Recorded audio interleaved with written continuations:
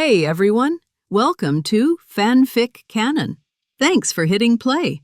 I'm thrilled to bring this fan-made story to life for you. If you enjoy the ride and want more narrated fanfics, smash, subscribe, and tap the bell so you never miss an episode. And if you want audiobook of a novel of your choice, join my Patreon. Request any title that's freely available online, and I'll produce a full narration just for you. Now, let's dive into today's adventure. But what Gaia said next was the real bombshell. The Skrull's physiology differs from humans. We can survive high levels of nuclear radiation without any effect. Gaia's voice wasn't loud, but every word was like a knife.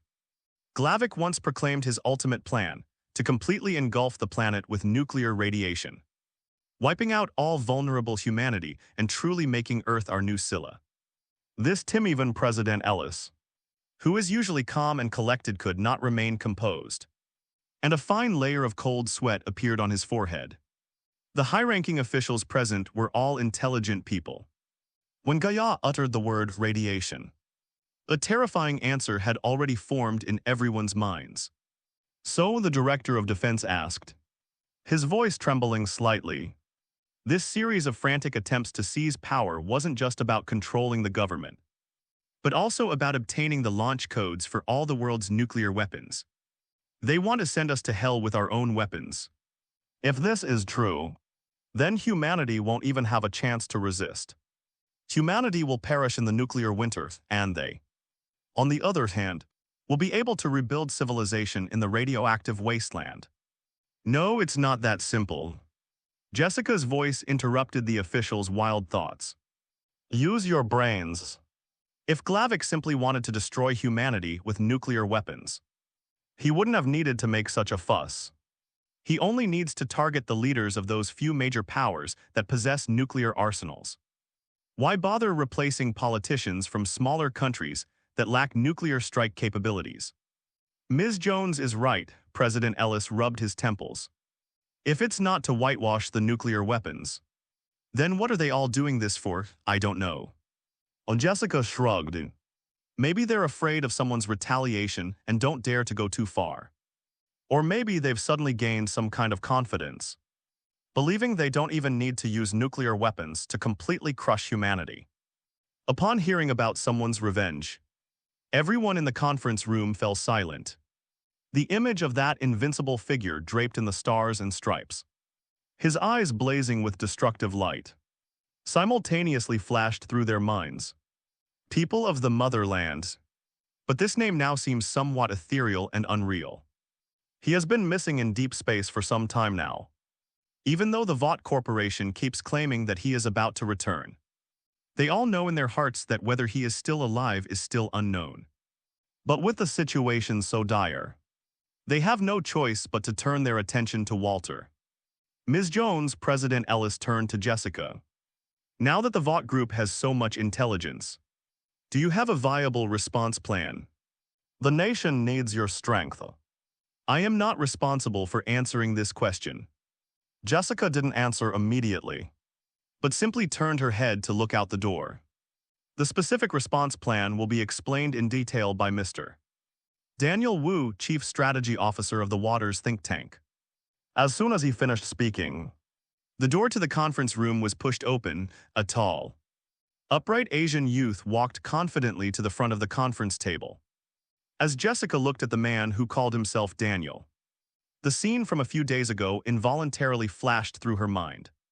At that time, Miss Skynet personally brought the man to her office and introduced him to her as the secret strategist left behind by the Homelanders. Jessica was initially wary. She knew Anthony too well. How could that arrogant and conceited man possibly have any secret advisors working behind the scenes? But out of trust in Miss Skynet, and because of the strange sense of familiarity she instinctively felt when the man approached, she suppressed the urge to throw him out the window. Jessica finally lowered her guard when Daniel casually revealed a few secrets that only she and Anthony knew. She believed that Daniel was carrying out the will of the Homelander, so she cooperated and went to the White House. Ladies and gentlemen, good afternoon. Azu stepped onto the stage and began his performance. I believe Ms. Gaia's information has given you all a full understanding of our current situation. Now that those green-skinned aliens have largely achieved their goals, and most of the world's political power has fallen into their hands, they are bound to make a big move next, with the enemy in the dark and us in the light. And the situation's still unclear. Our only option at this stage is to wait for them to make the first move. Azu's sharp gaze swept across the entire room. But that doesn't mean we can just sit and wait to die. There are some things we can not only do in advance, but we must do now, gentlemen. Things have developed to this point. Simply dealing with those who were impersonated as leaders is no longer meaningful. There are over 1 million Skrulls lurking on Earth right now. If you kill one imposter today, they can install another one in his place tomorrow. What we must consider is how to completely eliminate this hidden danger affecting millions of people. Eliminate millions of aliens. The CIA director questioned. Sir, this isn't like scanning a computer for viruses. We can't even tell who's human and who's alien. How can we eliminate them? That's exactly what I'm going to talk about next. Azu raised his hand and gently tapped the air, and a holographic projection quickly unfolded in midair, forming a three-dimensional model of a humanoid robot. A group of pragmatics, moderate Pascuru have voluntarily surrendered to the Vought Corporation. In exchange, they voluntarily underwent genetic surgery to remove their troublesome disguise abilities. The V-Sentinel is not only equipped with state-of-the-art weaponry, but more importantly, it features a recognition algorithm specifically designed for the Skrull genetic map. No matter how perfectly they disguise themselves, they are completely exposed before the T-Sentinel. T-Sentinels are perfectly suited for identification, capturing elimination missions. The politicians in the conference room stared at the 3D model on the screen, half human, half machine, with a mixture of awe and a primal fear in their eyes. Given the target number of millions, to ensure the cleanup operation can be completed in a very short time, and to prevent them from resorting to desperate measures, Azu's murderous voice echoed in the conference room. We need to produce millions of T-Sentinels. We will execute this purge simultaneously with the release of all V-Sentinels. The entire conference room fell silent. A million-strong army of combat robots. It sounded like an apocalyptic battle from a science fiction movie. 1 million units. A gasp of surprise erupted in the conference room. The finance minister jumped up from his chair and shouted excitedly. MRWU, do you have some kind of misunderstanding about numbers? Do you think this is about manufacturing a household robot vacuum cleaner? This is a war concerning the survival of human civilization. Don't just focus on the immediate present. Azu didn't give him time to question and immediately moved on to the next topic. An offensive strategy is only the first step. In any war, we cannot only plan for the best. We also need a contingency plan if our operation fails, leading to the worst-case scenario we'd ever want to see. They launch a preemptive apocalyptic nuclear strike. Humanity will lose its home, the place on which it depends for survival, Azu said, his gaze fixed on Ellis. The holographic projection has changed again. A futuristic interstellar spaceship model slowly floated into the air. Its hull resembles a giant whale in the deep sea, with a huge energy thruster at its stern emitting a ghostly blue light. Just looking at this projection, you can feel the grand epic feeling of traversing the sea of stars. The Vought Corporation's Deep Space Division has achieved a decisive breakthrough in large-scale space jump engine technology. We now possess the technology to build large interstellar spacecraft capable of enabling human interplanetary migration. If Earth is destined to become a scorched wasteland, then the Ark fleet carrying human civilization will sail into deep space to find a new home.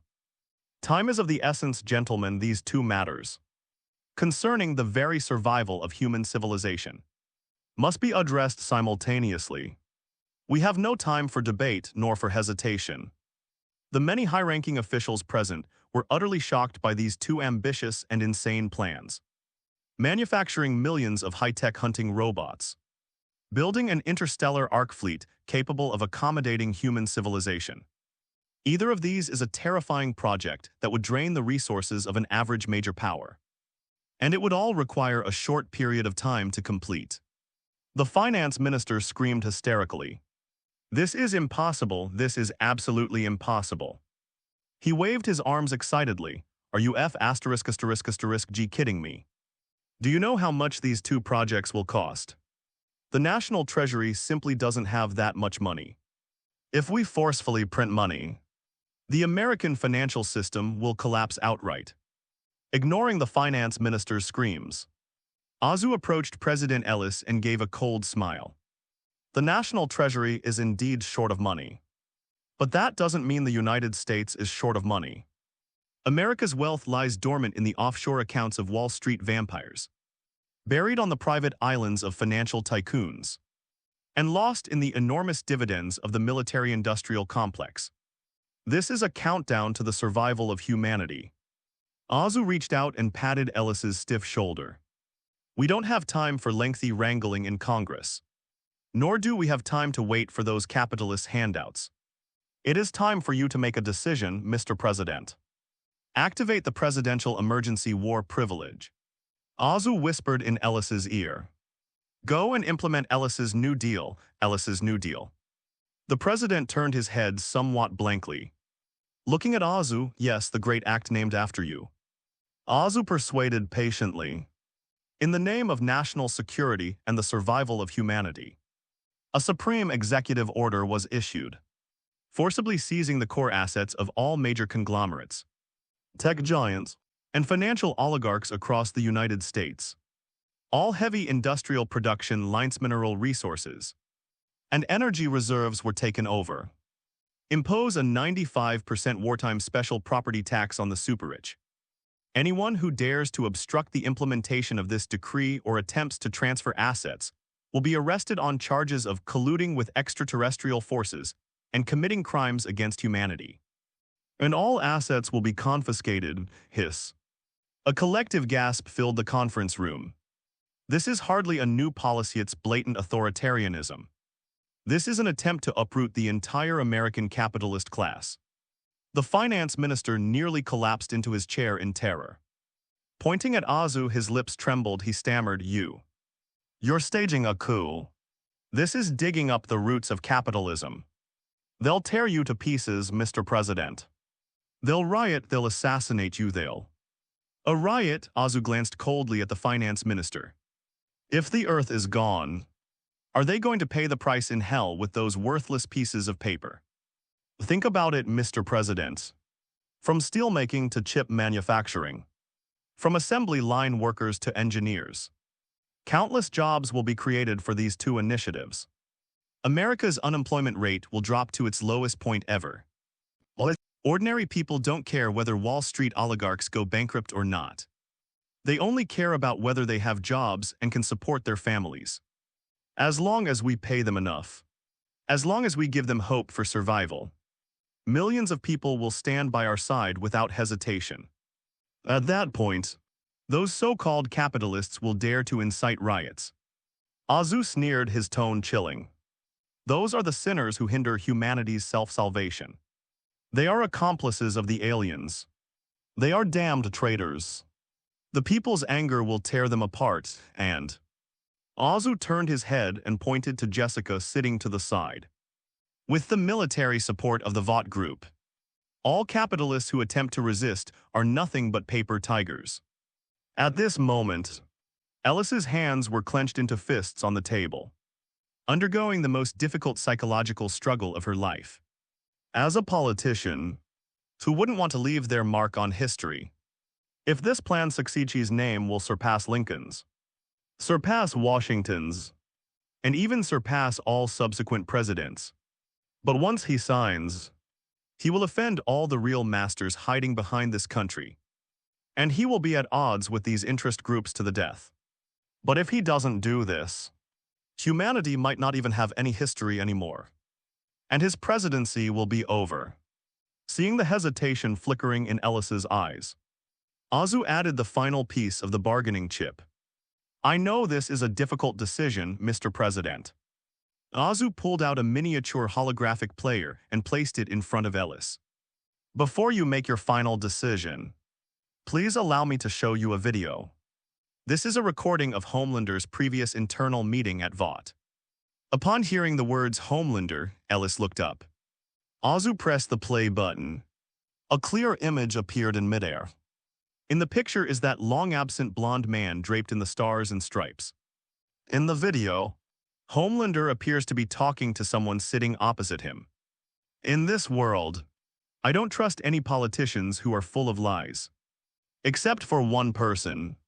If we were to choose a true leader who could step forward and turn the tide when the world is riddled with problems and facing a life-or-death crisis, that person can only be Matthew Ellis.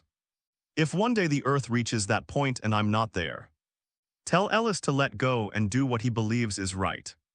Even if it means going against the entire world. Walter will stand behind him and support him with all his might. I've always believed that Matthew will be a true hero in crucial moments. The video ended and the screen went dark. The conference room was so quiet you could hear a pin drop. Ellis fell silent, his hands unconsciously clenching into fists. He felt his eyes getting hot and his vision becoming blurry. He raised his hand to gently wipe the corner of his eye, and the dampness he felt on his fingertips shocked him. As a politician, being moved is the cheapest and most useless thing. He has long since stopped believing in genuine feelings. But when he heard that man's savior of all mankind say without reservation, I fully support him, and he will become a true hero. Before facing an uncertain expedition, he was deeply moved, but his heart told him Matthew Ellis is the Homelander's chosen leader of Earth. If he were to back down at this crucial moment, how could he possibly live up to that weighty trust placed in him? He entrusted the future of humanity to me. Ellis resolutely raised her head. With only one thought in her mind, he cannot betray the trust of his countrymen. Absolutely not. Draft an executive order immediately. Ellis instructed his staff secretary beside him. A joint operation by the Treasury Department, the Department of Homeland Security and the FBI. He scanned each official present with a sharp gaze. Anyone who dares to transfer funds will be arrested on the spot for treason. No arrest warrant required. The finance minister opened his mouth, as if to say something, but Mr. President, what about Congress? To hell with Congress, Ellis rudely interrupted him, displaying an iron fist he'd never shown before. From this second on, anyone who dares to oppose this new policy can go and hand their resignation to my desk. If they can't write it, the FBI will come to their homes and write it for them. Execute the order. There is no room for negotiation. Seeing Ellis, who seemed to have undergone a complete transformation and was displaying the potential of a tyrant, Azu felt a sense of approval towards him, sensing the president's determination. And just as everyone was preparing to accept this absurd reality, the Secretary of Commerce raised his hand with a furrowed brow and raised a more practical question. Mr. President, I don't oppose this ruthless plan, but this kind of massive project, involving millions of high-end robots or even building an interstellar fleet, is something we would envision even if we concentrated all our resources. But such massive resource allocation, involving hundreds of millions of tons of special steel, rare metal sand aero engine components, from logistics and transportation to final precision assembly. The Commerce Minister helplessly spread his hands. This isn't a problem that money can solve. Even if all the factories in the world operated at full capacity, the time frame would still be measured in decades. Now those damn aliens have started making moves. Can we really wait until it's finished? These words instantly awakened the crowd who had been swept up in their fanatical emotions. Yes, money can be stolen, factories can be seized. But what about time? Where can you steal time? Aliens might not even give humanity 10 months, let alone tens. The flame of hope that had just been ignited among the crowd was extinguished in the blink of an eye by a bucket of ice water. All eyes, including those of the leaders of the ancient Eastern country on the other side of the screen, were fixed on Daniel. They wanted to know what else this chief strategy officer of Walter had to say. Despite the doubts from the crowd, Azu remained calm and elegant. He gave a confident laugh. Mr. Minister, you are absolutely right. And you put it very well. But remember this, Walter can always create miracles. As he spoke, Azu took out a metal device that looked like a capsule from his pocket. It is only the size of an adult's finger joint. Azu held the capsule high in the air, showing it to everyone. Everyone watched carefully. He lightly pressed the top of the capsule with his thumb and casually tossed it onto a spacious, empty area of the conference hall floor. Bang! A slight gas explosion was heard. The next second, to everyone's astonishment, a colossal bronze statue of the Fatherlander, standing over 10 meters tall, rose from the ground without warning. The statue's head almost brushed against the soaring domed ceiling of the conference hall. A massive shadow cast by the lighting enveloped half the hall. If the ceiling height of the conference hall were just half a meter lower, it would definitely punch a hole through the ceiling. Mr. Wu, Ellis, shrouded in shadow, stammered, What? What kind of magic is this? Please explain. This is precisely the applied technology that Azu used to create the miniaturized and enlarged lamp, which was then handed over to Skynet. This is not magic, Mr. President, this is science. This is the latest miniature space technology developed by Vought Applied Technology. Azu explained to the group of politicians who were so shocked that they temporarily lost their ability to think. This technology can shrink objects to 1/10,000,000th of their original volume and then encapsulate them in the special capsule I just threw out. The capsule contains a mass restoration device. Simply press the start button, and the object will break free of the capsule's confinement, instantly restoring itself to its original size and mass. Of course, frankly speaking, this technology is currently in its one stage. Miniaturized objects can only maintain their shape for a maximum of 24 hours. Azu shrugged and continued, once the 24-hour period is up, the object will automatically and forcibly revert to its expanded state, even without manually triggering the restoration device.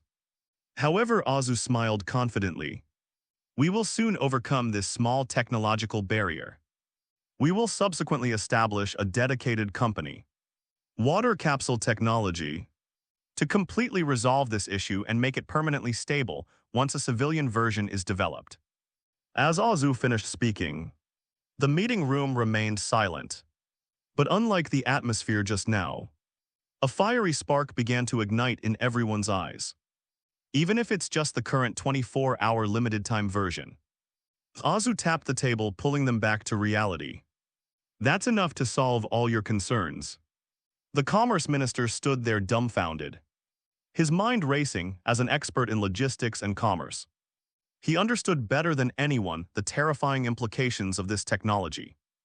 Azu continued to explain this industrial blueprint, which was like a game changer. Imagine it, gentlemen. A cargo ship weighing hundreds of thousands of tons. A heavy haul train loaded with steel. Now all it takes is a single suitcase. We don't need ports, shipping, or rail dispatch. Within hours, we can transport tens of millions of tons of special alloys, engine parts, and high-precision machine tools from any corner of the Earth to Watt's assembly base. Azu continued to increase his bets.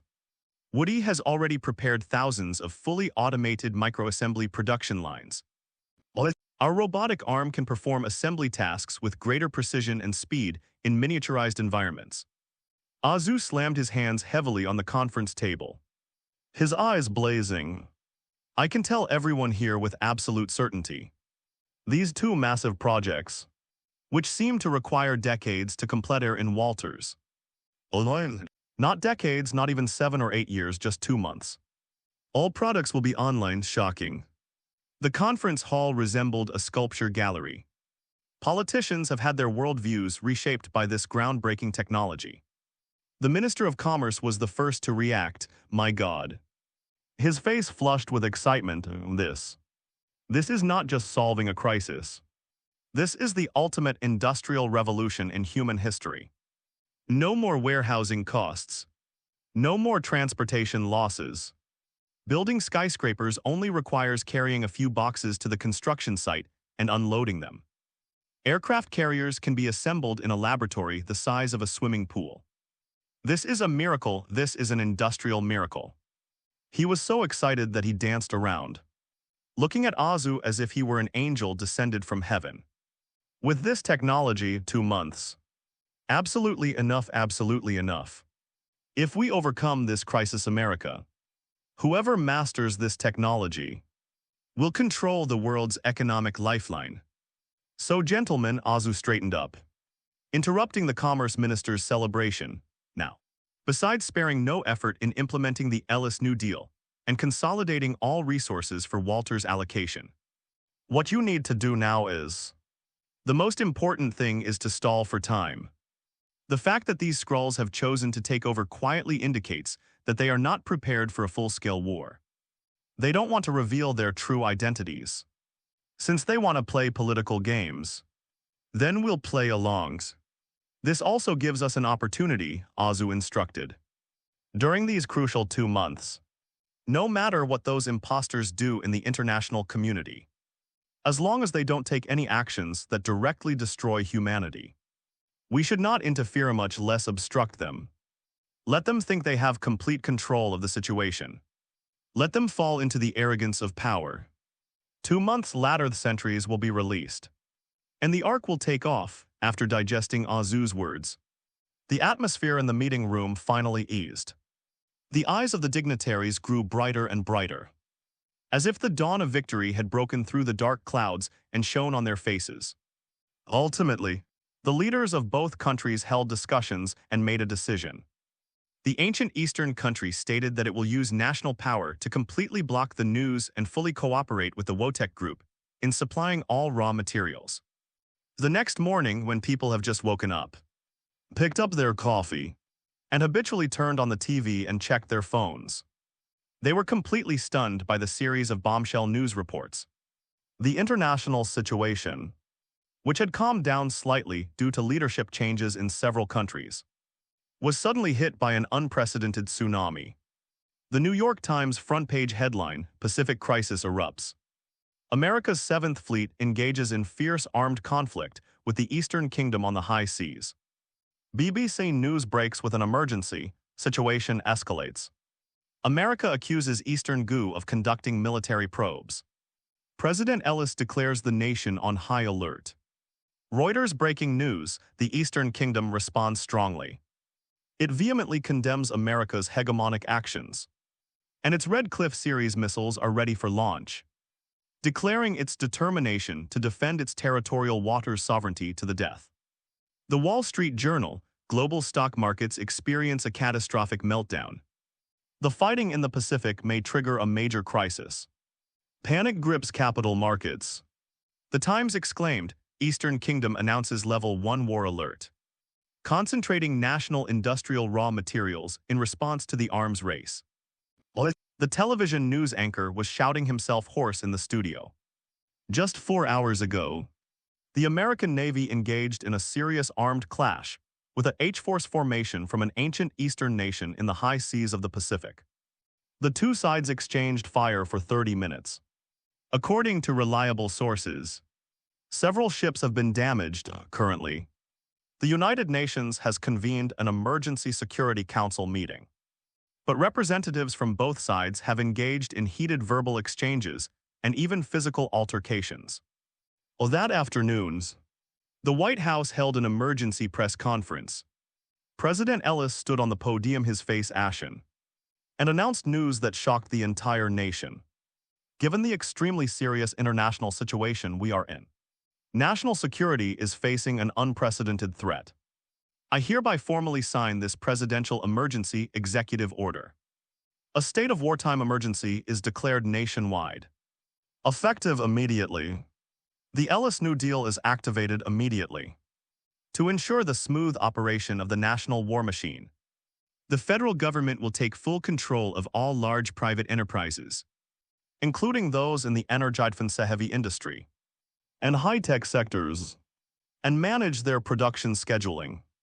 Any attempt to transfer assets, refuse to cooperate with production, or incite workers to strike will be considered treason and will be subject to the most severe military court trials. Secondly, effective immediately. All companies with annual profits exceeding 10 million US dollars will be subject to a wartime corporate income tax rate of up to 95%. A wartime personal income tax of up to 90% will be levied on all individuals with an annual income exceeding $2 million. Those who refuse to pay will be prosecuted for treason, and all their assets will be frozen. This statement sent shockwaves through Wall Street and Silicon Valley. Next, those capitalists and tycoons who were used to being high and mighty and had the ability to command the wind and rain were truly in for a rude awakening. Inside a luxurious villa in Beverly Hills, a mining tycoon who controls 30% of the nation's steel production capacity is angrily smashing a bottle of red wine worth hundreds of thousands of dollars against the wall. This is robbery, this is blatant fascist dictatorship. The tycoon roared at his private lawyer on the phone. Get an injunction from the Supreme Court immediately. Bribe those congressmen and tell them that if I go bankrupt, they won't get a single penny of their campaign funds. I'm going to impeach that madman Ellis. A similar scene unfolded in a top-tier mansion on Manhattan's Upper East Side. The hedge fund tycoon, the uncrowned king of Wall Street, roared at the official on the other end of the phones, robbery. This is blatant robbery. What right does he have to freeze my trust fund? Notify our congressmen to immediately initiate impeachment proceedings in Congress. I want him out of the White House tomorrow. A trembling official's voice came through the phone, sir. Capitol Hill is surrounded by VGD Special Operations Forces. They say it's wartime control, and no member of Congress is allowed to contact anyone without authorization. We can't do anything, useless. A bunch of useless trash. He slammed down the phone and roared at his chief security officer. Contact Blackwater immediately. Get me the best mercenaries. I'm going to the private airports. I won't leave my money to this insane government. Bang. He had just hung up the phone when the heavy bulletproof door of the mansion seemed to have been struck by a tank at high speed, shattering into pieces. 5 tactical assault team members, dressed in black combat uniforms with the Vought V logo printed on their chests, marched into the living room in perfect unison. A tall figure walked through the ranks of the assault team and reached the front. She was a bald woman with blue skin, black eyes, and a slender figure, wearing a tight-fitting dark blue Vought tactical suit. In the past month, this blue-skinned woman, who had just joined the Vought group, single-handedly destroyed 3 criminal organizations headed by supervillains with her efficient and ruthless violent aesthetics. Making a great name for herself in Vought, her name is Nebula. But people are more used to calling her by another name, the famous Ms. V. Surrender, Nebula said coldly. According to the Wartime Emergency Act, you are being formally arrested for attempting to transfer core assets and fund hostile forces. Your assets have been fully requisitioned. F***K Ellis Act F***K Vought, this financial oligarch, who was used to deciding the fate of thousands with just a few words, now had a contorted face, screaming loudly with fear and anger. I'm a major taxpayer in this country. I support those politicians, you can't touch me. He pointed at Nebula and the others, roaring hoarsely at the bodyguards blocking his way, shoot. Kill this blue-skinned monster, kill them. I'll pay you $5 million each. A generous reward will surely attract brave men. A dozen well-trained private bodyguards immediately pulled the trigger. Smash, smash, smash, smash. The muzzles of the submachine guns and automatic pistols spat out explosive tongues of fire. A dense hail of bullets swept towards Nebula and the 5 assault team members. But in Nebula's eyes, the muzzle flashes looked like clumps of slowly expanding cotton. Those high-speed warheads are nothing more than slowly moving metal peanuts. In the eyes of the bodyguards, Nebula's figure suddenly blurred, turning into a series of elusive blue afterimages. The bullets fired at her all pierced the air, striking the valuable oil paintings and antique vases behind her, scattering fragments everywhere, not just nebulae, The 5 Vought commandos also vanished into blurry afterimages. This is the most powerful single soldier add-on mass-produced by Vought Applied Technology. And SAR Stein is at work. The 5 assault team members moved like 5 black lightning bolts, instantly cutting into the bodyguard's formation. This was a complete one-sided crushing defeat. Without even the use of firearms, snap, bang. The assault team's tactical movements were clean and efficient, wrists snapped. Abdomens struck with knees, jaws snapped with elbows. Just 2 seconds when the flow of time in SAWS returns to normal. More than a dozen well-equipped private bodyguards were lying on the ground, unconscious or groaning in pain. Nebula stepped over the spent cartridge cases and bodies scattered on the ground, grabbed the Wall Street King by the collar of his suit, and lifted him up like a chick. Now you only have one choice: hand over all the money, or I'll crush your bones inch by inch. You can't do this. His face was deathly pale, and a foul smell of urine emanated from his crotch. His previous arrogance had vanished completely. After realizing that force could not overcome the threat, these capitalists began to secretly manipulate the news media under their control, spreading conspiracy theories about the Vought group on the internet and television. Tyranny. This is the restoration of fascism. The Vought group is attempting to control the U.S. government. This so-called threat of war is nothing but a lie orchestrated by Vought. They want to establish a superhero dictatorship. The overwhelming smear campaign attempted to incite uninformed citizens to oppose the new policies. But in the era of the internet, Skynet has demonstrated a despair-inducing ability to suffocate public opinion. Those media outlets and online trolls who are frantically jumping around online, trying to smear Walter and the new policy. They were devastated to discover that their media company's servers crashed instantly, and the accounts of their online trolls were banned immediately.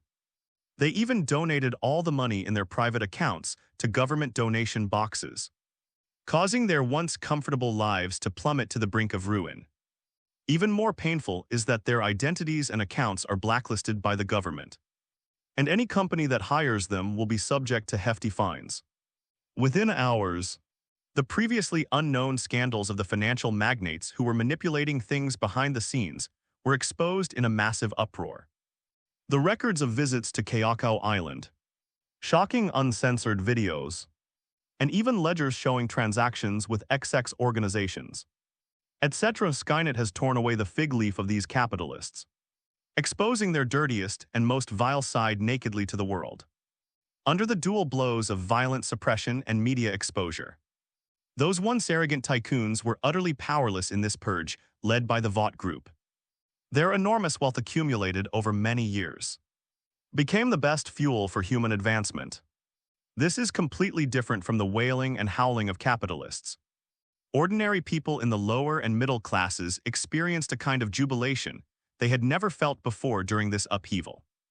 Oh my God, did you see the news? That B***** D banker, who's always on TV advocating for welfare cuts, got grabbed by the neck and thrown into a police car by Walter's hero. The way he paid his pants was hilarious.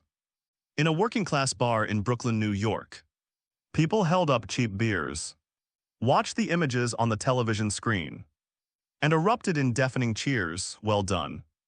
We should have confiscated all those vampires' money long ago.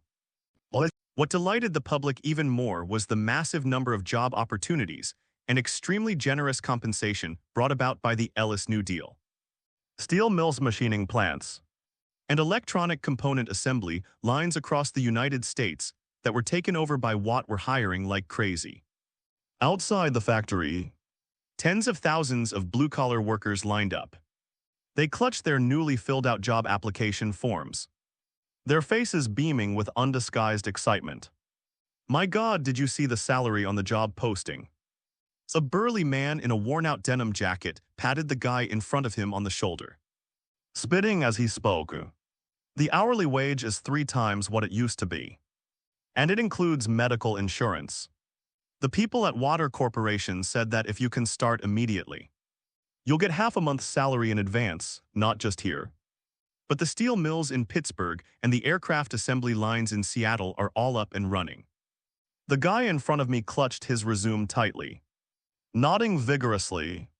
The news says the country has entered a state of emergency. But I don't care about any state of emergency. All I know is that my daughter's tuition is covered next month. Nobody cares about the lives or deaths of those tycoons. In this world, the vast majority of ordinary people struggle to make ends meet every day. The yachts and private jets of oligarchs are too far out of reach for them, while bread on the table and 3 times their salary are within their reach. Do you know whose achievement this is? A muscular man shouted from the crowd. The crowd quieted down and looked at him. It's Homelander. The burly man pointed to Homelander's portrait on a roadside billboard. I heard from Walter's recruiter that the foundation of this Ellis New Deal is a plan Homelander left behind before he even went to space. He knew all along that those capitalists couldn't be trusted.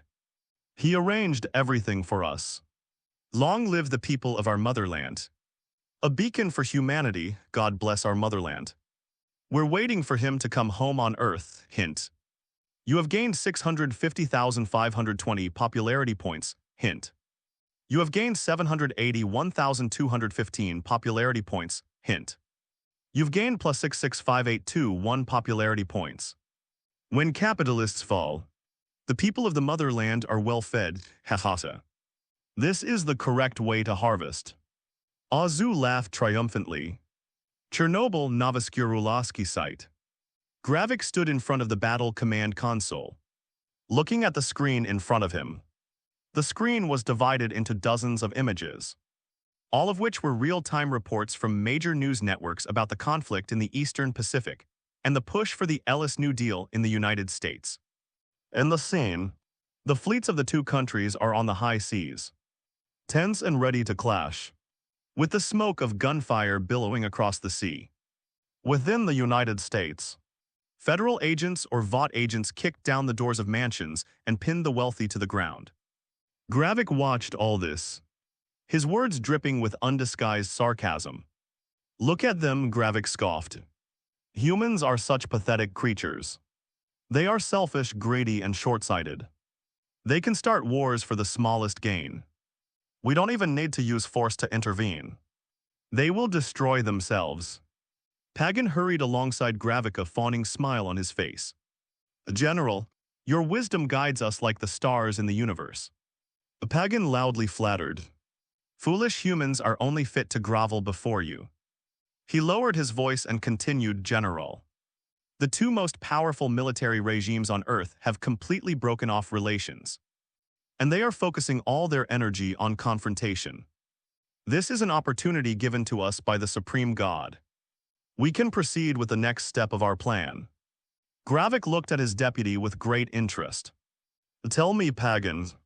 Pagan straightened his back and pulled up a plan titled Global Integration. General, we must face a reality. We Skrulls have suffered heavy losses during our long exile.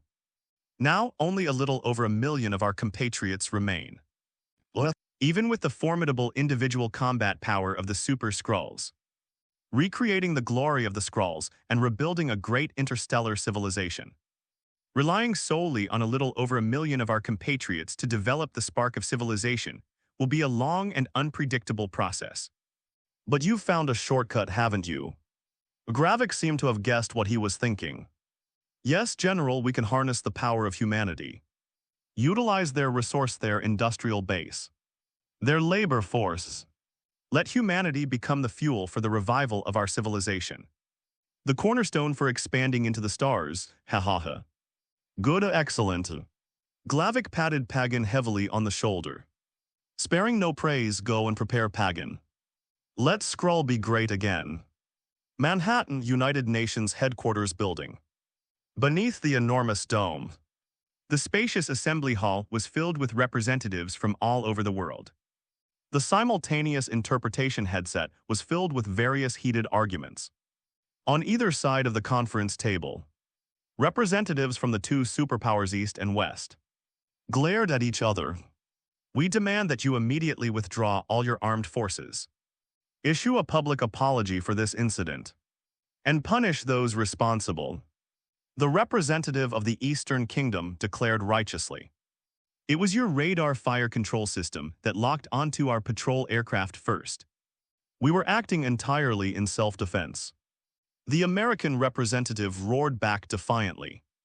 If you do not withdraw from this area immediately, we will take all necessary military countermeasures. If you want to fight, we'll fight to the bitter end. Our people will never fear any threat of hegemony. The two sides were on the verge of exchanging blows. Neither willing to back down, the tension was palpable. Representatives from other countries sat in their respective seats, observing this power struggle between major nations with detached indifference. Just when things were at a critical juncture, the French representative sitting in the front row suddenly stood up. He ignored the two major powers still arguing and stepped forward to press the microphone. Enough delegates, please be quiet, surprisingly. As soon as he spoke, the representatives from both East and America actually stopped arguing and coldly returned to their seats. Look at yourselves. The French representative looked around the room. His tone somber, we fight tooth and nail for meaningless petty gains, while the real threat watches us from the depths of the universe. The Battle of New York, the Dark Elves, the extraterrestrial gods time and again. Facts have proven how insignificant and fragile humanity is in the universe. And what are we doing now? Internal strife. Endless internal strife. The French representative pulled out a thick document and slammed it heavily on the table. On behalf of the French Republic, I formally submit an emergency proposal to the United Nations General Assembly to counter the increasingly frequent and deadly alien threats. Humanity must cease all internal conflicts. We propose that we concentrate all of humanity's resources and strength to abolish the existing system of state power and break down national barriers. Establish a unified government, a human federation. The representatives from both East America were stunned by these words. Unifying the government. Breaking down national barriers. That's utterly a pipe dream, but after a brief silence, the British representative spoke first. Great Britain agrees to the proposal. We are willing to relinquish our independence and sovereignty for the sake of the future of humanity, by integrating into a new political system. Immediately afterwards, the German representative stood up. The Federal Republic of Germany seconds this. Only through unity can humanity survive. The Japanese representative stood up abruptly and bowed deeply. Japan fully supports you. We are willing to hand over all our industrial capacity to the Federation for Unified Allocation. Representatives from Italy, Spain, Australia, one after another stood up and expressed their support for this outrageous proposal.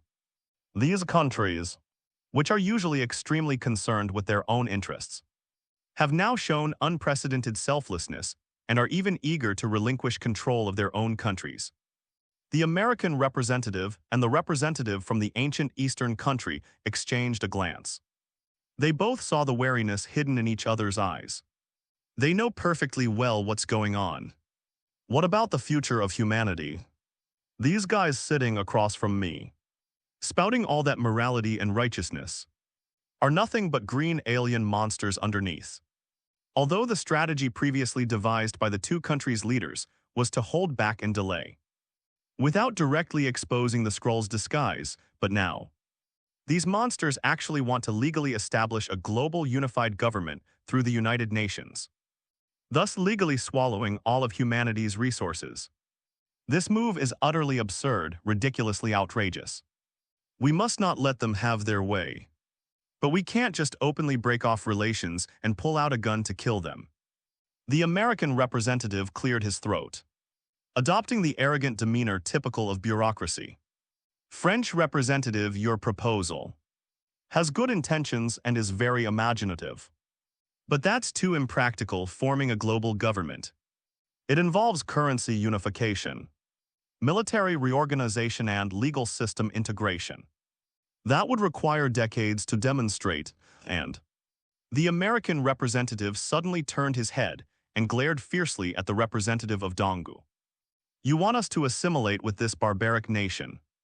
Their navy is still radar-locked on our warships in the Pacific.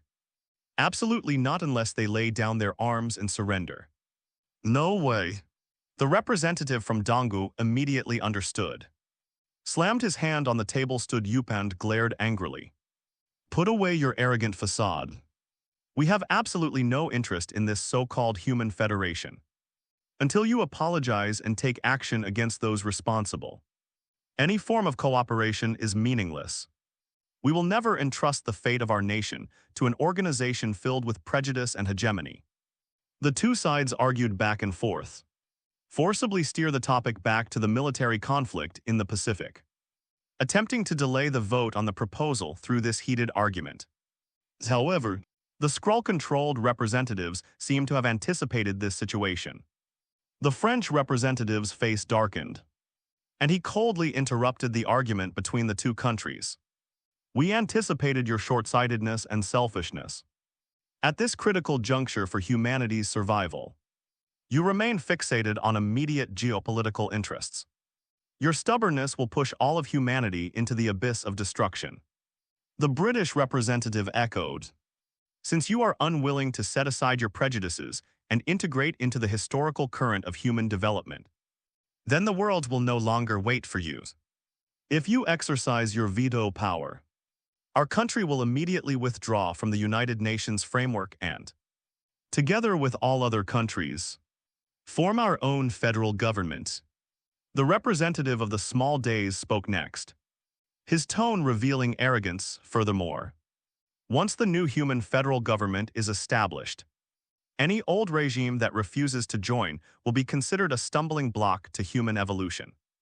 The Federation will not rule out taking measures including economic blockades, shipping embargoes, and even, he paused deliberately, necessary military action to ensure the unity of purpose on Earth. Labeling threatening, forcing someone to resign. This combination of moves was executed flawlessly. Representative America was furious at these undisguised threats, even though he knew that these people were nothing more than manipulated puppets. His words still deeply stung their pride as a superpower. For most of the more than 2 centuries since its founding, America has remained firmly on the throne of global dominance. In this United Nations, they're always the ones wielding the big stick of sanctions to threaten others. When did it become the turn of us lowly dogs to dare to shit on their heads? Anger, humiliation, and suppressed resentment intertwined in their hearts. Representative America swept the documents in front of her aside, sending papers flying like snowflakes through the conference room. He placed his hands on the edge of the table, like an enraged lion's, his gaze sweeping fiercely over the national representatives who had threatened him. Sanction America, he roared deafeningly. You can try it. See who's really begging for mercy in the end. The American representative grabbed his briefcase and slammed the clasp shut. We will never bow to any form of threat. After uttering these resounding words, Representative America didn't glance at anyone again, striding towards the doors of the United Nations General Assembly Hall, leaving in a huff with a raging fire. Seeing this, the representative from Donggu Kingdom also snorted coldly, packed his things and stood up as a group. Those who walk different paths cannot make plans together. Leaving behind 7 concise and powerful words, he led his delegation and strode out of the great hall of the people without looking back. As the representatives from both countries departed, an eerie silence fell over the great hall of the people. The remaining representatives exchanged glances and let out silent, cold laughs. San Francisco, PIM Technologies headquarters building. Darren Klaus paced back and forth irritably in the spacious office like a wild beast trapped in a cage. His eyes were bloodshot, his breathing was heavy, and he swept the documents off his desk. Just a few days ago, he was full of vigor and ambition. More than a dozen automated production lines, specifically designed for the Hornet suit, have just been completed and are ready to go into production immediately. He fantasized that once the Wasp suit went into mass production, he would become one of the world's richest tycoons. But that damned Ellis New Deal, like a bolt from the blue, shattered his beautiful dream into pieces. The United States entered a planned economy in a single day, with the president's executive order forcibly taking over all high-tech companies and heavy industries. Federal government envoys, accompanied by military personnel, took direct control of PIM Technologies' financial system. All fund flows and special materials are centrally managed and allocated by the Ministry of Commerce. Without permission from the federal government, he couldn't even buy a single high-precision screw. Without materials and without funds, the production line came to a complete standstill. That's not the most fatal thing. The fatal flaw is that he has already accepted large sums of money from several large underground forces, including Hydra and the Ten Rings gang. He laundered these funds through clandestine channels and injected them into PIM Technologies' account, only to find that he had outsmarted himself. If he can't deliver the goods by the due date, these people are not easy to talk to. These people won't send him a lawyer's letter, nor will they sue him in court. They just shove a bomb in his mouth or chop him into pieces and feed him to the dogs. We must escape. Darren abruptly stood up, strode to the safe, and rummaged through several forged passports and offshore account security keys. But soon he stopped searching. He slowly lowered his head, his gaze seemingly piercing through the ground. At the very bottom of PIM Technologies' core area, there are clusters of hundreds and thousands of server racks. It contains the culmination of his more than a decade of hard work, billions of physical simulations, experimental data on microscopic particle collisions, and computational models. This is all he has in his attempt to reverse engineer the PIM particle formula. These servers were physically welded to the building's load-bearing structure, making it impossible for him to take them all away. If he runs away now, it means he has to give up the hard work he has put in over a decade, give up the success that was within his grasp, and become a stray dog. Darren slumped into his office chair. Just as he was struggling with his emotions, click. The office door was pushed open without any prior notice. Darren turned his head and looked at him fiercely. It's Mitchell Carson. He strolled in casually, went straight to the liquor cabinet without any ceremony, and poured himself a glass of whiskey.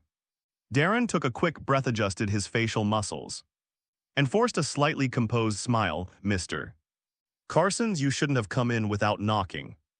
I'm dealing with some troublesome matters related to federal legislation. Mr. Klaus, I've heard there's quite a commotion outside. Carson raised his glass, swirling it in the light. What's that old madman Ellis up to with his Ellis New Deal? I heard even your production lines have been shut down. Darren calmly pushed the safe door shut, a composed smile on his face. It's just some bureaucratic red tape, Carson. Darren spread his hands, walked over to the sofa, and sat down. You know, the federal government's been on edge lately because of the Eastern Kingdom. But don't worry, I've already smoothed things over in Washington. PIM Technologies will soon get a special exemption, and production will proceed as planned. Relax, Darren. I'm not here to rush the delivery. Carson also came to the sofa, sat down next to him, and crossed his legs. I just happened to be passing by and thought I'd give you an interesting tidbit of information. What news? Darren asked warily. Carson pulled a cigar from his pocket, sniffed it, and said casually, our people recently discovered something very interesting while they were keeping watch in San Francisco. Regarding your former boss, me former colleague, that stubborn Hank Pyman, that beautiful chairwoman Hope. They've been very active together lately. Carson spoke casually, as if he were just talking about some trivial gossip. Near the abandoned warehouse district at 1818 Black Tide Road, outside San Francisco, our agents discovered that Pim and Hope would disappear for a period of time each time they went inside. Darren's pupils contracted slightly, but he maintained a calm demeanor. They are family after all. Even if there are misunderstandings, it's normal for them to meet. What's so interesting about this? The point isn't their mating, Carson chuckled. The point is their recent close contact with high-ranking officials at the Star Group. And not just once or twice, but frequent, clandestine meetings. Darren's expression finally changed. Carson shrugged, his tone full of mockery. It seems that old Pim has finally come to terms with reality and realizes he's about to be completely crushed by you. He might be planning to find a new backer in the Star Group to make a comeback. You know, the Star Group is at its peak right now. Partnering with the Star Group is like partnering with Vought. I must say Pim's idea is brilliant. But I wonder what price he'll pay.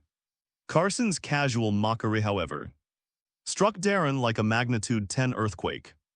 Darren's facial muscles twitched uncontrollably. Hank Pym Hope's Star Group. He immediately thought of the Star Group executives Hope had met at the Garrido Club a few days earlier. Although he had some doubts at the time, he did not investigate further. Now it seems everything connects. Hank Pym, that stubborn old man, spent his whole life guarding against me, preferring to take his skills to his grave rather than pass them on. No, in order to counter him, they're actually going to hand over the original formula for Pym particles to the Star Corporation. Well, if the Star Corporation obtained the Pym particles so easily, what about all that reverse engineering they've done over the past decade? A joke, Mr. Carson's information network is indeed very good. Darren tried to control his breathing and make his voice sound as steady as possible. This is just normal business cooperation. As Hope already mentioned to me, regarding the goods you are concerned about, please inform your supervisor that there will be no delays in delivery. Carson nodded in satisfaction. Very good, Darren. We love working with people like you who have the ability to solve problems. Don't worry, Hydra will give you everything you want. After saying that, Carson strode out of the office. As the door closed, Darren's composed facade crumbled. Old man's, you'd rather hand over the technology to outsiders than give it to me. Darren gritted his teeth. A surge of violent emotion rising within him, anger, jealousy, and a sense of betrayal gnawed at his reason like venomous snakes. Darren walked to the floor-to-ceiling window and looked down at the streets of San Francisco. After a long while, his emotions gradually calmed down. Carson's words cut through his predicament. Once he gets his hands on the complete Pym particle formula, he won't need to worry about the reverse engineering data in the basement anymore. He can go to any corner of the earth and rebuild his business empire. Darren's resolve to escape was strengthened by this goal. But this time he didn't run away empty-handed. Darren took out his encrypted satellite phone and dialed a number. The phone was answered after 2 rings and a deep, gruff voice came from the other end. Boss, assemble the swarm squad and bring heavy firepower. After giving his instructions, Darren went to a closed metal cabinet and quickly entered the commands into the combination lock. The cabinet door popped open, a set of tactical armor, entirely yellow and black with folding wings on its back, stood silently inside. Darren reached out and touched the cold metal casing. His eyes filled with madness instead of anxiety. Hank hopes you will pay for your betrayal. As evening approached, a gentle breeze was blowing. Nestled beside a seaside cliff in San Francisco is a stylish and romantic oceanfront restaurant. Azu and Hope sat at the seaside table on the terrace, the sound of waves crashing against the rocks echoing in their ears, and the distant sunset painting the sea with a shimmering golden glow. The atmosphere at dinner was very pleasant. After the meal, the two strolled side by side on the soft sand. Hope kicked off her high heels, lifted her skirt, and let the cool seawater wash over her ankles. The sea breeze ruffled Hope's short hair. She seemed unusually relaxed today, her eyes less sharp and more tender than usual. Dinner was great, Daniel, thank you. Hope stopped and turned to look at the man beside her. It is my honor to have dinner with you, Azu replied with a smile. The two continued walking slowly along the coastline. How's it going at the lab? Azu asked casually. When the laboratory was mentioned, Hope frowned slightly. The equipment and materials are perfect. Star Industries' efficiency is astonishing. Hope kicked away a seashell at her feet. The new Ant-Man suit is complete. Only final adjustments are needed. Father is using the equipment you sent to rush produce a new batch of Pym particles for future use. But she sighed, a hint of frustration in her voice. He kicked me out of the lab. Hope stopped and looked at Azu with deep remorse. He's still clinging to his rigid ways. He won't let me participate in the synthesis process. He still doesn't trust me. Even now, he's still wary of me. Seeing Hope's self-reproachful expression after failing to find anything, Azu cursed inwardly, "Pimp that white-haired scoundrel. That old scoundrel with a gray beard." But her face showed an incredibly gentle expression, and she gently cupped Hope's cheeks in her hands. "Hope, look at me. Pim particles aren't that important to me." Hope was stunned and looked at him in confusion. "Really?" Azu's eyes were so deep they could drown you. "My biggest takeaway from this trip to San Francisco wasn't technology at all. Getting to know you, Hope, is the greatest reward of this trip. Even without Pim particles, as long as we're together, with our unspoken understanding, I believe we can definitely create our own miracle." These words were like a shot of adrenaline, dispelling the gloom in Hope's heart. Hope looked at the affectionate man before her. He didn't covet her father Pim's technology, nor did he care about gains or losses.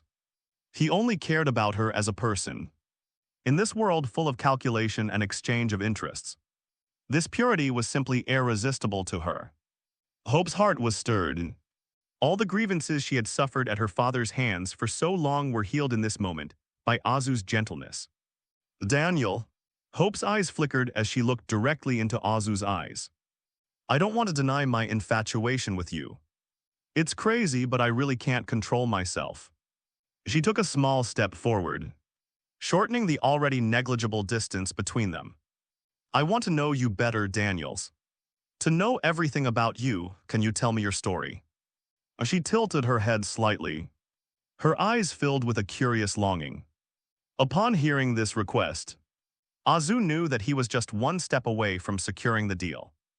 Even without the heartthrob auras, she would still be devoted to him. Action. Azu silently gave himself a mental thud. His mood shifted and he activated his best actor mode. His gentle smile slowly faded, and he turned and took a few steps toward the boundless sea, his silhouette appearing somewhat lonely in the moonlight. It wasn't a pleasant memory, Hope, in fact. It was a bit unpleasant to recall. As the howling sea breeze set the mood, Azu spoke, his voice tinged with melancholy. Seeing this, Hope's heart tightened, and she immediately took 2 steps forward and grasped his hand. "If it's causing you pain, you don't have to say anything, it's all right." Azu grasped her hand in return and gently shook his head. "I have never met my parents." Azu's voice trembled slightly, just enough to be expected. "They died in a bizarre accident when I was just an infant. After that, I was sent to my aunt's house. She was my only relative besides my parents." He gave a self-deprecating laugh, a laugh filled with bitterness. "But my aunt and uncles, they didn't welcome me. To them, I was just an unwanted freak. They wouldn't even give me a decent room from a young age. I lived in a tiny cubicle under the stairs, a place piled high with clutter and cobwebs." Hope tightened her grip on Azu's hand, a hint of heartache flashing in her eyes. "As I grew older, things didn't get better.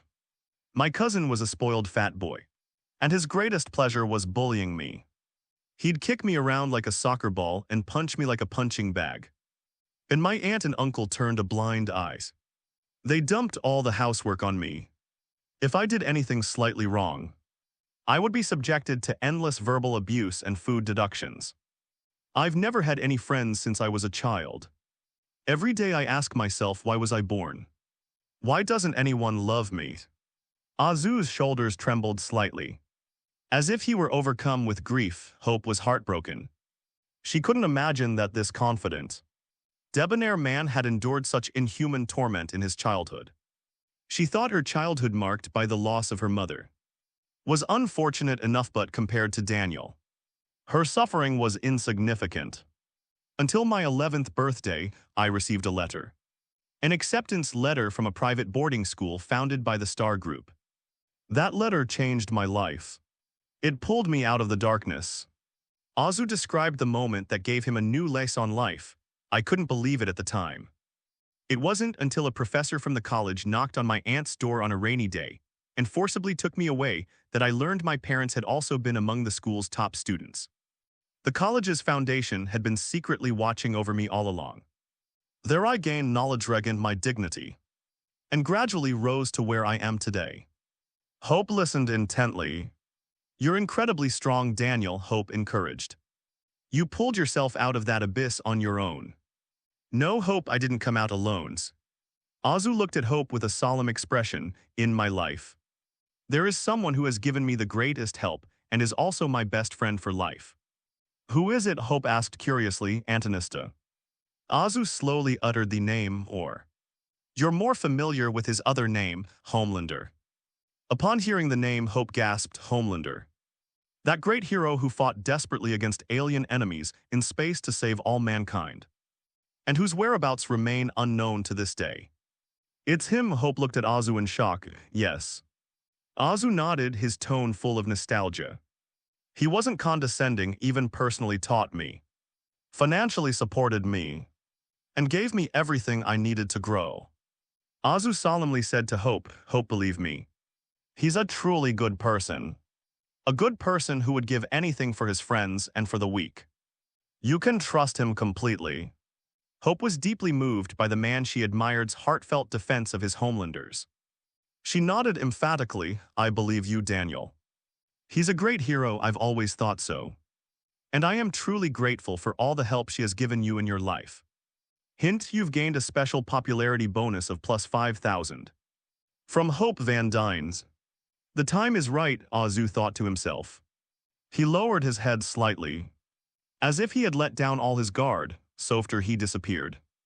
"I vowed to protect everything he left behind. I had to appear strong, I had to be invincible, but..." Azu raised his eyes and looked intently at Hope. "I also felt tired and lonely until I met you, Hope. You made me feel that I was no longer alone. A tragic childhood, a rise from adversity, loyalty to a benefactor, and the vulnerability revealed at this moment. Every facet of this man perfectly touched the softest spot in Hope's heart. Motherhood and love erupted like a volcano at that moment. You're not alone anymore, Daniels."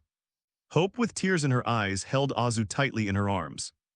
"I will stay with you forever." Azu embraced her tightly, feeling the passionate body in his arms.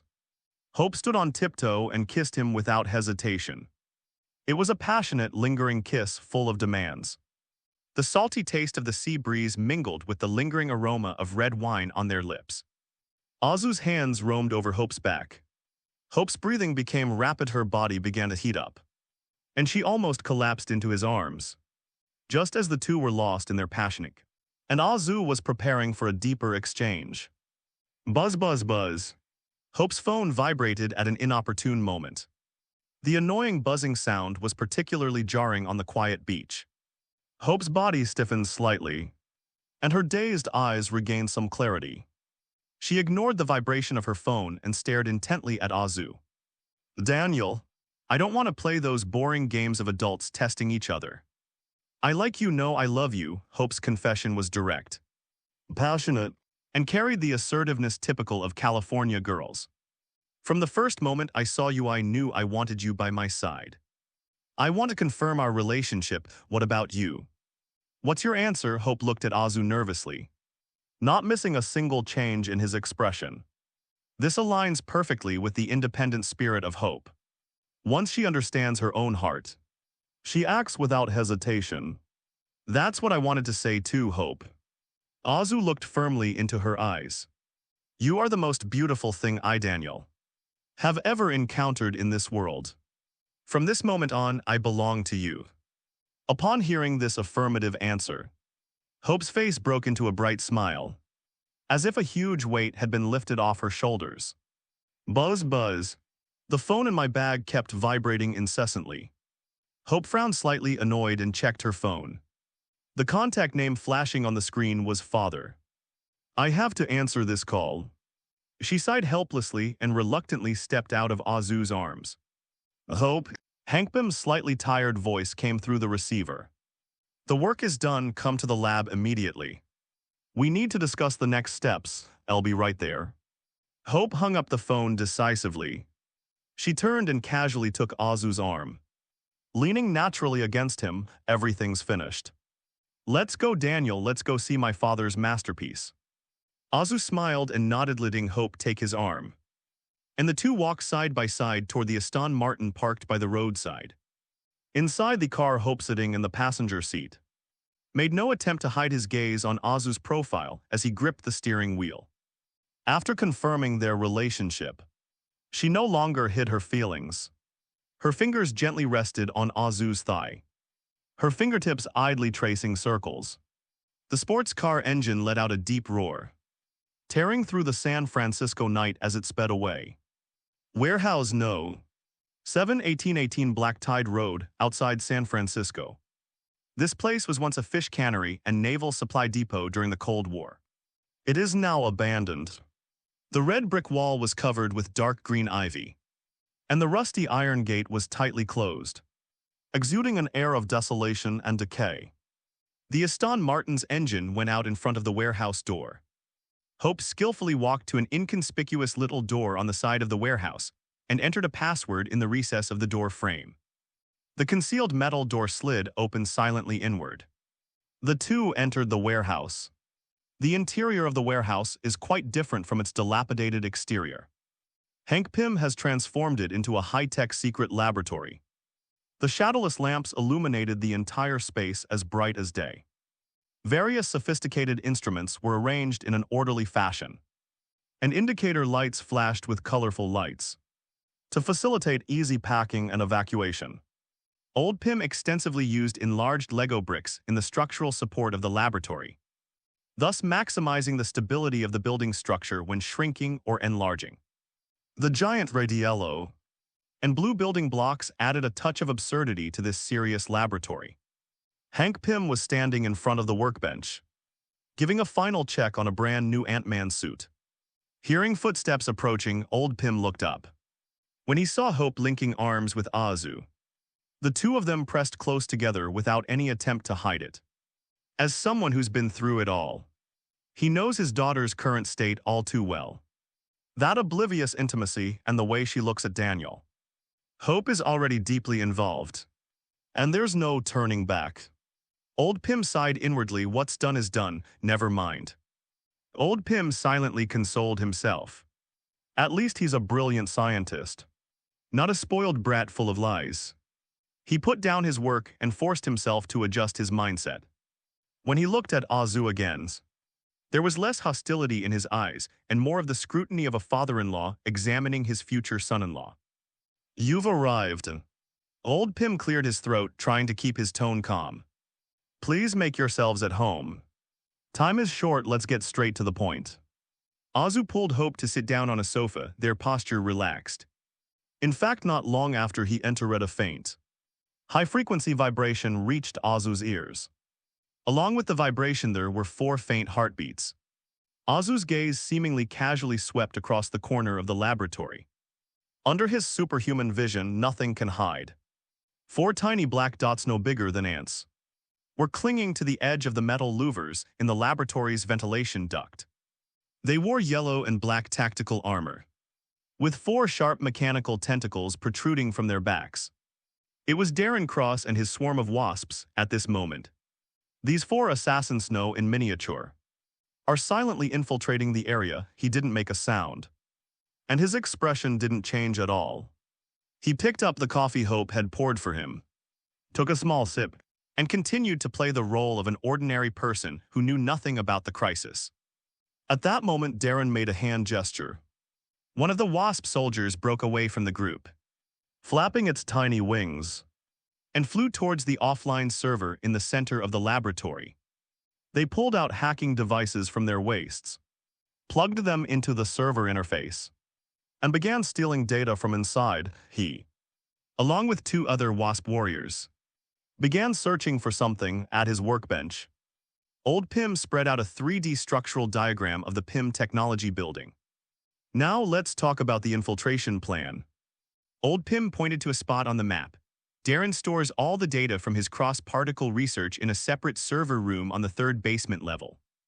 And the timing is perfect, Pym analyzed sharply. Because of that crazy Ellis policy, Darren must be in a complete mess right now. To protect his assets, he's probably preoccupied with dealing with federal agents and auditors, leaving him no time to worry about company security. As he spoke, Pym pulled out a tiny high-explosive bomb. About the size of a fingernail. We'll take advantage of this opening. Hope, put on your suit and then all you need to do is. As Pym and his daughter discussed their plan of action. A few meters away, Darren in his miniature form heard everything clearly. As he watched Hope's profile as she intently discussed how to destroy his career.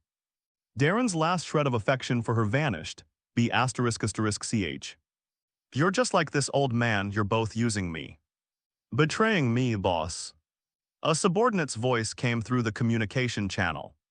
Breaking Darren's rage, data decryption complete, but... The subordinate's voice hesitated, but what? Did you get the formula? Darren asked in a low voice. No, sir, the server is empty, yes, sir. There are no formulas or experimental logs available regarding Pym particles. Most of the data has been erased and cannot be recovered. Darren turned to look in the direction where old Pym was. He understood this old man was overly cautious. He left no paper records nor stored them on any server. He memorized everything. Every time he finished synthesizing Pym particles, he would erase all records known in this spacious laboratory. There are only the red test tubes of finished products on the table, and a bunch of cold impersonal synthesis instruments. Without a formula, taking the finished product is merely a temporary fix. Since you've kept the formula in your head, I'll force you to say it out loud, Darren thought coldly. He knew Hank Pym too well. This stubborn old man valued Pym particles more than his own life.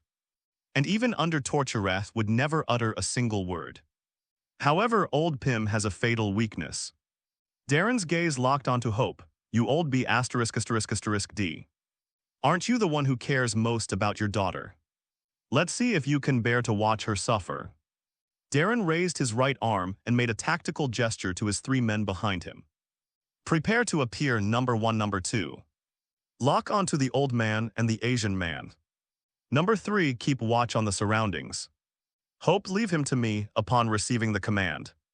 The 3 Wasp soldiers unfurled their mechanical tentacles, and energy sources began to converge in the transmitters at the tips of the tentacles, illuminating them with a blinding yellow light.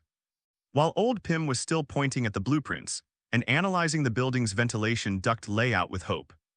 Go, Darren gave the order. The 4 figures, which were originally only the size of ants, instantly returned to the size of normal humans. The change happened so fast that Hank and Hope had no time to react. Darren Cross appeared behind Hope. Mechanical tentacles on his back suddenly shot out like venomous snakes. One roughly gripped Hope's neck, while others tightly locked her waist and arms.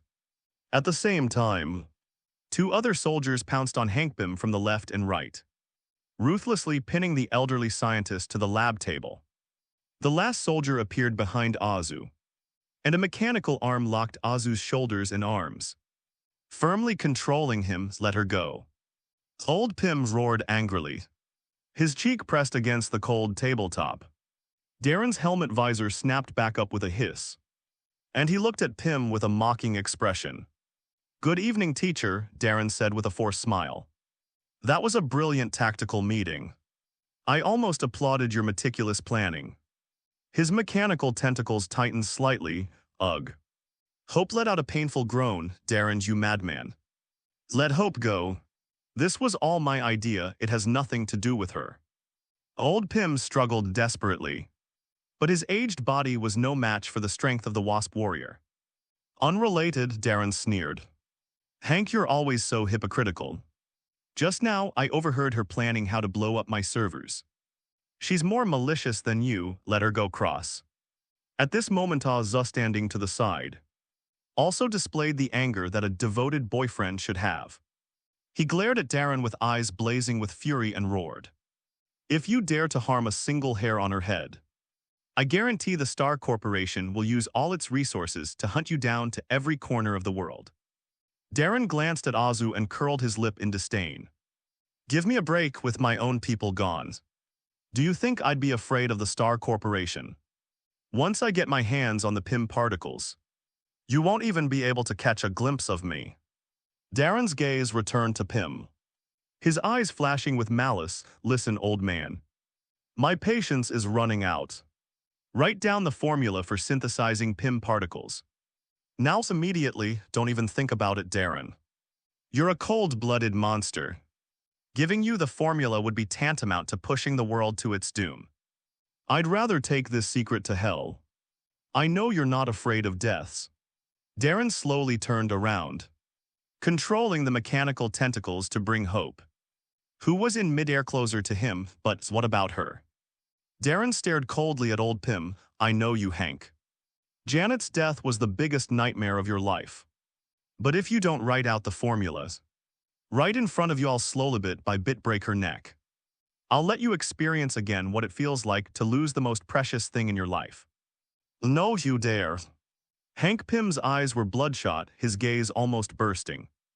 If you dare touch a single hair on her head, Darren, I swear, I will torture you in the cruelest way in the world. I will make you scream in agony every second. Old Pym cursed angrily. Azu immediately joined in old Pym's emotions and began to struggle violently. Let her go, you piece of trash, you want money. You want skills, I'll give you anything, don't hurt her. 3 seconds left, Hank. Darren ignored their threats. 3. Darren lightly pressed a button on the control panel. Sizzle. A high-voltage current was instantly released at the tip of the mechanical tentacle. Zaolia. Hope let out a painful howl, her body convulsing violently. No hope. Old Pym was heartbroken and extremely anxious. Darren remained unmoved, and the current intensity increased again. Hope's screams ceased, but the whites of his eyes rolled upwards. Stop. I'll give it to you, I'll give it to you.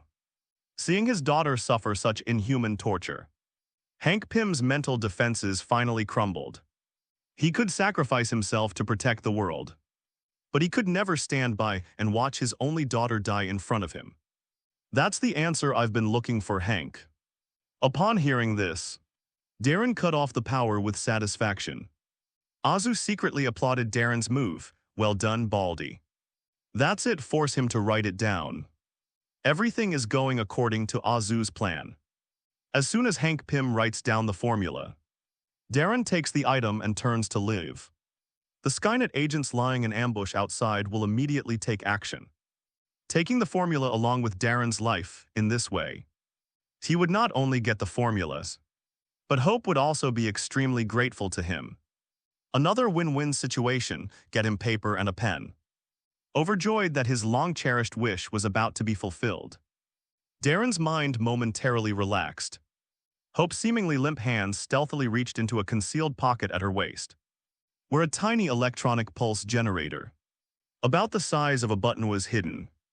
Hope maintained a sliver of clarity through sheer willpower. She knew that once her father handed over the formula, Darren would kill them all immediately. She quietly pressed the start switch on the generator with her thumb. Screech. An invisible electromagnetic pulse wave burst forth, instantaneously centered on Hope. Darren, who was closest to the victim, was the first to be hit. Darren let out a terrified scream. The instantaneous pulse of energy caused his battle suit to explode with sparks, and he froze on the spot, completely losing his ability to move for a moment.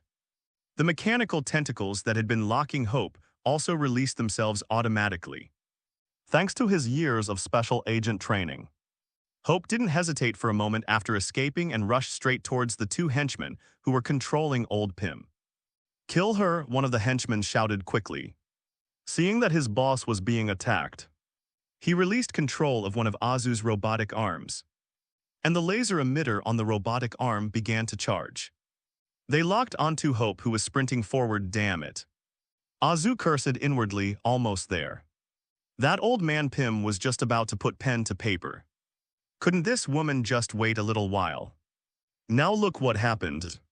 He failed to write out the formula and instead got himself into a dangerous situation. But no matter what, Hope can't die here. If she dies, old Pym will absolutely go insane, and the Pym particles will truly become a thing of the past. Azu moved. He still limits his physical abilities to about twice that of an average person, but he possesses top-notch fighting skills. Suddenly, Azu's shoulders slumped with astonishing flexibility. He slid half of his body out of the mechanical arm's latch. Using his right foot as a pivot, his body spun like a top, delivering a powerful yet flexible chop to the carotid artery of the Wasp warrior. Zump! The soldier rolled his eyes back and fell straight down. The laser that was originally aimed at Hope was redirected to the ceiling lights. Bang! Several large lights shattered, plunging the warehouse into darkness. Hope seized the opportunity to rush forward and delivered a fierce spinning kick, striking two of his men squarely in the chin. After knocking down the two men, Hope stared in shock at the incredibly skilled Azu. She only knew that Daniel was a senior executive at the Star Corporation and a genius scientist, but she never expected that he would also possess such terrifying skills. "Stop daydreaming, Hope, go sabotage their regulators," Old Pym shouted from a short distance away. He had somehow managed to retrieve several identical miniature electromagnetic pulse generators from his workbench. Hope snapped out of her daze and immediately took the pulse generator her father threw to her. The father and daughter worked together seamlessly, taking advantage of the two soldiers' concussions and subsequent fall. He tightly attached the pulse generator to the regulators on their waists. Sizzle! Another burst of sparks flew, this time even more severely, as the suit systems of several Wasp warriors became completely inoperable due to the total damage to their regulators. They also fainted from the continuous attacks. The battle seemed to have been reversed thanks to the coordinated efforts of the group. But at that moment, "You all deserve to die." A furious roar echoed through the warehouse. Darren finally recovered from the paralysis caused by the electromagnetic pulse. Anger had consumed his reason. He no longer cared about formulas or Pym particles. All he wanted to do now was tear everyone in this room to shreds. Darren's four mechanical arms swung wildly, unleashing a barrage of laser beams at Hope and Azu. Careful! Azu pushed Hope away. Zzz. A laser beam grazed Hope's ankle and shot into the ground, instantly burning her skin with intense heat. Ah! Hope screamed in agony and collapsed to the ground. Unable to stand, Hope, Old Pym shouted in terror. Darren sneered and once again aimed the laser cannon at Hope, who was lying on the ground, preparing to deliver a fatal blow. "Your opponent is me, Darren." Azu roared and charged at Darren without fear. But he didn't go all out because Darren was still useful, and he hadn't gotten his hands on the formula yet, therefore. He had to buy time to come up with a new script in the meantime. During the battle, Darren made full use of the Wasp suit's mobility, shrinking his body into a flying insect the instant he attacked, thus avoiding Azu's fist. Then, he circled around to Azu's blind spot, where the fist suddenly swelled up and slammed into Azu's body. As expected, Azu let out a muffled groan and staggered back a few steps. Darren, undeterred by his own weakness, launched attacks that alternated between powerful lasers and heavy punches, sometimes strong, sometimes weak. Azu appeared to be struggling and was retreating step by step, while pretending to be on the defensive. He was rapidly calculating in his mind. How can we get Pym to willingly write out the formula? Just as Azu and Darren were locked in combat, Old Pym, who was anxiously looking for an opportunity, grabbed a heavy titanium alloy partition, taking advantage of Darren shrinking in size. Prepare to launch a surprise attack in an instant. Bang! With a loud bang, Darren, who was the size of an ant, was sent flying, glending in a daze. "Daniel, here you go." Old Pym threw away the partition he was holding, grabbed the brand new Ant-Man suit and tossed it to Azu. "Put it on quickly. Only by having the same microscopic vision can you see his movements." Old Pym shouted, "Looks like I have no choice but to wear this bodysuit today." Azu reluctantly accepted the suit.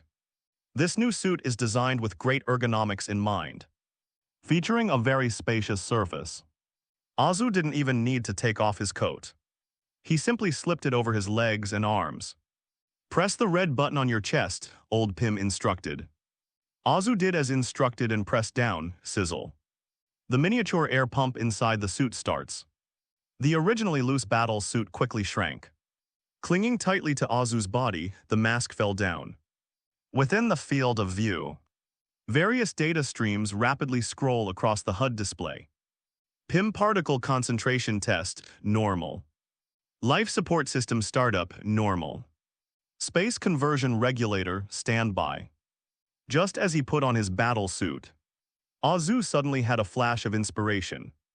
A more interesting new script was taking shape in his mind. Darren Klaus didn't give Azu much time to think. After regaining its footing, the enraged beast charged again like a wasp. Azu decisively pressed the button on his index finger, stepping into the microscopic world in a completely new way. Two tiny figures engaged in a deadly chase through the gaps in the lab bench and among the tangled cables. Quick over here. Taking advantage of a lull in their exchange of fire, Old Pim rushed to Hope's side, grabbed his daughter's shoulder, and helped her up from the cold floor. Hope, hang in there, come with me. Old Pim led Hope to a nearby locker. Hope gritted her teeth. The burns on her right ankle made every step she took excruciating. Old Pim quickly took a first aid kit from the locker, took out a strong burn gel, applied it evenly to the wound, and then bandaged it with sterile gauze. He won't last much longer, father. Hope's voice was filled with undisguised worry, his eyes fixed on the distant flashes of lasers and sparks.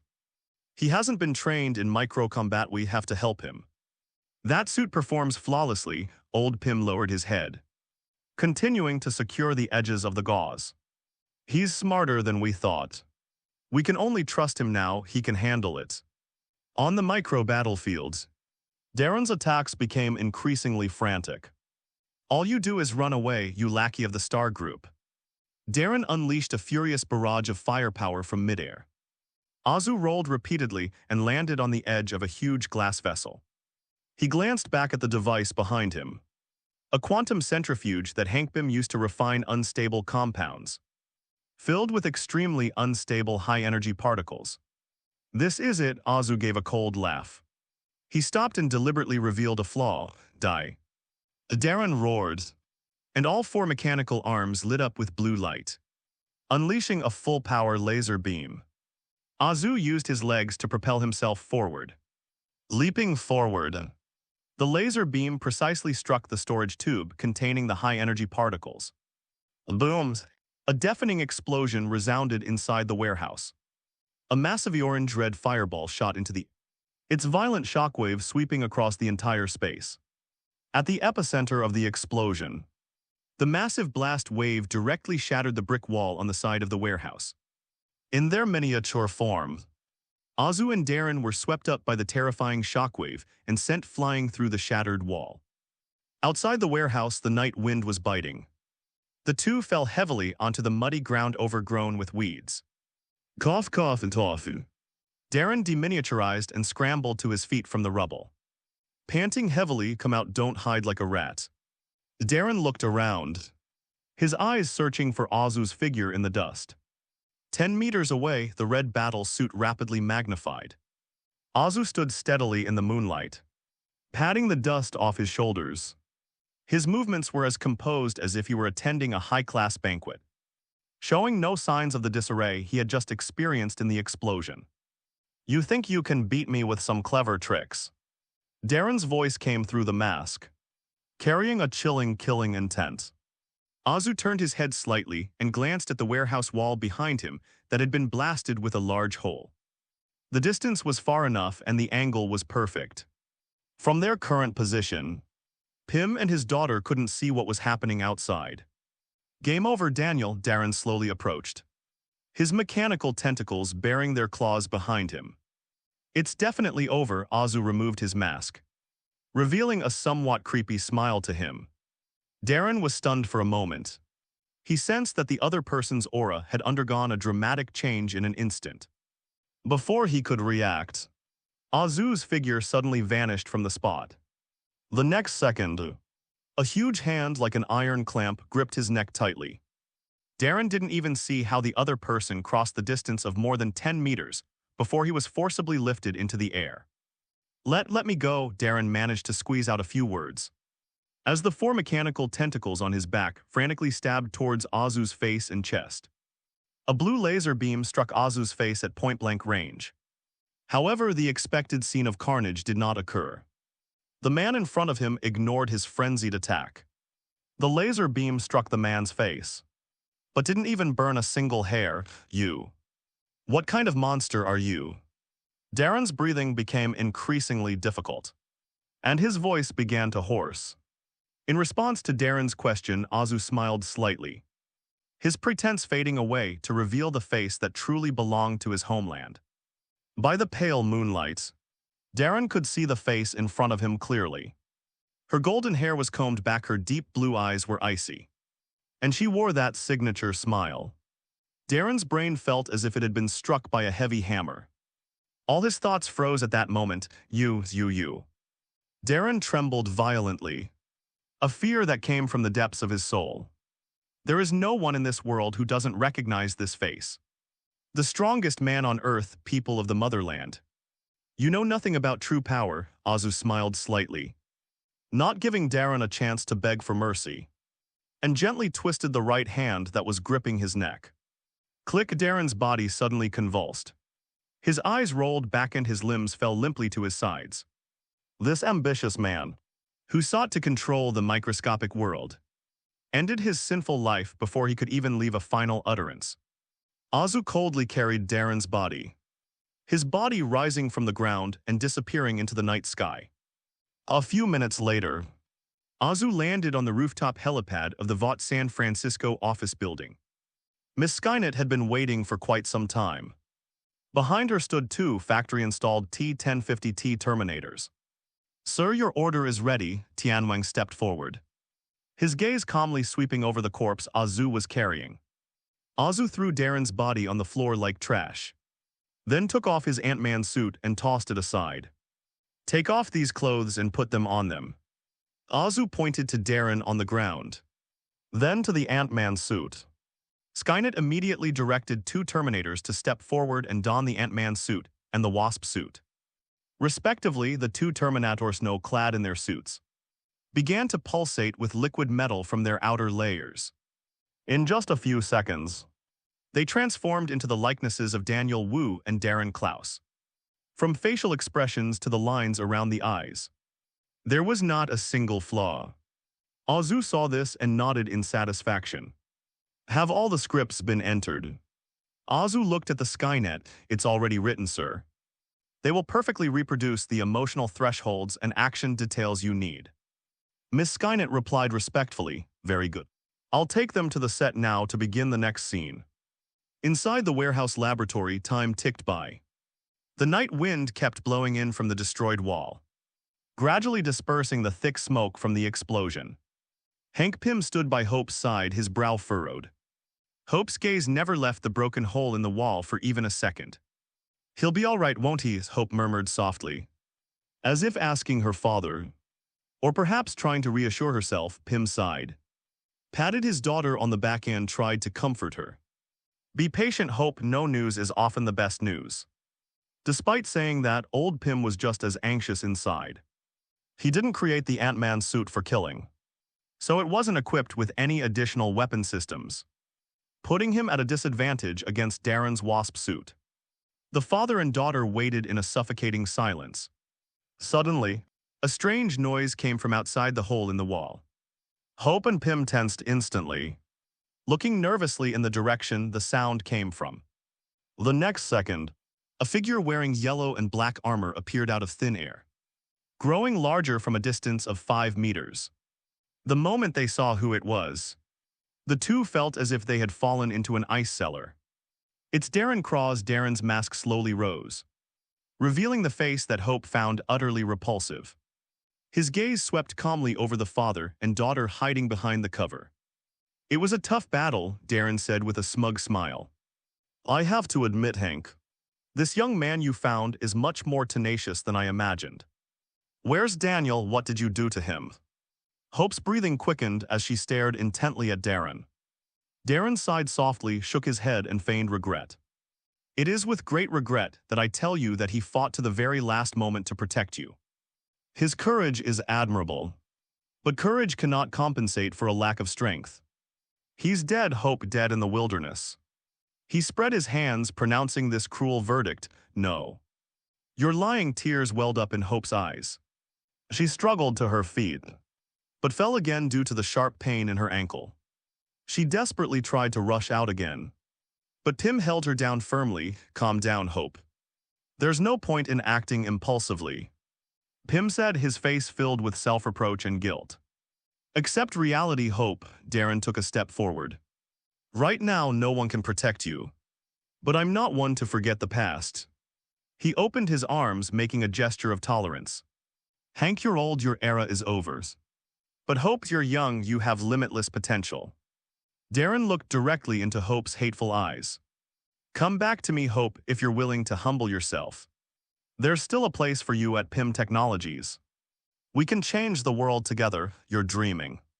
Hope gritted her teeth, her grief turning into a raging inferno. You cold-blooded murderers. I'd rather die than breathe the same sky as you. Faced with Hopman's unyielding attitude, Darren's smile slowly faded. That's a real shame. I gave you a chance, Hope. Hand over the formula for the Pym particles, Hank. I guarantee you and your daughter will die without any pain. Impossible. Hope spoke first, her eyes showing no fear of death. Even if we die here, you'll never get it. Daniel won't have died in vain. And the Star Corporation and Walter won't let you get away with this. Darren shrugged indifferently. Wow. That's for later since you're so stubborn. Then I'll send you to hell first to meet that kid named Daniel. And then I'll have a leisurely chat with your father. The laser cannon's muzzle relentlessly locked onto Hope's forehead. Hope opened her eyes wide, raised her head high, and faced the deadly light, ready to die. I've come to find you, Daniel, she murmured to herself. Pym looked at Darren's smug face, then at his daughter, who was on the verge of death beside him. He quietly pulled out a high-concentration Pym particle bomb with his left hand. Once the detonation switch is pressed, everything within a 50-meter radius will instantly, and without limit, collapse into a subatomic state. To die together with him was the only solution he could think of. He had already lost Janet. If he lost his daughter as well, there would be no point in living. Goodbye, Hope. I will miss you. Darren didn't finish his sentence. A red figure suddenly appeared in the shadows behind him.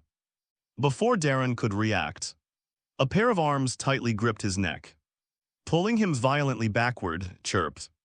The two deadly laser beams were deflected, leaving two dark holes in the wall diagonally above. Daniel! Hope and old Pym exclaimed in surprise at the same time. Daniel's mask was half open, revealing his deathly pale face.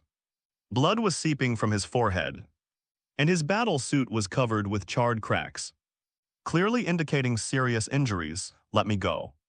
Darren struggled violently, repeatedly striking Daniel's ribs with his elbows. Ahem. I told you I wouldn't let him hurt you. Daniel coughed repeatedly, and the arm that was holding Darren began to tremble uncontrollably. Clearly, he was severely exhausted and was gradually losing control of the berserk Darren. Go, Hope, take your father away. Daniel roared with all his might. No. I will never leave you, Hope, dragging her injured foot, tried to rush over to help. Stop right there. Daniel stopped Hope from stepping forward. He gazed intently at her, as if trying to etch her image into the depths of his soul. Meeting you is the luckiest thing that has ever happened to me. I don't care what the world becomes, I only care about you. As Daniel spoke, he used his last bit of strength to reach for the regulator on his waist. Live well, Hope, take my share with you. No, don't. Don't touch that regulator.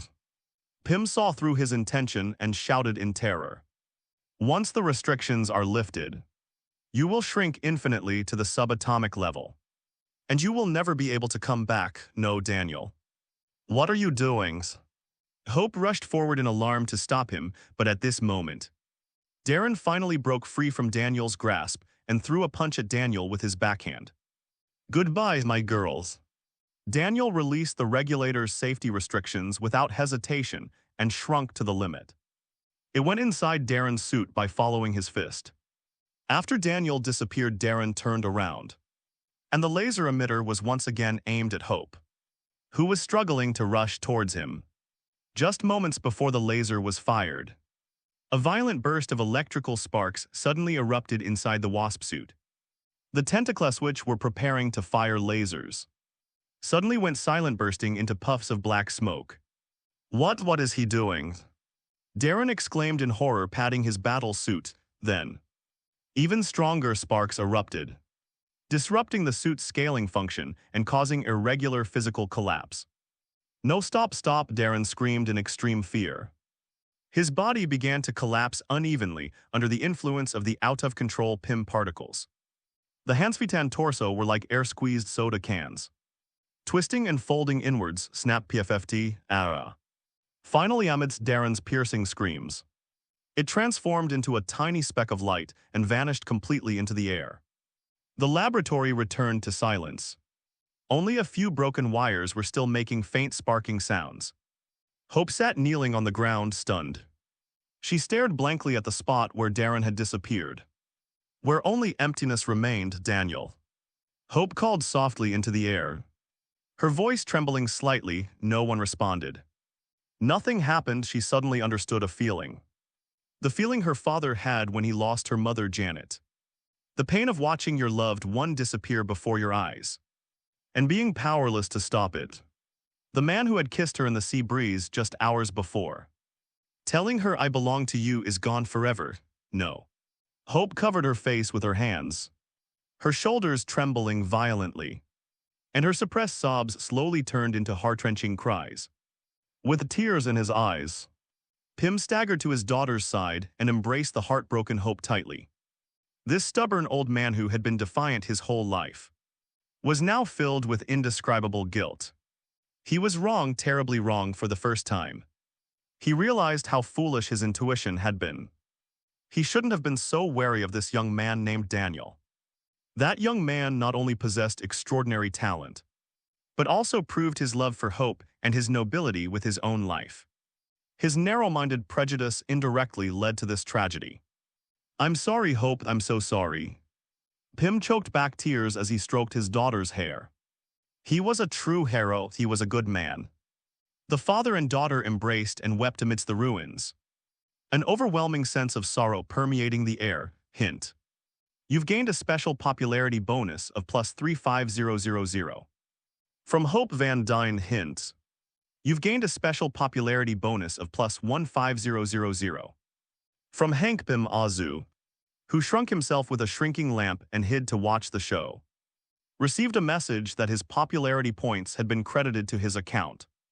He clasped his hands together in appreciation of the two dedicated actors and silently thanked the father and daughter for their donation. Azu then flew away from the scene to prepare for the next act. Time passed slowly, until Hope's emotions gradually calmed down. "Near, far, wherever you are. I believe that the heart does go on." Just then, a soft cell phone ringtone suddenly sounded in the laboratory. Hope's sobbing stopped and old Pim was stunned. The two followed the sound and found a black cell phone with a still flickering screen among the rubble of destroyed equipment. This isn't Hope's phone, nor is it Pim's. The phone was somewhat worn, but it was not damaged in the explosion. The screen did not display the caller's name, only a flashing line of unknown encrypted number. The phone kept ringing as if persistently urging us on. Hope wiped away the tears from the corners of her eyes, her hands trembling slightly as she picked up the phone. After hesitating for a moment, she pressed the answer button. "Dr. Wu." Hope's heart skipped a beat. It really was Daniel's phone. She forced back her tears and said, "No, no. I'm his friend." There was a 2-second pause on the other end of the phone. "Is he available to take the call now? I need him to personally confirm some data." Hope closed her eyes, tears streaming down her face again. "He had an accident, he won't make it." A long silence followed on the other end of the phone. About 10 seconds later, the woman's voice rang out again, this time with a hint of seriousness in her tone. "Excuse me, are you Ms. Hope Van Dyne?" Hope was stunned. "How did you know? I am Mary, Dr. Wu's chief research assistant at the Water Group." The woman's voice on the other end of the phone provided the answer. "If Daniel has indeed had an accident, then Ms. Dane, please come to the Vought San Francisco branch immediately." There are some things I feel you need to know about Daniel. About Daniel, Hope gripped her phone tightly. What is it? I can't go into details over the phone. I'll be waiting for you at the Waters San Francisco office. Beep, beep, beep, the call ended. Hope turned to look at old Pims, a glimmer of light rekindling in his eyes. Father, take me to the Waters branch immediately. Half an hour later, an old convertible drove up to the ground floor of the Vought San Francisco office building. An intelligent woman in a white lab coat was already waiting at the door. Ms. Dane, Dr. Pym, please follow me. Mary didn't waste any formalities and immediately turned to lead the way. The three passed through several heavily guarded gates and arrived at a spacious laboratory. The laboratory door slid open as soon as Hope entered. Her gaze was drawn to something on the lab table the moment she stepped inside. It was an exquisite picture frame. The photo shows her profile in the lower right corner. A line of text is written in a flamboyant style, "My lifelong love." Hope stepped forward, gently picked up the photo frame, and tears welled up uncontrollably again. Mary walked over to Hope, handed her a tissue and said softly, "He already knew about you, Ms. Danes." Mary stood to one side and began to recount the non-existent, tragic love story in a calm voice. "He saw you once from afar at a business cocktail party. From that moment on, he was instantly smitten. It's an open secret in our lab, he mentions you all the time." Mary smiled slightly. "He knew your inner pain. And he knew about the rift between you and Dr. Pym's, therefore. He used the resources of the Star Corporation to investigate the truth behind the disappearance of your mother." Janet, upon hearing this, Hank Pym's body trembled slightly, and he looked at Mary with a complicated expression. Upon learning of Janet's ordeal, he halted all other projects and devoted all his energy to research in space miniaturization technology and the quantum realm. He built a massive deductive model and ultimately arrived at a startling conclusion. Mary pressed the control panel in front of her, and a complex simulation of particle collapse appeared on the large screen. Dr. Wu discovered that when the human body shrinks to below the subatomic limit, it does not fall into endless collapse as traditional physics suggests.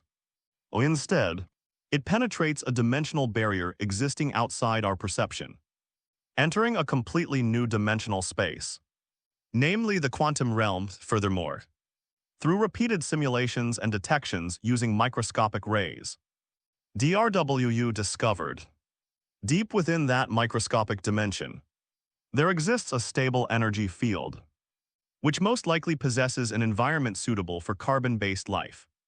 Mary continued, looking at the Pym father and daughter who were stunned by her words. "That means humans might live there, you mean?" Hope's breathing quickened.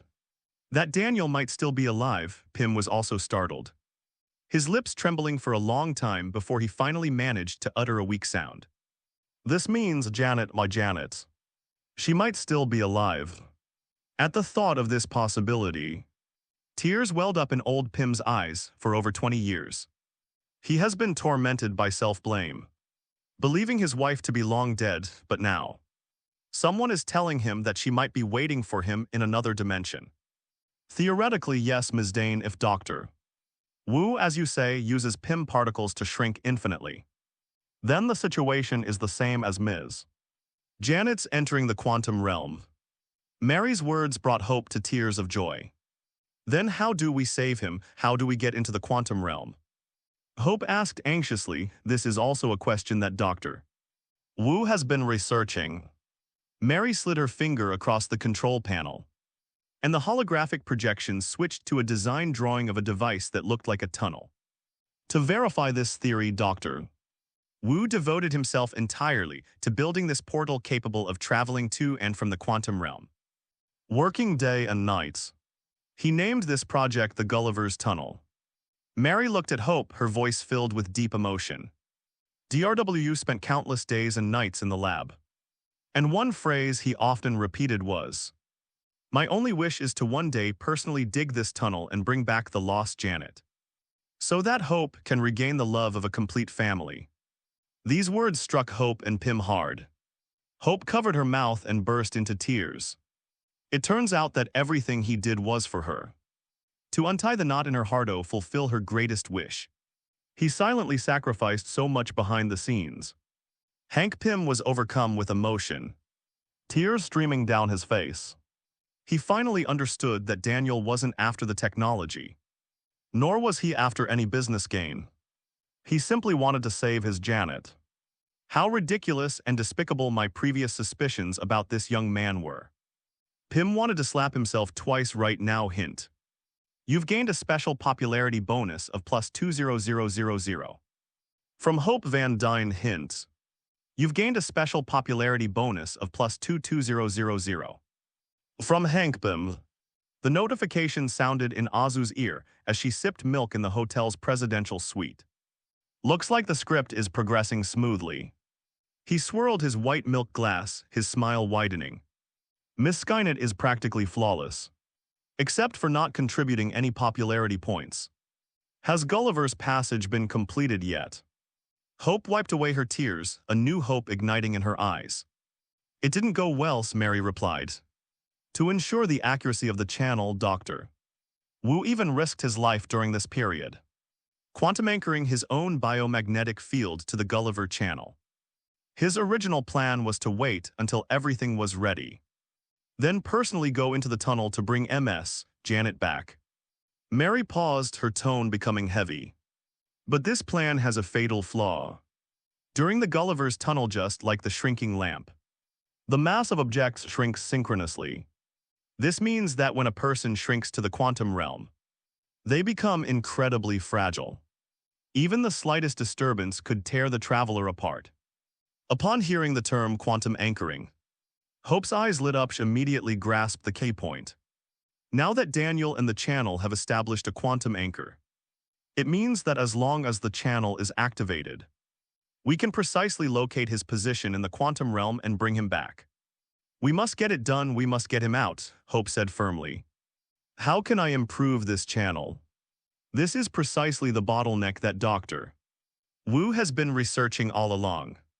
Mary turned her head, her gaze lingering on Pym. He was trying to find a stable formula that could maintain the relative mass and density of an object in a miniaturized state. Pym particles. Hank Pym suddenly sat up straight and blurted out. Hope looked at her father excitedly. Father, you take over this research, incorporate the Pym particles, and together we'll save Daniel and Mother. Hank Pym nodded without any hesitation, his eyes resolute. Leave it to me, I'm willing to give anything to save them.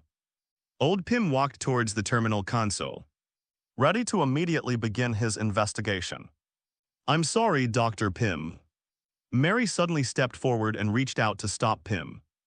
You don't have access to this technical data, why? Hope shouted in bewilderment. We're saving him, Mary. Expressionless. Stated in a businesslike tone, the core technology of Project Gulliver is a classified document jointly held by the Star Corporation and Dr. Wu. The company has strict confidentiality regulations. No one is authorized to access this technology without the authorization of Dr. Wu himself and the Star Group's board of directors. Are you crazy? Hope roared, pointing at Mary and shouting angrily. This is a human life. It's your scientist, your vice president. And you're talking to me about some company bullshit rules at a time like this. I'm sorry, Ms. Dane, rules are rules. Mary's gaze remained unwavering. The entire laboratory systems are under the control of the Skynet system. Without authorization, all core data has been locked. A forced breach could result in data self-destruction. Hope was trembling with anxiety, unsure of what to say. At this moment, Mary changed the subject, her tone softening slightly. However, Ms. Dane, things are not entirely hopeless. What does that mean? Hope felt a glimmer of hope. Mary walked to the safe next to her and opened the door using a retinal scan. She took a document out of it and handed it to Hope. Dr. Wu is a meticulous person.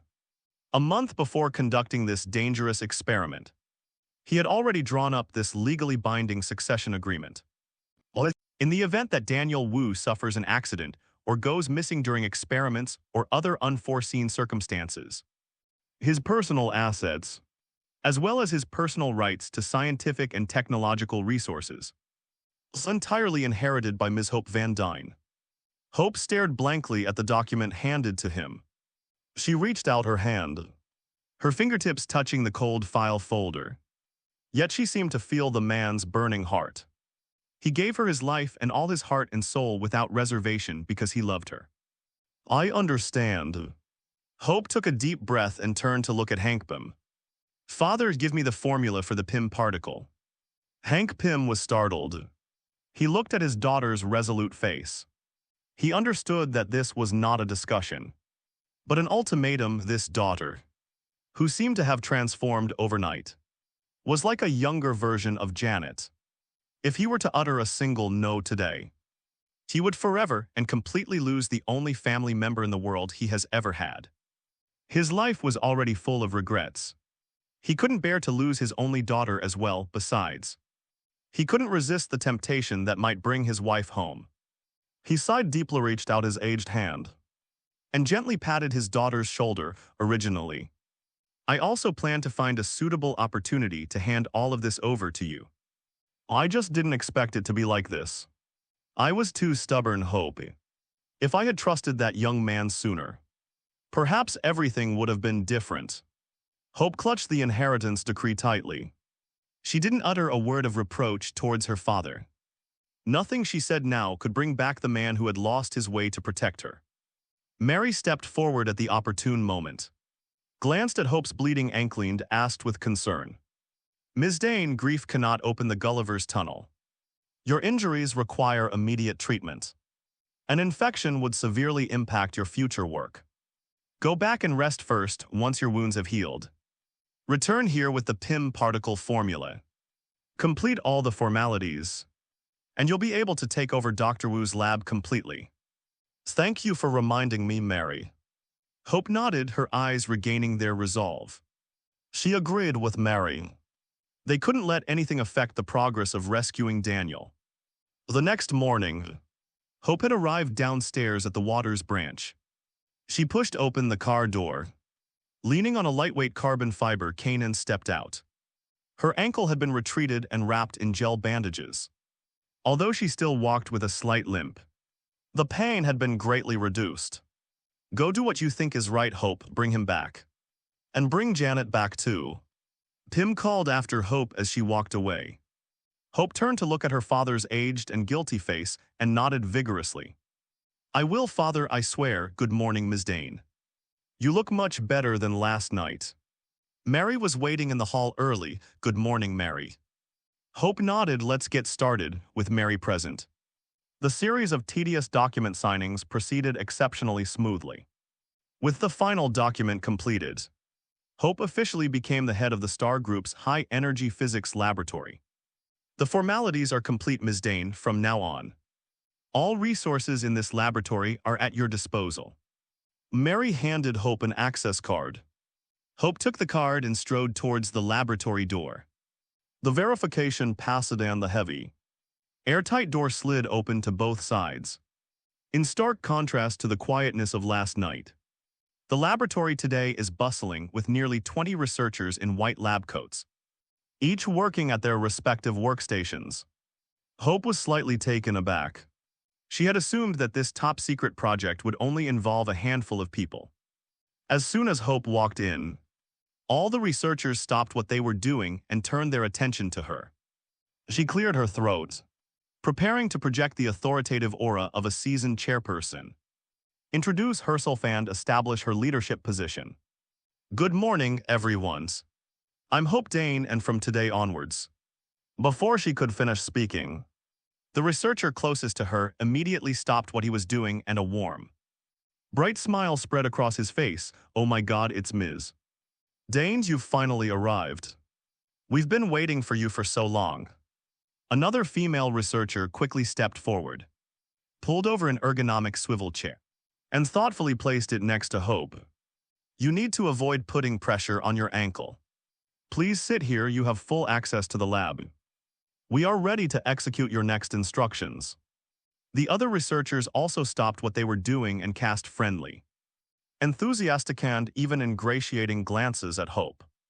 Hope looked at these enthusiastic faces with a bit of bewilderment.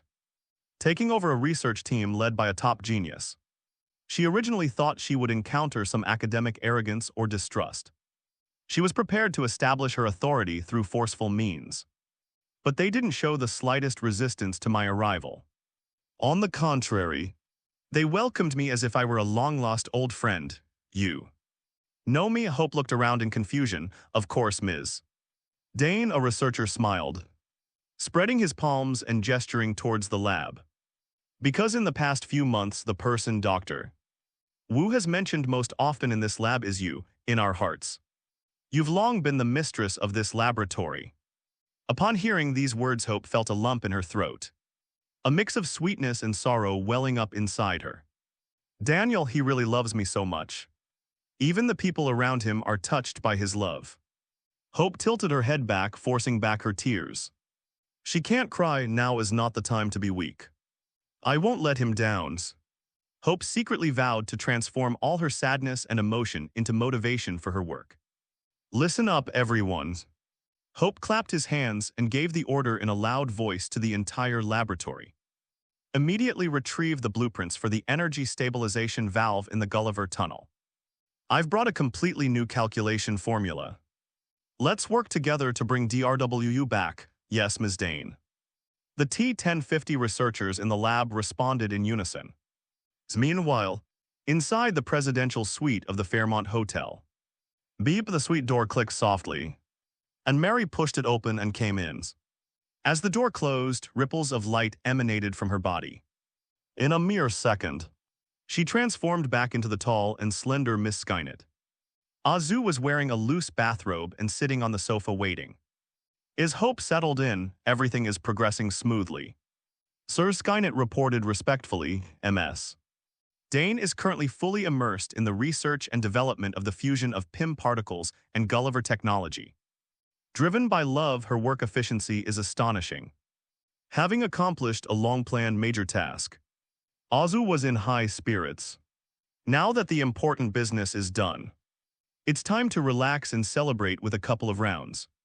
Azu stood up and stretched, seeing that Tianwang was about to turn around and leave to deal with other matters. He suddenly called out to her, "Wait a minute, Skynet. How about you stay and have a glass of milk before you leave?" Azu gave a wicked smile, his gaze sweeping over the Skynet from head to toe. To be honest, the image of Mary you portrayed just now was quite good. Upon hearing Azu's praise, Tianwang's eyes burned even brighter. She smiled alluringly once again, transforming into Mary, the aloof, intellectual, and elegant female scientist. As you said, sir, scientific research is very hard work. The Skynet said, licking its lips. Mary definitely needs milk to replenish her nutrients. 2 hours later, the net has been removed, and a faint scent of heather lingers in the bedroom. This woman is indeed capable. Azu lay on the bed shirtless, looking refreshed. The previous 2 moves were just a warm-up. The next 2 moves were what he had been eagerly anticipating. System, please check my account balance. Warning. Current special popularity points balance, 416,005. Looking at the long string of numbers, Azu raised an eyebrow in satisfaction. It's reached 400,000 again. It seems that whether you're a devoted boyfriend or a tragic hero, the rewards are quite substantial. Azu sighed with satisfaction. And now it's harvest season, system. Grant me 2 consecutive draws from the superhero blind box. Command confirmed. 200,000 special popularity points will be deducted. Blind box draw in progress. The system's CG animation flashed through my mind. 2 vortexes spinning rapidly, one was a deep dark black, as if it could devour even light. The other was a dazzling display of vibrant colors. The black vortex stopped first, the light faded. And then a piece of fabric, as smooth as flowing water and displaying a strange brown pattern, slowly floated down from midair and landed in Azu's palm. Congratulations, host. You have obtained a special item, Invisibility Cloak. Item origin, one of the 3 deathly hallows. Legend has it that it was a piece torn from Death's own cloak. Equipment feature 1, Stealth and Concealment. After wearing, the wearer will completely conceal their formant, heat radiation heartbeats, and all other physical characteristics. Equipment Trait 2 Aversion. Immune to magic and arcane detection cannot be marked, and stealth will not be compromised by any magic or curse. Equipment Trait 3 Death's Protection. When wearing this cloak, the wearer will gain extremely high resistance to the power of death. Equipment Feature 4 Never wears out. Invisibility. This ability sounds commonplace. In the chaotic Marvel universe, there are at least 80 to 100 superheroes and mutants who can become invisible. Even the old-timers at SHILD have optical camouflage technology. But this is not one of those ubiquitous technologies like optical invisibility or genetic mutations. This is the Deathly Hallows. Its greatest strength lies not in its stealth capabilities, but in its ability to block detection. This thing is practically a stealth weapon. But more than the stealth feature, what Azu was really interested in was the Death's Protection equipment trait. Death, that word is one of the pinnacles of Marvel. A top-tier concept. Azu was well aware of his current strength. If he were to encounter a tangible deity of the level of death, he might not even have a chance to put up a fight. Although he didn't think that cold-hearted woman would be so bored as to cause him trouble. This kind of attribute involving the violation of rules is always the most precious. Just as Azu was about to put the cloak into his magic pocket, the system notification sounded again. Notification. The material of this item has been detected. It can be fused with the material of the host system uniform. A special popularity score of 10. 0 will be deducted during the fusion process. Should we merge? Azu chose yes without hesitation. Of course you have to integrate it, otherwise you'd have to take out a piece of cloth and drape it over your body every time you want to use it, which is neither stylish nor conducive to movement. Command confirmed. 10,000 special popularity points deducted. Fusion begins the next moment. The cloak transformed into a black streak of light and disappeared into Azu's chest. Azu's mind stirred. Activate stealth in an instant. His figure standing in front of the full-length mirror disappeared from the mirror. Not only did he disappear visually, but the heat and power emanating from his body were also completely concealed at this moment. Even with his super hearing, he couldn't hear his own heartbeats. Azu was satisfied and deactivated his invisibility, his figure reappearing in the mirror. Then he turned his gaze to another still spinning, multicolored vortex with a thought. The vortex shattered with a roar, transforming into countless stars. A card emitting a faint green light slowly floated down in front of Azu. The front of the card depicts a young man wearing a black hooded cloak. He had short blonde hair, a resolute face, and held a longsword that emitted a green glow in his hands. The background is the vast boundless universe and a giant dead star. Congratulations, host. You have obtained a special character summon card, Luke Skywalker. Character introduction: the chosen one of the Light Force, the most powerful Jedi Knight in the galaxy. Core ability 1: Force Control. Can freely manipulate the Force for telekinesis. Force Thrust, Force Chokeholds, Force Precognition. Force Levitation, Force Lightning, Force Healing. Force Clairvoyance, Force Brainwash Inject. Can sense energy fluctuations of life forms in the universe. Core ability 2: Jedi Swordsmanship. Proficient in all 7 lightsaber combat techniques, especially the 5th Gemsal/Sheen and the 7th Jayu/Walped. His swordsmanship is unparalleled. Equipment: Skywalker's sword forged by Luke himself. It can cut through most matter and reflect some light weapons. Summoning restrictions: each summon lasts for 2 hours, with a 24-hour cooldown once materialized. The character will unconditionally execute all commands of the host and maintain absolute loyalty to the host. Looking at the information provided by the system, Azu's mouth formed an O shape. Wardfa. Luke Skywalker. Is that the Star Wars overpowered guy who reformed Darth Vader and rebuilt the Jedi Order? This is getting interesting. Azu held the card, a smile playing on his lips. Summon Luke Skywalker with a strange sound effect. The stargate cracked open in the void, revealing an unknown space radiating white light and mist. A figure draped in a large black hooded cloak stepped out from the white mist. After standing still, lifted his hood, revealing a handsome face with clear and deep eyes that exuded a composure and wisdom beyond his years. Even if he just stands there quietly, he exudes an aura of mastery that commands respect. Luke Skywalker approached as you bowed slightly and performed an ancient Jedi greeting. At your service, Master, the Force is with you. Welcome to this crazy world, Luke.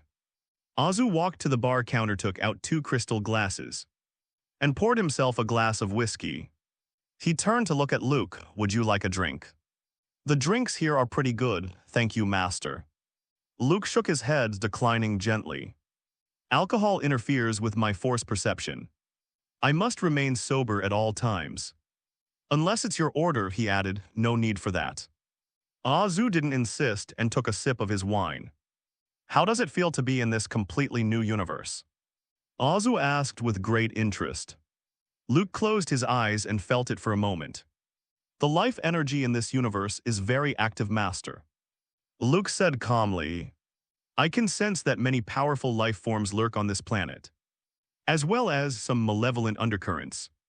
Your intuition is spot on, Luke. Was it that so-called Force that told you? Azu asked curiously. I know that in your original galaxy, there exists a mysterious energy called the Force in everything. So, does the Force also exist in this universe? This is an extremely crucial question. If the Marvel universe didn't have the Force, then the Luke he drew would beat Bastam Master Swordsman. Those devastating Force abilities couldn't even utter a fart. In response to Azu's question, Luke Skywalker did not answer directly, but slowly raised his right hand. Azu raised an eyebrow, somewhat puzzled. Under Azu's questioning gaze, without warning, all the furniture in the living room began to float up. The crystal chandelier vibrated violently, and cracks appeared in the window panes. Then Luke withdrew his fist, and everything returned to normal. All the floating furniture returned to their original positions. He stood with his hands behind his back and uttered a sentence in a calm tone. I came and it appeared. Azu paused for half a second then. He couldn't help but mentally unleash a torrent of complaints. Holy crap, no wonder he's a legendary Jedi Master. That sounds incredibly sophisticated. He makes I am the Force itself sound so elegant and refined. If it weren't for the fact that I summoned you, and you're generally considered to have a higher status than me, I would have taught you a lesson you wouldn't forget. So now that the Force exists, can I learn it? It would be a lie to say that Azu wasn't tempted by the Force. Such an all-powerful and versatile ability. With the aid of the Force, he took another giant step toward becoming a hexagonal warrior. Luke did not answer Azu's question immediately. He slowly closed his eyes. Azu immediately felt an invisible force that penetrated every pore, sweeping over his entire body like a stream of water. A few seconds later, Luke opened his eyes. Incredible. He murmured, a hint of shock in his eyes. What's wrong? Is my aptitude really that bad? Azu frowned. No. Luke shook his head, quickly suppressing his emotions, his tone remaining calm. On the contrary, you are the strongest Force-sensitive person I have ever seen. The Force potential within you even surpasses that of my father, Anakin Skywalker. Upon hearing that he was even more awesome than Darth Vader, Azu proudly raised his chin. But what shocks me is not your potential. Luke stared intently at Azu. The Force has 2 sides, light and darkness. Light represents peace, compassion, and protection. Darkness represents anger, fear, and destruction. Jedi warriors spend their entire lives in ascetic training, striving to control their inner desires and resist the corrupting influence of the dark side. Once they succumb to the dark side, their minds are gradually warped. But my Force tells me that within you lies a very special power. That power can perfectly unify states that should be in conflict. It allows you to simultaneously wield both the light and dark sides of the Force. You don't need to undergo the brutal asceticism of a Jedi, nor do you need to suppress your emotions and desires. You can use the dark side of the Force without restraint, without being corrupted by it, and without causing the Force to spiral out of control. Luke looked at Azu as if he were witnessing a cosmic wonder. I have never seen such a gifted person. Upon hearing this, Azu also felt a surge of curiosity. Special power, what is that? He pressed. I can't define it with precise words, Luke said, carefully choosing his words if I had to describe it. It's a circle interwoven with pure light and extreme darkness, endlessly rotating, constantly regenerating. Upon hearing Luke's description, a flash of inspiration struck Azu. The interplay of yin and yang, a circle of endless life. Isn't that Tai Kai? Isn't the essence of Tai Kai simply perfect balance? Azu suddenly understood, he remembered. It was the high martial arts Tai Kai he had drawn from a system blind box shortly after he transmigrated to this world. Back then, I even complained about how the Huxia were doing Tai Kai. I couldn't bear to look at the scene.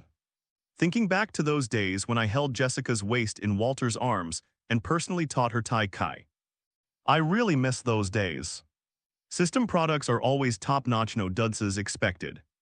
Azu thought to himself with secret delight. Since my conditions are so perfect, Azu said impatiently. Then let's not waste time, teach me, Luke. Teach me how to use the Force. The ability to manipulate everything with a wave of the hand. That's the kind of aura every boss-level powerhouse should possess. For example, Magneto, Phoenix Sentry, Dr. Manhattan. Tornado as you wish, Master. Luke took a half-step back, his hands hanging naturally at his sides. The Force exists within everything. It connects the stars to the dust. It cannot be forcibly grasped, rather. It is a torrent that you must perceive and guide. Luke's voice became ethereal and profound, guiding the energy within Azu's body to resonate through the rhythm of his language. Channeling his own Force power. Close your eyes and clear your mind. Don't look with your eyes, don't listen with your ears. Use your heart to feel the flow of the air around you. Feel the pulse of the earth beneath your feet. Feel the balance between all things in the universe. Azu closed his eyes, guided by Luke's Force and the automatic operation of Tai Kai energy. Almost 3 seconds after he closed his eyes, his world underwent a dramatic transformation. He saw it, he didn't use supervision, but he clearly perceived everything around him. He saw the scythe birth and death of life, peace and violence. And finally saw himself. Seeing yourself from a third-person perspective is a wonderful feeling. And all of this contains a certain balance. It is a kind of energy, a vast energy like the ocean. It's the Force. Azu opened his eyes, a flash of wild joy crossing his face. He raised his hand, spread his 5 fingers, and aimed at the wine cabinet placed against the wall. Using the Force he had just captured, he gently pulled. The solid wood wine cabinet, weighing several hundred kilograms, was lifted off the ground and suspended in midair without any physical contact. Azu gently waved his hand. The wine cabinet moved back and forth as if at his command. That's interesting, Azu exclaimed excitedly, like a child who had just received a new toy. After playing for a while, he suddenly clenched his right hand into a fist. Crack. Boom. The wine cabinet was immediately crushed by an invisible force while in midair, shattering into a shower of wood chips and glass shards. Various expensive wines were spilled all over the floor. Azu excitedly licked his lips. But then he looked at the messy presidential suite and realized that he couldn't really work out here. Come on, let's find a more spacious place. Azu flashed to Luke's side and grabbed him by the back of his black robe. Luke had anticipated this, but he did not resist. He let Azu carry him out of the balcony and into the sky. A few minutes later, deep in the Sierra Nevada mountains, in a desolate uninhabited rocky canyon, bang. Azu landed heavily on the hard, rocky ground with Luke. All right, Luke, there are no restrictions now. Azu loosened his grip on Luke's collar and pointed to the vast canyon. Make the most of the remaining time. Show off everything you know, without holding back anything at the same time. New York, United Nations Headquarters General Assembly Hall. On the large screen, The final vote results for the proposal to establish a federal government of humanity were clearly displayed. All 10 non-permanent members of the Security Council voted in favor. Of the 5 permanent members of the UN Security Council, the United Kingdom, France, and Russia each cast 1 vote in favor. The representative from Dongo Kingdom sat in his seat. His face ashen and pressed the abstention button. Meanwhile, the indicator light on the seat for the U.S. representative was flashing a glaring red. The United States of America exercising its veto power. The American representative's voice echoed through the hall via microphone, carrying an undeniable firmness. We will never entrust our national sovereignty to a ridiculous utopian fantasy. A veto. According to UN rules, this proposal has now failed. The American representative stood up, straightened the hem of his suit jacket, and prepared to leave just then. The French representative calmly reached out and pressed the microphone button in front of him. America's short-sightedness and arrogance have become the greatest obstacle to human evolution. Since the United Nations is unable to fulfill its responsibility to unite humanity and address interstellar crises, its existence becomes meaningless. He stood up, placed his hands on the table and looked around the room. The French Republic formally announces its indefinite withdrawal from the United Nations framework. We will immediately begin the process of establishing a human federation with all nations willing to set aside prejudices. His announcement was met with thunderous applause. The British representative also stood up. The United Kingdom of Great Britain and Northern Ireland hereby announces its withdrawal from the United Nations and its joining the Commonwealth of Humanity. The Russian representative stood up. The Russian Federation hereby announces its withdrawal. Germany, Italy, Spain, Canada, Brazil, Japan. One by one, the national representatives stood up and announced their withdrawal without hesitation. They didn't even spare the American representatives a second glance, quickly gathering the documents on their tables and striding out of the Great Hall of the People. Within just over 10 minutes, the once packed United Nations General Assembly Hall became completely empty. Looking at the empty seats and listening to the fading footsteps outside the door, the American representative felt an overwhelming surge of anger and humiliation. He couldn't help but roar at the doorway, "They're all F***G lunatics. A bunch of damn green, The sound of something cutting through the air rushed in. A gleaming black leather shoe slammed squarely into Representative America's mouth. The hard leather sole struck his lips, and a trickle of blood flowed down the corner of his mouth. He covered his mouth, turned his head angrily, wanting to see who dared to attack him in this situation. Their gaze quickly settled on the Eastern Kingdom's seats not far away.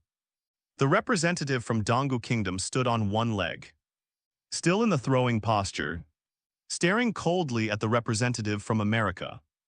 His eyes were filled with a stern warning. Representative America covered her mouth. Her anger, which was about to erupt, suddenly stopped when she met that cold gaze. The brain immediately regained consciousness. Damn it, I almost let it slip. If the words "green monster" were uttered in this great hall, the consequences would be unimaginable. Cold sweat broke out on my forehead, and a wave of fear washed over me. He silently nodded to the representative of the Eastern Kingdom, uttered a couple of insults, and then led his men out of the now meaningless assembly hall in a disheveled state. Hours later, the aftershocks of this political earthquake swept across every corner of the globe via the internet and news media. The world was in an uproar. This rapid advance, known as the Human Federation, has caused a huge uproar among the people, with some overjoyed and others deeply worried. This is a disaster. Why should we share resources with third-world countries where people can't even get enough to eat? A white-collar worker in a tailored suit angrily ripped off his tie. Our tax revenue is going to fill African slums. Our social welfare system will be completely crippled by the influx of refugees. They're selling out our future. On the streets of some third-world countries, the revelers blocked traffic, waving homemade flags and dancing and singing in the streets. Equality, we have finally ushered in true equality. A young man shouted excitedly into the reporter's camera. No borders, no exploitation. The technology and medical care of developed countries will be open to us. This is a new era for humanity on the internet. People in favor and against also engaged in fierce debates on various social media platforms. The top 10 trending topics on Twitter were all occupied by Human Federation. User at Free Market King posted, "Abolish the nation. Abolish borders. This is the biggest conspiracy of globalists. They want to enslave us all with a super-authoritarian government. Wake up, everyone's."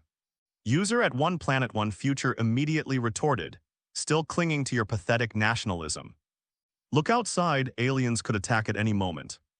Only by uniting as one and concentrating all our strength can we survive in the universe. Stop guarding your little piece of territory like cavemen." User at Parisian Life complained, "I've had enough. I hear our healthcare budget is going to be reallocated.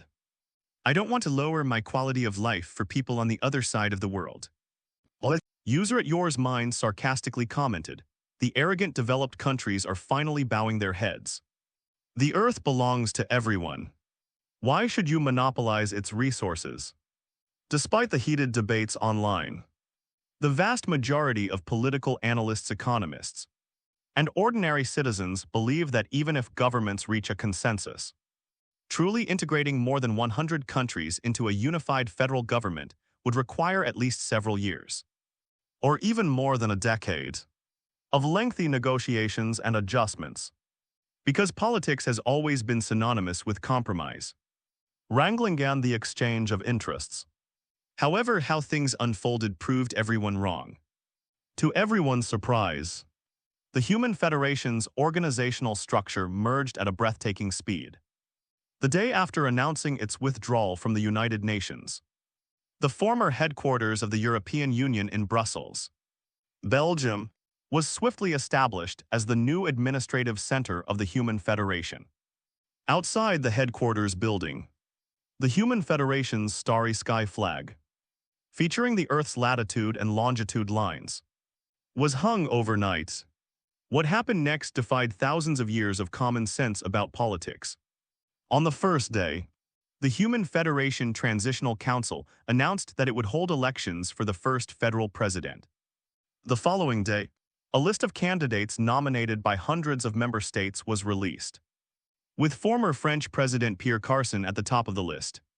On the third day, there were no televised debates, no campaign fundraising, and no mudslinging and scandal-busting. In the federal parliament broadcast Live Globally, representatives from hundreds of countries raised their hands to vote. It passed unanimously. There was not a single dissenting vote, nor a single abstention following this. All high-ranking government officials of the Federation of Humanity, ministers of various departments, judges, and even military commanders from the original countries were appointed. The former commander of the British Royal Navy voluntarily relinquished command and was incorporated into the Commonwealth First Fleet. Former high-ranking officers of the Japan Self-Defense Forces accepted the downgrading and reorganization without complaint. All appointments were completed within a few days. There were no arguments arising from the unequal distribution of power. No country complained about having too few seats in the Federation. Even the most common occurrence in Parliament, slamming the table and cursing, never happened once. Those politicians who would normally fight tooth and nail for their party interests are now as close as brothers cut from the same mold. All of this was so peaceful and efficient that it was hard to believe that humans could do it. This is simply a miracle in a new federal news program. A well-known political commentator, with his hands on the table, passionately spits as he speaks to the camera. We witnessed history without bureaucratic delays, without the internal strife of partisan strife. The Human Federation demonstrated unprecedented administrative efficiency. This proves just how powerful our unity can be when humanity faces external threats. However, the integration of human societies has never been something that can be solved simply by appointing officials and having them sign documents. When the laws of the Federation of Humanity began to be implemented in various places, Those deep-seated nationalist sentiments finally erupted. Millions of people around the world took to the streets, waving their own national flags and chanting slogans of independence. We don't need a federation. We have our own beliefs, our own history in the Middle East. Several religious sects that were originally at odds with each other have surprisingly united to jointly resist the administrator sent by the federal government. God is great. This place does not belong to that Frenchman named Pierre Carson. Tell him to go back in South America. Guerrillas took up arms again and waged fierce guerrilla warfare against the federal government's takeover forces in the jungles. For freedom never yield protest strikes. And even armed uprisings are erupting all over the world. The people defended their sense of national identity with their blood and lives. In this world, there is also a small group of people with high cognitive abilities and keen senses. They knew very well that humans were the kind of creatures who could argue endlessly, even over something as trivial as whether to put sugar or salt in tofu. Hundreds of countries with different culture-rest beliefs and interests in just 1 week, without any exchange of benefits or disagreements. The transfer of power proceeded smoothly. These people began frantically selling off their assets, willing to endure Ellis's new policies, wartime property tax of up to 90%, just to squeeze into the United States, which was under oppressive policies. However, behind this turbulent world, the headquarters building of the Federation of Human Sovereignties in Brussels. If at this moment, a normal human being could penetrate layers of security and enter that conference room representing the highest federal power, he would be absolutely stunned by what he saw. Around the round table sat high-ranking officials of the Human Federation, who appeared glamorous and powerful in the news. President Pierre Carson of the Federation of Humans, Vice President Military Commander at this moment. They were not discussing how to resolve the riots in various places, nor were they discussing any federal development plans. They all bowed their heads, their expressions respectful, with a humble fawning air, and looked in unison at the head of the conference table. There sat a green-skinned alien with pointed ears, Gravik. General standing beside Gravik. Pagan respectfully handed over a report and began his briefing. Over the past 2 weeks, our reshuffling operation has progressed very smoothly. To date, nearly 200 Skrulls have successfully replaced mid to senior level officials, military commanders, and heads of key facilities around the world. With just your command, the vast majority of humanity on this planet will operate according to your will. Gravik nodded in satisfaction. Well done, Pagan. His eyes gleamed with fanaticism. Hold on without any hesitation. Accelerate the process of human control. This planet will become the starting point of Neoscurulos. And those weak, greedy humans, he gave a cold laugh. Their sole purpose in existence is to serve as our domesticated slaves, providing us with the labor and resources to rebuild our interstellar civilization. Once the integration of the Human Federation is fully completed, we will launch a general offensive. Gravik smiled cruelly. Use humanity's own army to break through and conquer that nation full of so-called superheroes. I want to see if those superheroes can bear to kill their own kind. Following Gravik's instructions, the nightmare for the people of the Human Federation has officially begun. The Pierre Carson government tore off its hypocritical mask of peaceful integration, revealing its ferocious fangs.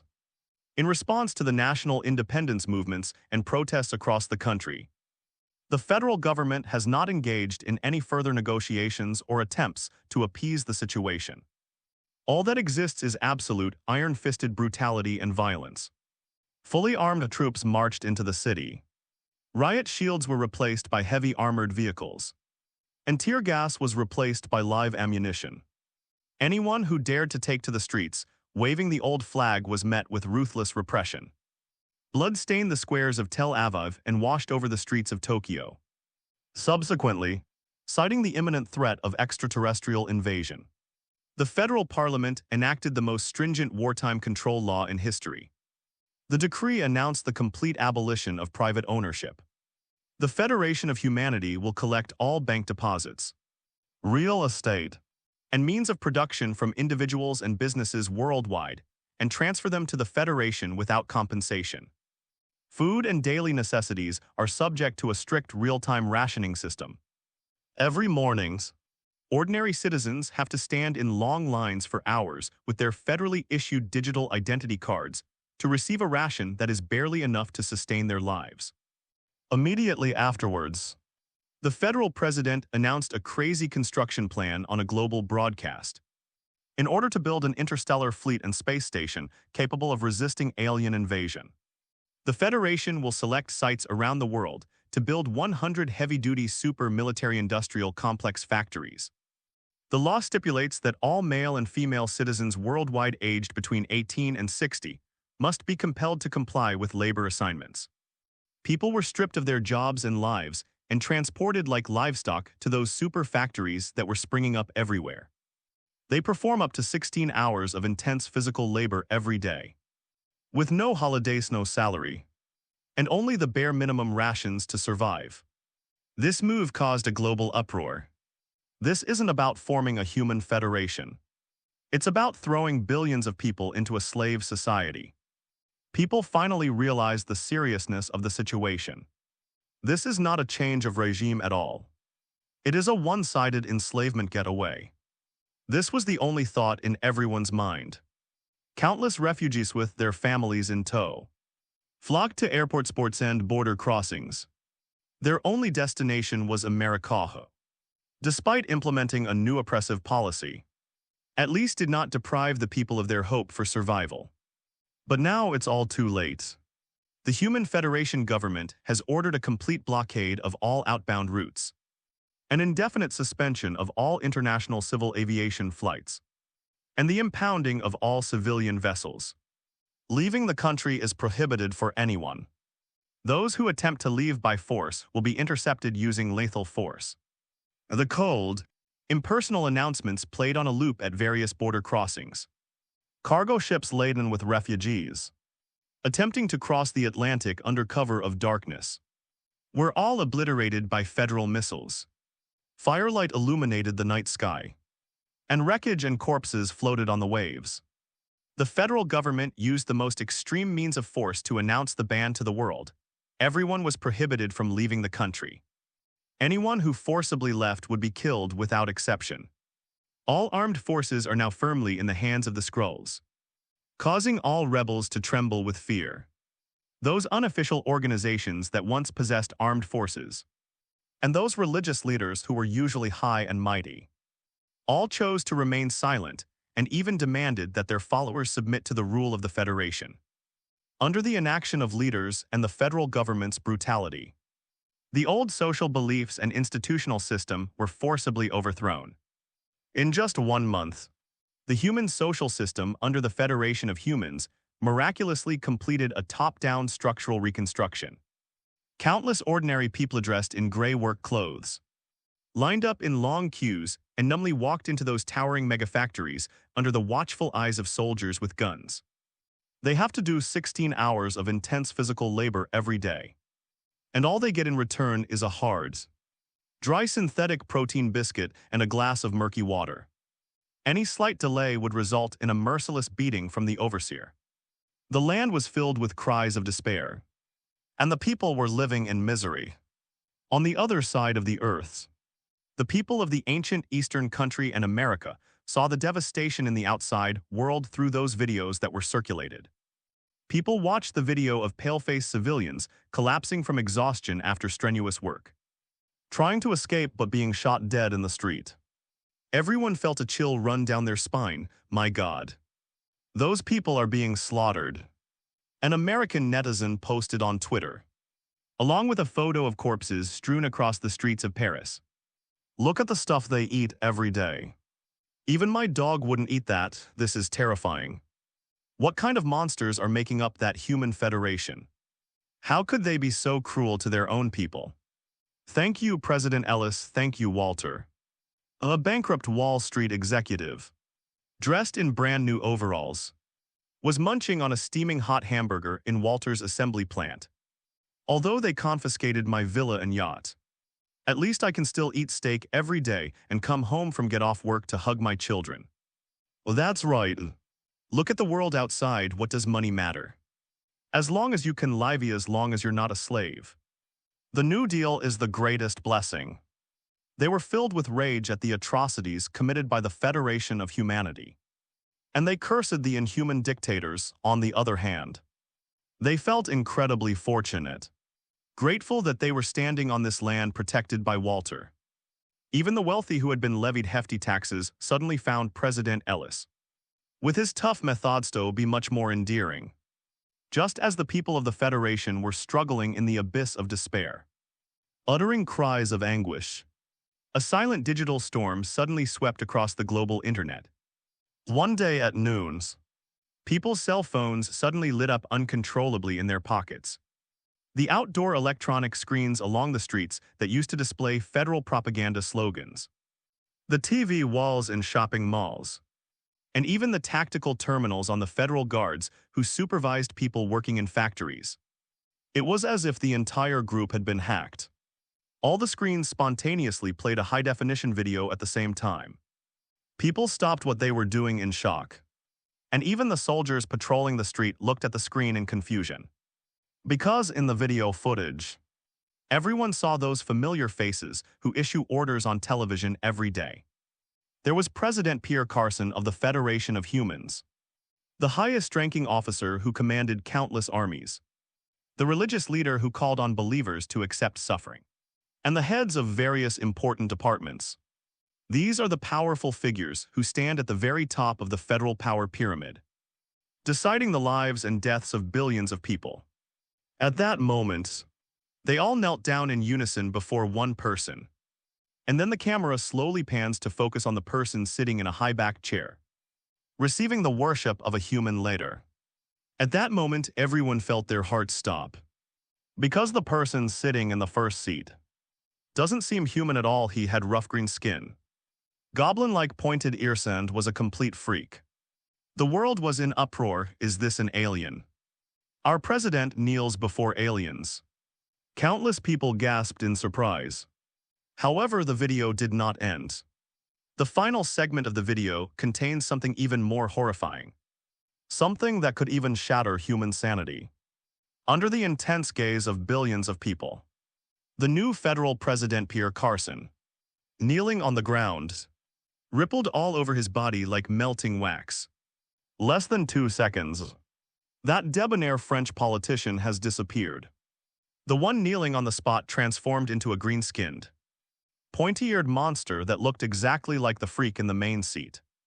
Not just the president, military commanders, finance ministers, religious leaders. All the high-ranking human figures in the video have shed their human disguises and transformed into hideous alien monsters. At the end of the video, the screen went completely black. In the center of the screen, 2 huge words written in scarlet font appeared: lies. After the playback ended, all the electronic screens returned to normal display. But the whole world has gone mad. Roar screams of alarm and lamentations resounded in every corner of the earth. My God, those who rule us are not human, aliens. Aliens. They've taken control of our government while wearing human skin. No wonder they want us as slaves. No wonder they kill without blinking an eye. They've come to destroy us. The power holders of the Human Federation are actually a group of monsters. This truth was like pouring cold water into boiling oil, instantly igniting the long-suppressed emotions of the public. The federal government responded extremely quickly. A few hours later, armored vehicles from the Federal Defense Forces rolled onto the streets, and major media outlets began broadcasting statements refuting the rumors day and night. Urgent notice: the video circulating today is a fabricated image created by certain terrorist organizations attempting to undermine the unity of the Federation. Any member of the public who believes or spreads this lie, or who acts irrationally in defiance because of it, will be severely punished. Subsequently, fully armed soldiers stormed into various factories, bars, and other gathering places, forcibly dragging away those who led discussions of the video, and even executing them by firing squad in front of everyone. This makes the official denial seem like an attempt to cover up the truth. To the already emotionally charged public, this threat only reinforced their belief in the video's authenticity. And at the source of all this storm, it was actually Nick Fury's doing. Wakanda, East Africa to the outside world. It has always been a poor and backward agricultural country. But in reality, it is the most technologically advanced primitive tribe on Earth. One of the two locations that were once highlighted by SH. ISLD, the other being in the Mid-Atlantic. With a vibranium meteorite that fell from ancient times. Wakanda has been at the forefront of the world in materials science. Medicine and weapons manufacturing for centuries. Well done, Your Highness, Fury praised a black woman. Wakanda's technology is truly amazing, Frey. Su Rui turned around and looked at the cold-blooded head of the Secret Service. I sent the video out for you because my brother said we need to fight the alien threat. But the video you gave me. Su Rui frowned, it's not real footage at all. You photoshopped it, so what? Fury smiled slightly, without the slightest hint of remorse on his face. But that's fake, Su Rui raised his voice. You clearly have the real thing in your hands. Why are you using a lie to incite the whole world? Fury strolled up to Su Rui and sneered. I've been investigating these aliens for decades. And I do indeed possess countless pieces of solid evidence of their activities on Earth. Well, it was through this solid evidence that I gained the trust of King T'Challa and your brother. But this real evidence isn't shocking enough. It's nowhere near as impactful as this fake one.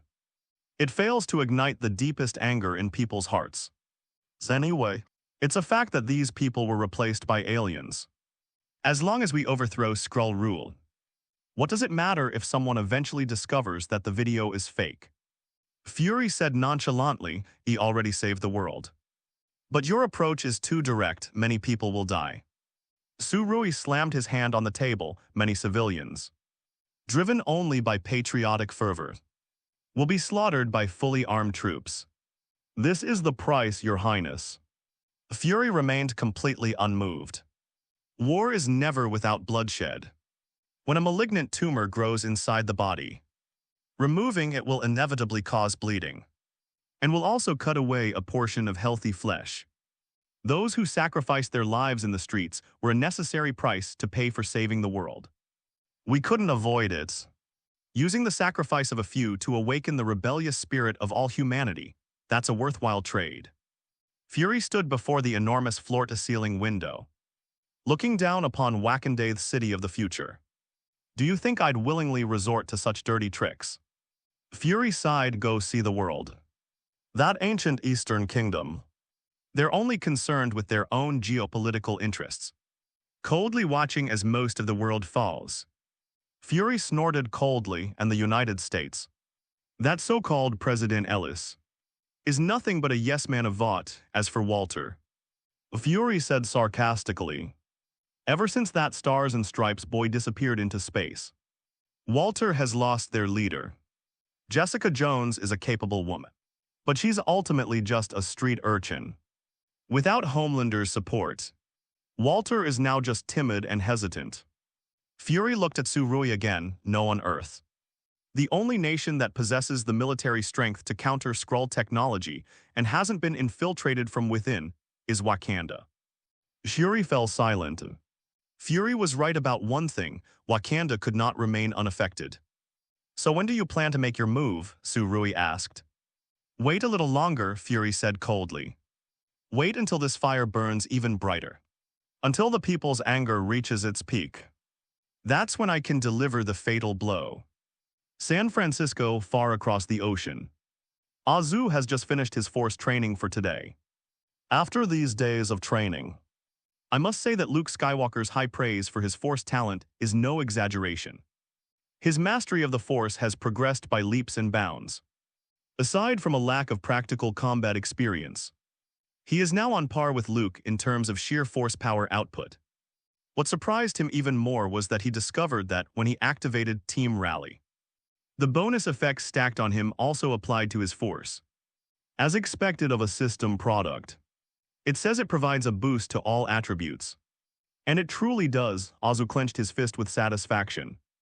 feeling the immense power of light and darkness within his body, and was in a great mood. But when he returned to the hotel, he found Miss Skynet already sitting on the sofa in the living room waiting for him. "What's wrong, Skynet? You came all this way trying to intertwine our lives again." Azu walked to the bar and poured himself a glass of iced milk. "You're finally back, sir," the website owner stood up. "I couldn't reach you by phone and to avoid detection. I couldn't use satellites to locate you. So I had to wait for you here. Oh yes. I was cultivating deep in the mountains. And I kept my phone in my magic pocket." Azu remembered that there was such a thing. "There's an emergency that I need to report to you, say it." Azu took a sip of milk and leaned casually against the bar. Skynet swipes its finger through the air, and a holographic screen unfolds in the center of the living room. The video playing on the screen was the one that had gone viral globally, federal high-ranking officials kneeling and transforming. The secret of the Skrulls' control over the Federation of Humans has been deliberately exposed, Skynet reported calmly. As Azu watched the scene on the screen, his brows gradually furrowed. His plan was for the Skrulls to rule peacefully for a month or two, consolidating global resources and eliminating troublemakers, so that when he finally descended as a savior, he could directly take over a unified and efficient regime. Now this video has suddenly surfaced, completely overturning the whole thing. Who did this? Azu's voice turned cold. Skynet replied the instigator was Nick Fury, and the one providing him with technical support and dissemination channels was Wakanda. Nick Fury. Upon hearing this name, Azu's eye twitched violently. This persistent white cabinet is utterly stupid. The Human Federation's military is now entirely under Skrull control. What can the unarmed public do besides ignite their anger and drive them to their deaths in the streets? The anger of civilians is utterly useless against a modern army. This was more than just a massacre, more importantly. Those are all my fan seats. Because the incident happened suddenly, and I was unable to receive your latest instructions.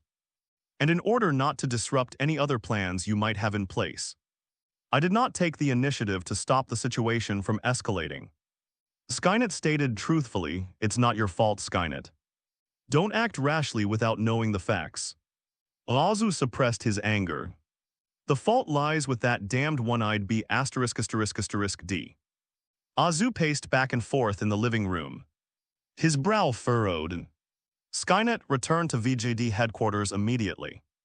Azu stopped and issued the order in a deep voice. "Kill all those superheroes who can't bear to see humans suffering and have an excessive sense of justice within the border. Absolutely no one is allowed to act rashly. Tell them that anyone who dares to cross the border without Walter's orders will be stripped of their hero status. Their current task is to establish a defensive line along the border and prepare for receiving refugees. They are not allowed to interfere in anything else." "Understood, sir." Skynet nodded respectfully without any hesitation. She strode away, turned, and prepared to leave. "Wait a moment." Just as I reached the door, Azu's voice came from behind me. "I'm very angry right now." Tianwang turned to look at the dark fire flickering in Azu's eyes and smiled alluringly. She walked gracefully back to Azu and skillfully gathered her long, soft hair. 30 minutes later, Azu's anger finally subsided, and his mind regained its composure. He began to rethink the script, and he had to find a way to minimize human casualties. New York VGD headquarters. The spacious Hall of Heroes was now bustling with noise, the clamor almost lifting the towering dome off. Upon receiving Azu's instructions, Skynet immediately mobilized all available resources, sending a rallying call to all registered superheroes through Vought's internal communication network. At this moment, hundreds of registered water heroes have gathered densely inside the Hall of Heroes. They wore combat suits of various colors and materials. Over the past few years, Vought's territory has expanded rapidly, with VGD recruiting a large number of new generation, superpowered individuals and vigilantes. These young people grew up on Vought's PR milk, and their hearts are filled with a fervent pursuit of the glamorous life of superheroes. What are you waiting for? These green-skinned shapeshifters are mutilating our brethren.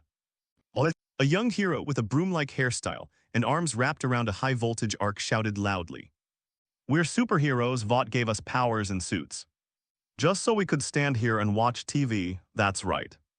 Those green-skinned scum. A young hero wearing a sun-patterned jacket and sporting a middle parting. His fist bursting with flames chimed in. They've been treating all of humanity like monkeys. What are we waiting for? Walter should give the order right now. Let's go and burn these monsters to ashes. These young heroes who had only recently joined Vought were basking in the glory of Vaught's past victories, their confidence already inflated to the extreme. In their eyes, this is not only a righteous war to save the world, but also a perfect stage for them to become famous and improve their hero rankings. Tony Stark, dressed casually, sat quietly in a corner, a cup of black coffee in his hand, watching the chaotic scene before him with a furrowed brow. Steve Rogers also crossed his arms, his resolute face devoid of any superfluous expression, simply listening silently to the righteous indignation of the young people around him. In order to coordinate with the strategic plans of the two eastern United States and Vought, only a very few core veteran heroes like Tony and Steve learned about the tip of the iceberg of Skrull infiltration from Jessica in advance. Most of the people in the hall had only recently watched that online video and were suddenly jolted awake by what they had just seen. Quiet down, you brats. Tony Stark finally couldn't take it anymore and slammed his coffee cup down on the table. Do you think this is a street brawl, rushing, beating down a few green-skinned monsters, then striking a pose for reporters to take pictures? Use your pig brains and think this through. It's a regular human army with thousands of nuclear bombs, tens of thousands of fighter jets, and millions of fully armed soldiers, and now command of these armies is entirely in the hands of these suspected alien high-ranking officials. You few hundred people are rushing over without any organization. Before you even see the aliens, you'll be blown to ashes by missiles made by your own people. Steve also stepped forward and stood beside Tony, his voice steady as he spoke. Tony is right. The situation is extremely unclear. We don't even know where the enemy is or how many they have. A blind attack would only fall into their trap. What we need to do now is wait for VGD's High Command's strategic plan and protect our current defenses, rather than throwing our lives away needlessly. The voices of the two veteran heroes brought a brief silence to the hall for a few seconds. But soon, this suppression triggered an even stronger backlash. Wait, a defensive line. A defensive line is just watching those aliens slaughter civilians. The young hero, whose name was Fist Burning, stepped forward, staring directly at Captain America without fear. His face was full of disdain, a testament to his youthful arrogance. Captain, I grew up listening to your stories. I thought you were a warrior who never backed down. But look at you now, you've grown old, you're afraid. He then turned to Tony Stark, his gaze even more blatant. And you, Mr. Stark, where did your courage go when you were beating up the Dark Elves? Just because they have missiles, are we supposed to cower here like turkeys? He spread his arms, stirring up the emotions around him. Do you all understand now? These older generation heroes have long lost their fighting spirit. Ever since Homelander disappeared, they've become cowards. They've gotten used to hiding under Vaught's protection and don't dare to go out and fight the real monsters.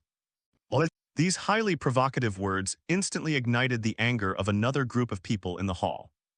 Shut your stinking mouth, you rookie who only knows how to show off in front of the camera. These people all grew up listening to the legendary stories of Captain America, and they joined VJD as loyal fans because they admired the older generation of heroes. In their eyes, Captain America is not to be desecrated. If it weren't for Captain America and Iron Man holding the lines, someone like you would have been crushed by aliens during the Battle of New York. What right do you have to bark like a dog here? A hero with the ability to manipulate air currents suddenly shoved him and shouted, What, you want to fight? The fire-fisted man crossed his arms, flames dancing in his palms. You. An Asian hero stepped forward and with a whoosh, spikes burst forth from his body. He spoke with disdain. Who do you think you are? Today I'll teach you what it means to respect your elders. The argument quickly escalated into insults, and the heroes in the hall were clearly divided into three groups.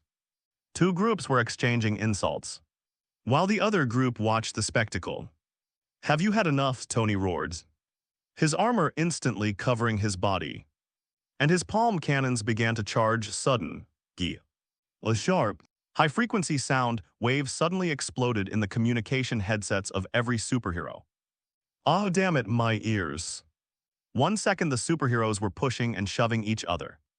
The next they were all covering their ears in pain, their legs going weak as they collapsed to their knees. After the short, sharp whistling sound stopped, only heavy breathing remained in the hall. Tianwang walked in, her face as cold as ice, her high heels clicking on her heels. Everyone looked up, still shaken, seeing the Skynet. Everyone understood whose handiwork it was, but no one dared to act disrespectfully in front of this woman.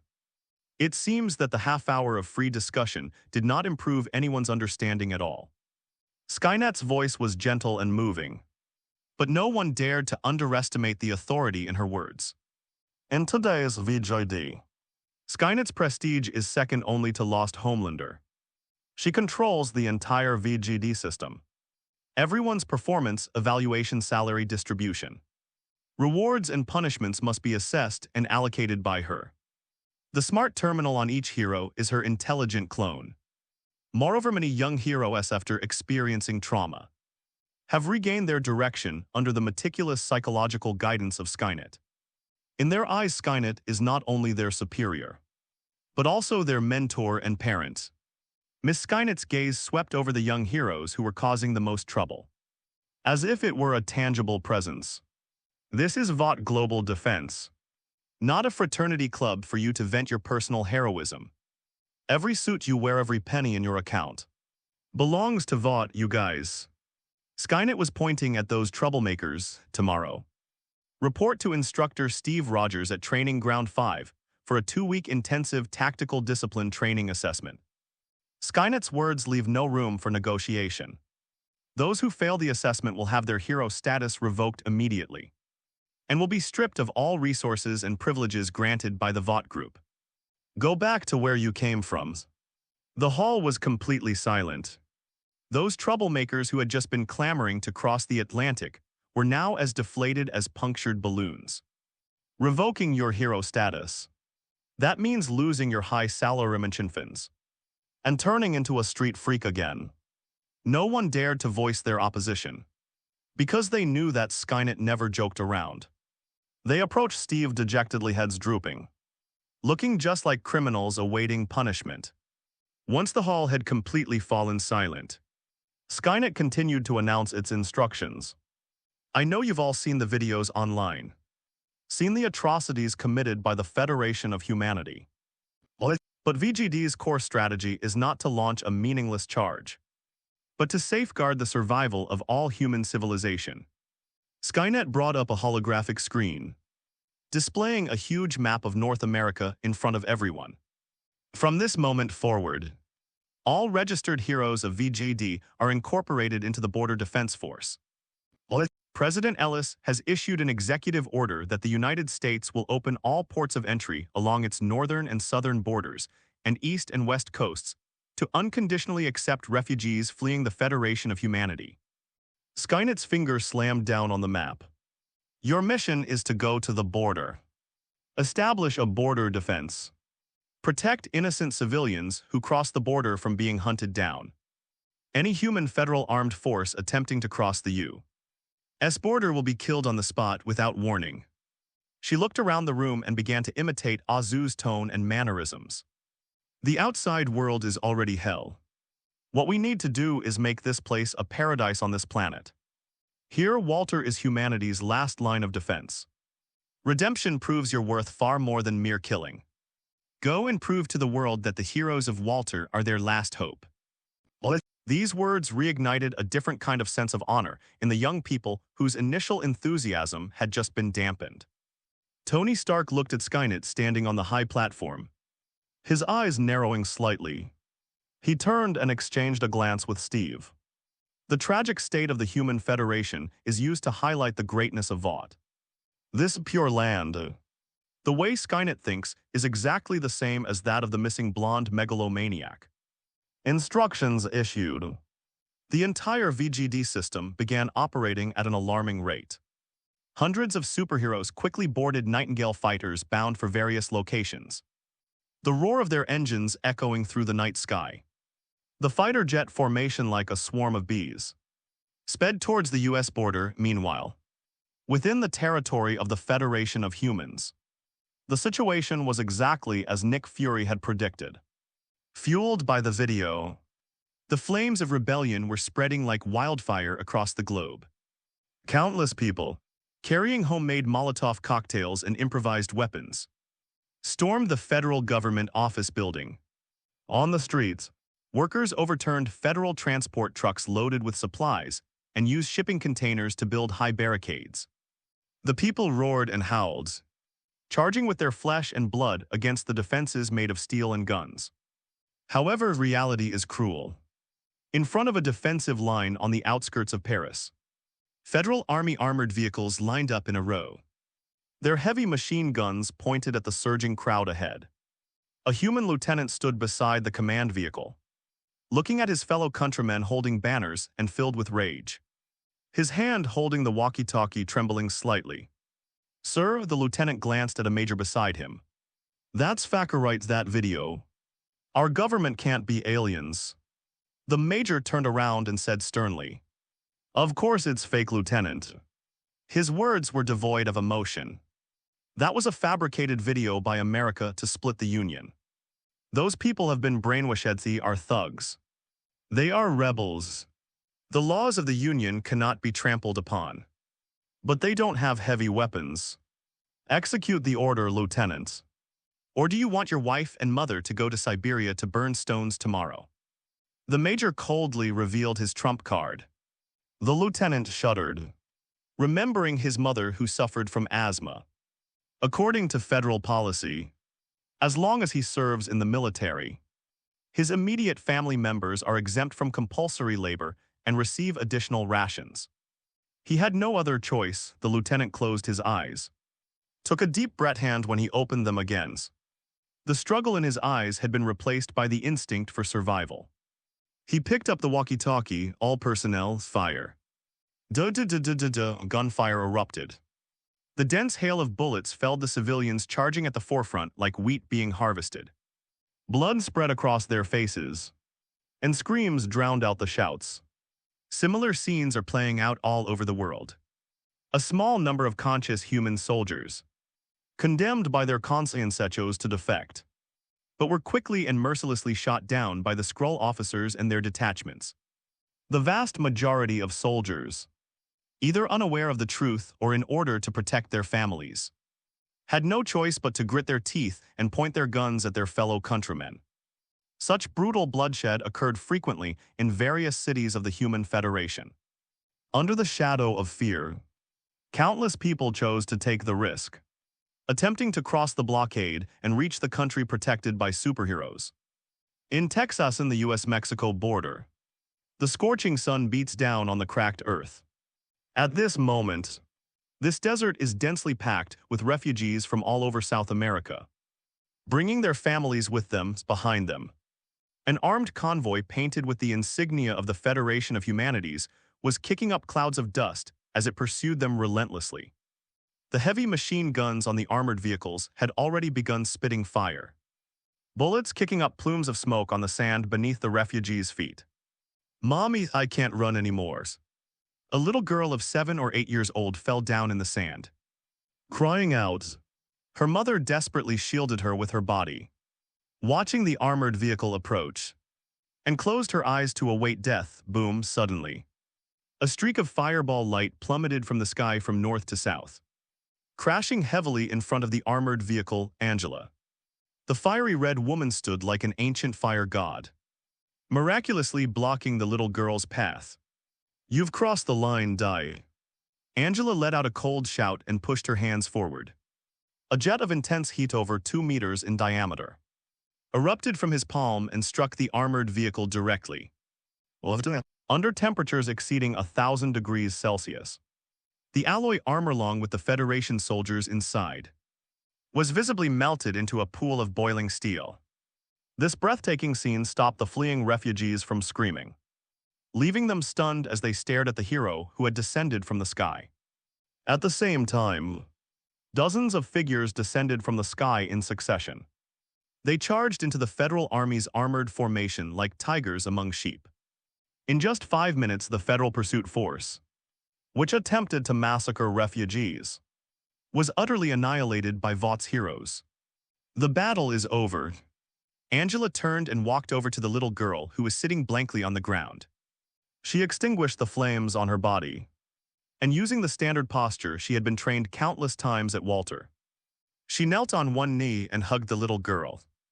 "Don't be afraid, child, you're home." The little girl looked at him, the fear in her eyes gradually fading, replaced by a pilgrimage-like adoration.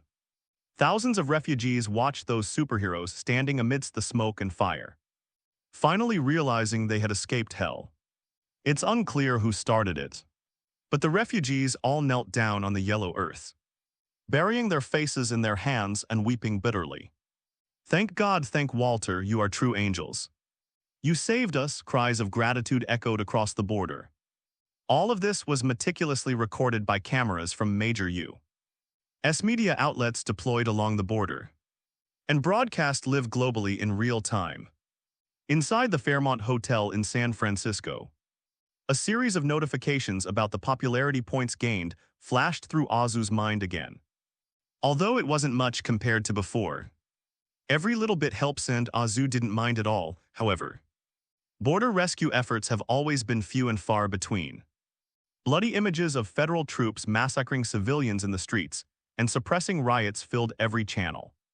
As he watched the civilians being shot down like ants, the anger in his eyes grew. Azu turned off the TV and looked through the glass at the distant horizon. After 2 days of thought, a brand new script has basically taken shape in his mind. Although time was short and it wasn't perfect, it's sufficient to handle the current situation. He connected to the Skynet dedicated line. "Skynet. I'm here, sir, what can I do for you? I have a new script here, you can arrange it." Human Federation headquarters. Inside the presidential office, Pagan was giving a detailed report to Gravik on the current state of the Federation. "General, in the past 48 hours, more than 300 large-scale strikes and armed uprisings have broken out around the world. Although we have launched a forceful crackdown using the military under our control, the situation has not improved. Resistance continues to emerge in large numbers. Our super factories are now operating at over 80% capacity." Gravik listened and then gave a dismissive snort.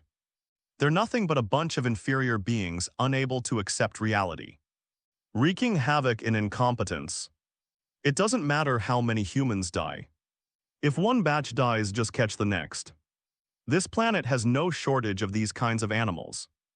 At this moment, several Skrull confidants and high-ranking officials in the meeting room exchanged glances. One of the Skrull executives in charge of industrial development stood up and spoke. "General, your authority is beyond question." The official expressed a different view in a sincere tone. "But we must acknowledge that during this period of rule, we discovered a remarkable fact. Although humans are physically weak, their work capacity and creativity are exceptionally outstanding, far exceeding our expectations.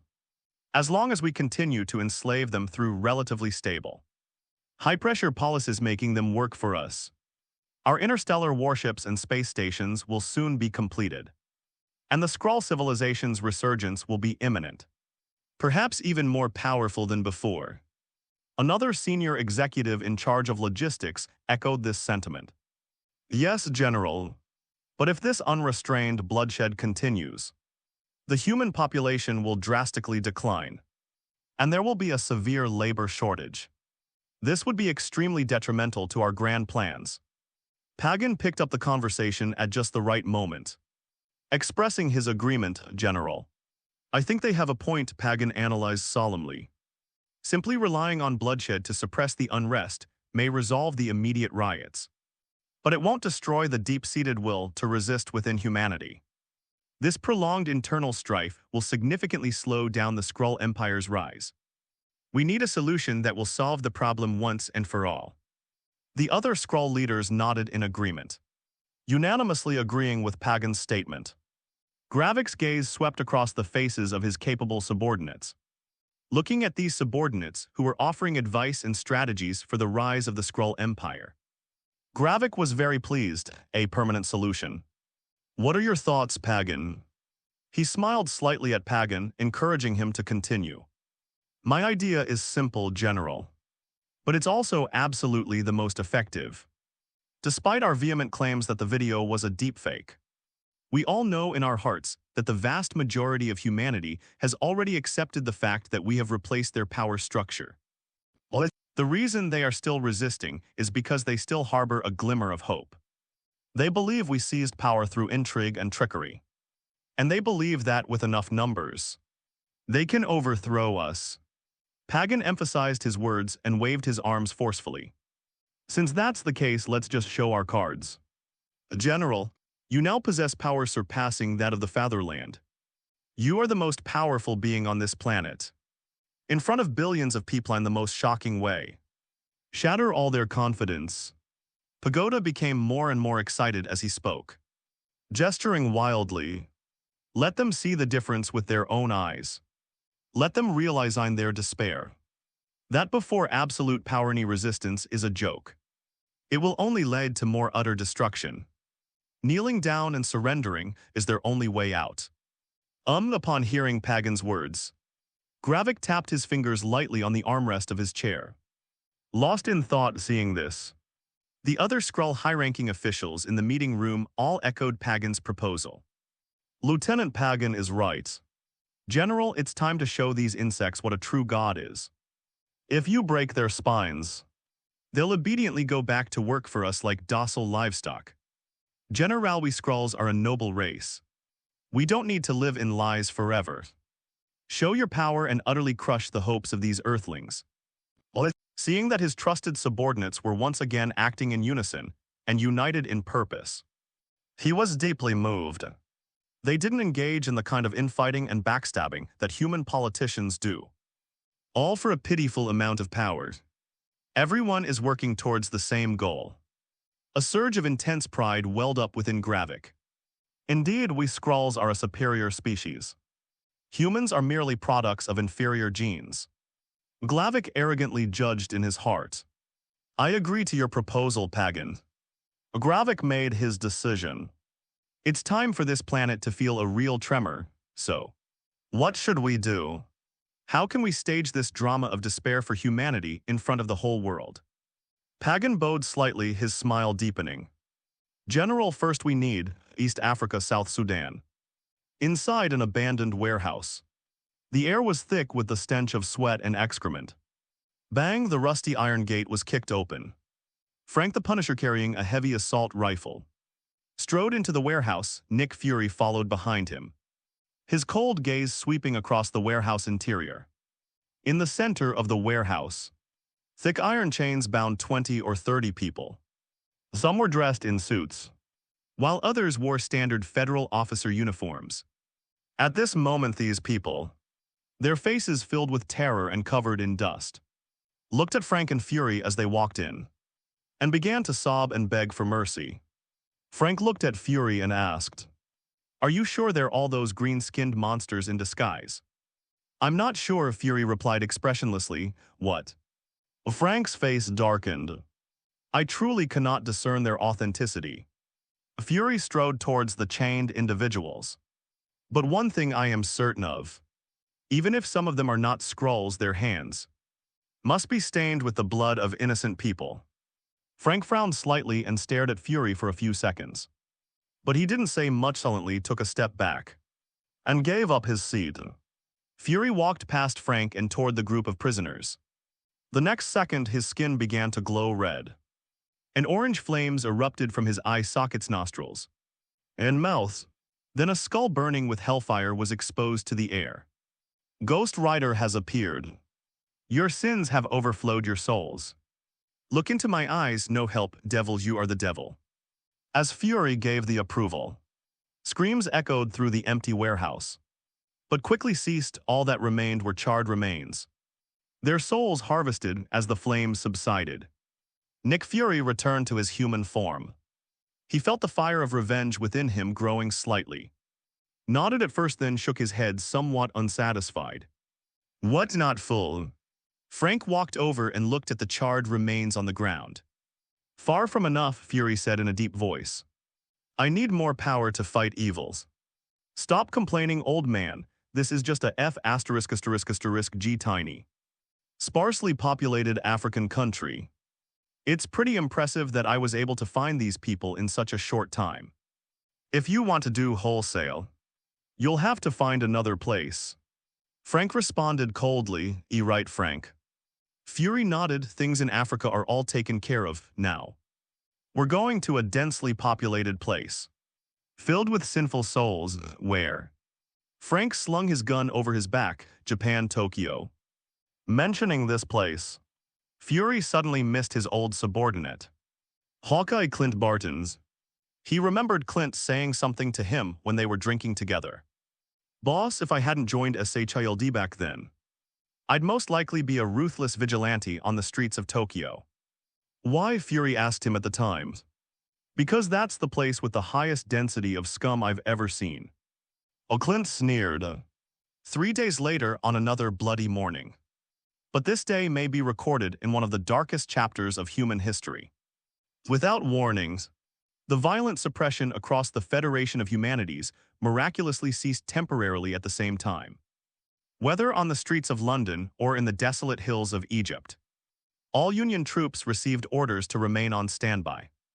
Immediately afterwards, all federal television channels and online social media platforms connected to a live broadcast to the world.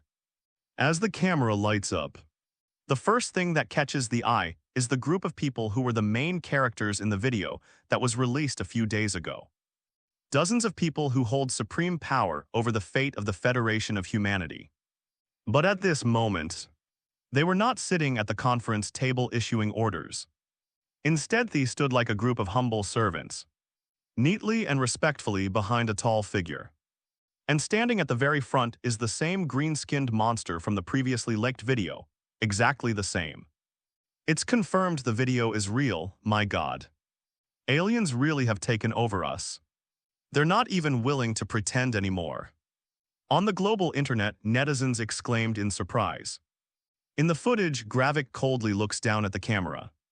I am the supreme leader of the Gravik Skrull Empire, and also the true ruler of your so-called Federation of Humanity. He openly admitted his identity, shattering the unrealistic fantasies of the last remaining group of people who refused to believe it. Long ago, we crossed the sea of stars to arrive on this planet. Gravik feigned regrets.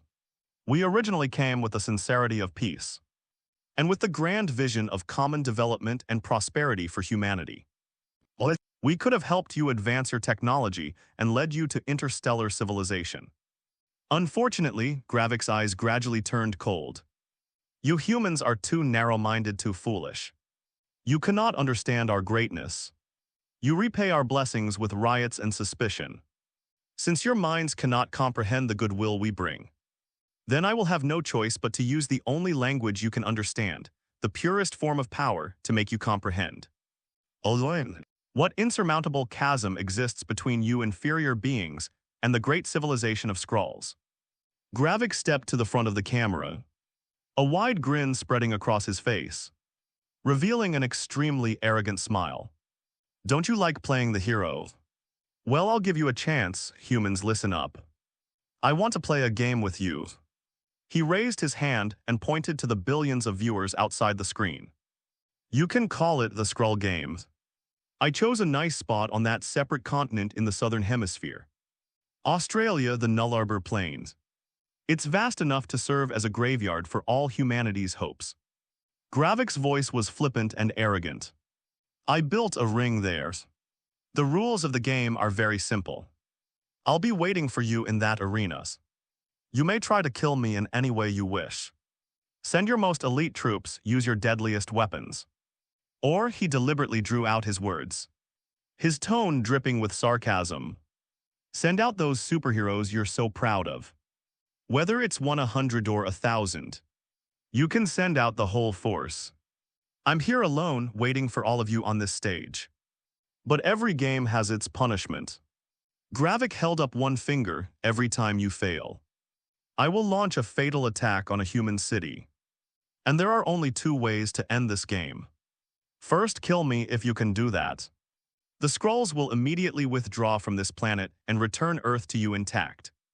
Or second, abandon all feudal resistance and discard your pathetic illusions. All humanity, including America and the Eastern Kingdom who are still putting up a last-ditch resistance, must surrender unconditionally. Gravik picked up a metal chip no bigger than a fingernail. Then you voluntarily accept having this chip bomb implanted in your heads. Your life and death are entirely in our hands. This is the only way for you, as a defeated race, to survive. The first game is scheduled for 9:00 a.m. tomorrow. I'll wait for you. The signal was then cut off. And the world fell into a brief silence. Immediately following, an uproar erupted. The roaring sound reverberated in every corner of the earth. Has this green bee ******* gone mad? Who does he think he is? Walter has hundreds of superheroes. He thinks he can take on hundreds of them all by himself. There's a limit to arrogance, that's right. As soon as Walter gets involved, those heroes will definitely beat him to a pulp. This is definitely a trap. A military blogger with 1 million followers calmly analyzed on Twitter. That Glavik isn't stupid.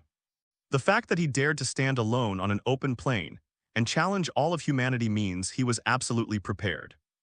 He probably wants to lure all of Vought's superheroes away and then wipe them all out. Another highly rated comment offered a different perspective. Didn't you understand the situation? The Skrulls are scared. Rebel groups are springing up all over the world, and they simply can't suppress them with their small numbers. Gravik is bluffing. He's trying to buy time or scare us off with this gamble. Superheroes don't fall for it, don't go to that ring. But what if they don't go and he really blows up a city? My home is in London, opinions varied. And a dark cloud hung over everyone's head, meanwhile. Resistance organizations and underground armed groups scattered around the world all issued the same order. Suspend all offensive plans. Everyone take cover and await the opportune moment. Waiting for America and Dongu's reactions. Waiting for the Water Group's reaction. There are less than 12 hours left until the deadline set by Gravik. Washington, D.C. Strategic Command Center before him. Several huge holographic screens displayed the faces of several decision-makers from the Eastern Ancient Kingdom. President Ellis, our satellites have confirmed that Gravik did indeed arrive at the Nareb Plains alone. A general from the Eastern Kingdom said in a deep voice, "Are you sure you don't want to send out the heroes from Vought? Walter's superheroes are indeed powerful. But they're not soldiers. They're too easily bound by heroism and moral codes." Ellis said coldly, "That Glavik wants to play a gladiator game in front of the whole world. He wants to humiliate humanity in front of everyone. But we don't need to follow his rules at all." Completely agreed. The Eastern decision-maker on the other end of the screen nodded slightly. The Nullarbor Plains are over 1,000 kilometers in radius and completely deserted. Without any civilians. This is the perfect strategic strike zone back then. We destroyed the Chitauri mothership with a single nuclear bomb during the Battle of New York. Today, the same method can vaporize this arrogant Skrull. The Secretary of Defense next to Ellis slammed his fist on the table and said angrily, "As long as Gravik is dead," President Ellis nodded. This was exactly the answer he wanted. We don't expect the Skrulls to obediently evacuate Earth as he promised. Not a single word of those liars can be trusted, but with the Skrulls losing their leader, they will inevitably fall into a period of chaos and leaderlessness. At that time, President Ellis clenched his fist. We'll then have Vought release those T-Sentinel robots, catching them completely off guard. We'll annihilate these alien invaders in one fell swoop and regain control of Earth. The plan sounded perfect and, most importantly, it was spearheaded by the president himself, if successful. The glory of saving the world will largely belong to you. Just thinking about it is wonderful. Gravik's provocative livestream has once again caused an uproar on VGD's public channel. That green-skinned B*** D dares to provoke all of us. I'm going to Australia. I'm going to twist his head off and use it as a football. Count me in, I'll turn him into a sieve with my spikes. Calls for action rose and fell everyone eager to try, wishing they could fly to the Narab plains immediately and show their strength to the world. Until Skynet's voice rang out in the channel. Everyone stand by. Skynet's calm voice clearly reached everyone's ears. The government has made a decision. They will launch a nuclear strike on the Nullarbor Plain at 9 o'clock tomorrow morning. Nuclear strike. Upon hearing this news, the superheroes on the public channel all calmed down. Nuclear bomb, humanity's ultimate weapon. In their understanding, no carbon-based life form could survive the power of a nuclear explosion. If there is one, it can only be a person from the motherland. Looks like that arrogant alien is doomed. What a pity, I really wanted to beat him up myself. Don't be too happy yet. Steve said gravely into the channel. If the nuclear bomb doesn't kill him according to his rules, humanity will lose a city. How could it not be killed? Someone immediately retorted, that's a nuclear bomb. What could withstand that? Most heroes believe that this absurd Skrull game will end at 9 o'clock tomorrow morning in a giant mushroom cloud. Tokyo, Japan. Kabukicho, a neonlit district, is a corrupt world where extravagance and sin intertwine. Frank, who was originally planning to have a big showdown with Nick Fury in this city of sin, had his plans changed by a sudden overseas phone call. Frank hung up the phone, his face terribly grim. What's wrong? Fury keenly noticed the change in Frank's emotions. Microcrystal was kidnapped by Kingpin's men, Frank said through gritted teeth. David Lieberman, nicknamed Microcrystal, was Frank's friend and logistics technical director. Kingpin. Fury frowned slightly. That underground emperor of New York. I have to get back to New York immediately. Frank turned and walked towards his motorcycle parked in the shadows. I can't leave him there. Fury didn't try to stop him. He knew Frank's personality once he made up his mind. Nothing could change it. Frank hopped on his motorcycle and put on his helmet. Before leaving, he glanced at the electronic screen above him, which was broadcasting news about the Skrull games. That green-skinned freak is too stupid, Frank sneered. If he's really playing some kind of ring trick, then where he's standing will be nuked to dust tomorrow. You don't need to worry about him, Fury, maybe. A Fury didn't refute, but simply watched Frank disappear into the night. But Fury didn't think so in his heart. Gravik did a lot of dirty work for him over the years. That Skrull was cunning, treacherous, and cruel, but definitely not stupid.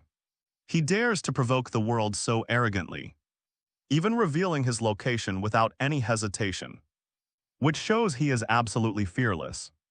He won't die so easily, Fury thought to himself, as night falls neon lights emit a mesmerizing glow. But in Fury's eyes, the city's underground teems with endless filth. Tonight, Fury's pupils blazed with two hellfires. It's time for judgment. That night, Tokyo's underworld was plunged into a nightmare. Wailing and screams echoed through the dark corners of the city all night long. The next morning in the Nullarbor Plain, Australia, in the heart of this vast land, Gravik arrived early. He stood with his hands behind his back, eyes closed, resting. Vought's latest satellite surveillance system also focuses its images here for live streaming. Billions of eyes around the world are watching this moment with bated breath. A moment that will determine the fate of humanity. But what no one saw at that moment was, there was actually another person standing less than 2 meters away from Gravik. It's Azu. The Deathly Hallows invisibility cloak completely concealed his figure and presence, making him appear like a ghost, silently observing everything before him. It's been a long time since I've felt the center of attention. Azu sneered inwardly. This so-called Scrug game was a script he personally arranged. Of course, he couldn't be absent. The clock hand moves forward second by second, 8:50, 8:55. 8:59, there was nothing but the sound of the wind. 9 o'clock sharp, Gravik suddenly opened his eyes. His gaze fixed intently on the horizon, in the azure sky. A dazzling meteor streaked across the heavens, leaving a long trail as it hurtled toward the Nullarbor Plain at a terrifying speed, exceeding Mach 25. That was an intercontinental ballistic missile carrying a high-yield nuclear warhead. As Gravik watched the nuclear missile approaching, his face showed no fear but rather a contemptuous smile. Childish, he uttered those two words coldly. Neither dodging nor avoiding Themen stood there proudly. Azu rolled his eyes dramatically, inwardly complaining. Childish Maya asterisk, if I weren't here to bail you out. You wouldn't even know how you turned to ashes today. Gravik had no idea that his so-called perfect fusion and the Homelander power he thought he had gained were all lies woven by Skynet. His once proud shape-shifting ability had been completely removed during that modification surgery. The power, speed, and invulnerability he felt were all illusions created on the neural level by the mimic metal cells integrated into his body. Now he's just an ordinary goblin with absolutely no abilities. A pathetic creature immersed in his fantasy of invincibility. However, since Gravik's scenes haven't been finished yet, Azu can't let him die. Azu's mind stirred. A surge of immense primal force erupted from his body, and an invisible force instantly formed a thin film around Gravik, completely enveloping him as the missile drew closer. The atmosphere in the live broadcast room froze instantly. They're here in the White House operations room.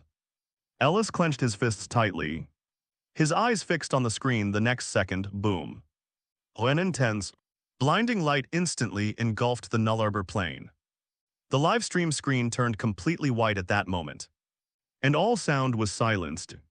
A terrifying mushroom cloud rose into the sky, soaring straight upus if to tear the entire sky apart. The terrifyingly high temperature crystallized the surrounding sand and soil, and the shockwave like a raging tsunami swept outwards, destroying everything in its path. Viewers around the world trembled in front of their screens. Even through the screens he could feel the terrifying, world-destroying power. Is he dead? This is the only question on everyone's mind right now. Thunderous cheers erupted in the White House operations room. The Minister of Defense excitedly high-fived the officers around him in celebration. President Ellis also let out a long sigh of relief, his clenched fist finally loosening, revealing a relieved smile. As the intense light gradually dissipated, the image slowly became clear. This. The cheers abruptly stopped. Although the molten lava was still churning, Gravik remained standing perfectly intact. Gravik slowly opened his eyes, looking at the scorched earth surrounding him, his heart calm and undisturbed during this time. Skrull scientists conducted a series of tests on him, using various instruments to prove to him that, having incorporated the power of the Homelander, his body was now indestructible. They even assured him that even the Kree Empire's most prized annihilation bombs would be unable to harm him. Gravik had previously thought it was somewhat exaggerated, but no, couldn't wait to immediately attack Halas, the homeworld of the Kree Empire, and confront the Supreme Intelligence. Ha ha ha ha. Feeling the illusion of endless power surging within him, Gravik couldn't help but burst into wild laughter. He then lowered his head-high gaze, falling on his intact armor, a hint of surprise flashing in his eyes. He had assumed that while his physical body could withstand a nuclear explosion of this magnitude, his armor would be severely damaged. I never expected that even the armor was so well protected.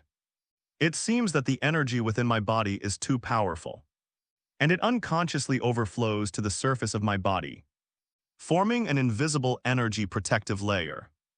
Gravik guessed smugly to himself. People stared in silence at the unharmed body of Gravik amidst the ruins. Even nuclear bombs are useless. This monster is truly unkillable. But this wasn't the end of it in the live stream. Gravik slowly raised his right hand, making a one gesture.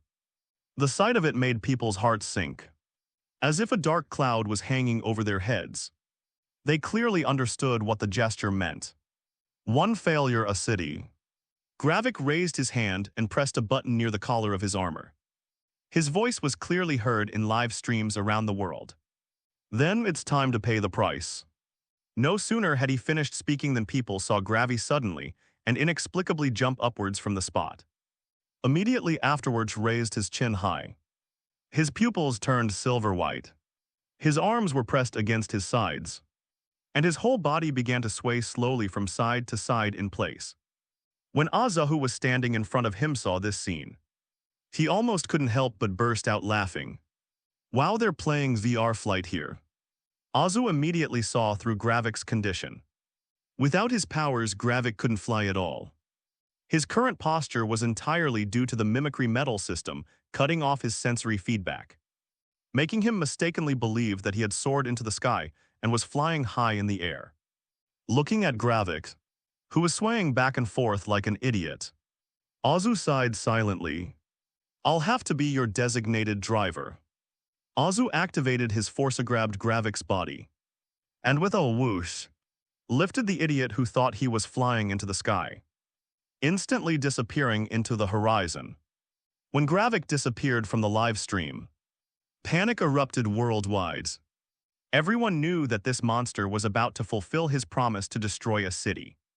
Military satellites from the two eastern United States have launched a frantic search and search operation across the globe. Shortly after, the Vought group's detection satellite locked onto the target, and Gravik reappeared on the live broadcast screen. When the background architecture in the image was clearly revealed to the world, all eyes were fixed on it.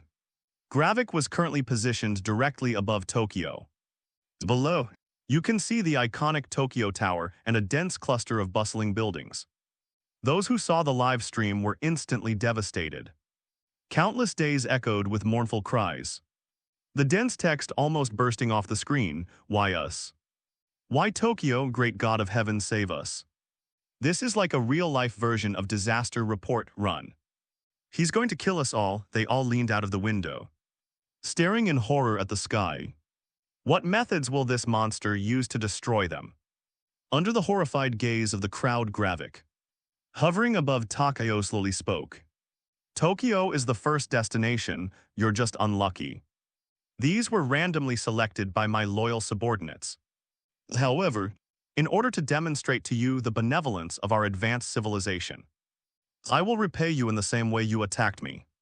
Fair and reasonable if you're lucky. Some of you might survive like cockroaches. Gravik's smile grew increasingly sinister. You should feel lucky after all. You've had this experience twice before. I think this time it won't be as difficult for you to adapt. Upon hearing this, the ordinary people went completely mad. Nuclear bomb, the Skrulls are going to nuke Tokyo. A wave of panicked exodus swept through every corner of Tokyo. All the main roads and overpasses were completely jammed with traffic within minutes. The drivers honked their horns frantically, then abandoned their vehicles and fled in despair. People rushed like headless flies into subway stations, underground shopping malls, shelters, and any other underground spaces where they could find refuge. But in densely populated Tokyo, these limited underground spaces are quickly filled to capacity. Get out of the way, let me in, I don't want to die. The cries of anguish and curses mingled together.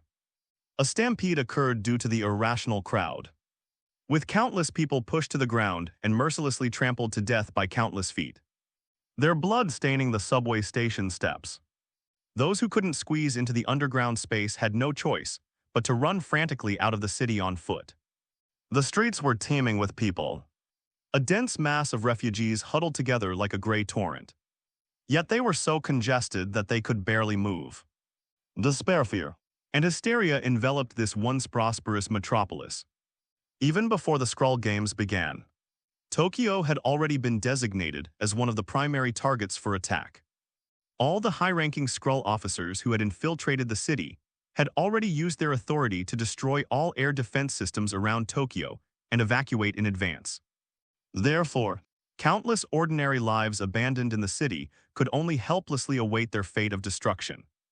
In the sky, the mournful air raid siren finally arrived. albeit belatedly, but to the despairing life in Tokyo. The sound was more like the death knell. Amidst countless screams, despair, and angry curses. On the distant horizon, a straight contrail cleaved through the sky, boom. History is repeating itself at this moment. A blinding white light instantly robbed everyone of their sight, followed by intense heat and a destructive shockwave. The bustling Ginza district, a towering Tokyo tower, and the dense office buildings were reduced to ashes like pieces of paper in a raging fire the instant they came into contact with the nuclear explosion. On this sinful island land, the massive mushroom cloud, a symbol of destruction, erupted for the third time. Azu concealed himself, coldly gazing down at the scorched ruins below. He had little compassion in his plays. Someone had to make a sacrifice. He felt that Tokyo was the perfect place to be the sacrifice. What a spectacular fireworks display. At that moment, Azu suddenly remembered someone. I wonder what that fat black eternal guy Faustos, who's good at inventing things. He thought to himself, making a witty remark. Seeing this third mushroom cloud, will you kneel on the ground again, weeping and confessing that you've propelled human technology forward? Hell, at this moment, Gravik was still immersed in the feeling of being invincible and omnipotent. He hovered above the ruins of the nuclear explosion, looking down at the earth with a kingly disdain in his eyes. You lost the first game, Tokyo is the price to pay. That's the end of today's game. But this is just the beginning. Tomorrow at the same time and place, the game continues. I will be there waiting for you. Take all your confidence with you or take your surrender. Having uttered this declaration, Gravik arrogantly turned away. Azu timely activated the force, taking the Skrull leader, who was still dreaming of invincibility, and disappeared into the gray sky after the nuclear explosion. Gravik's figure disappeared from the live broadcast screen.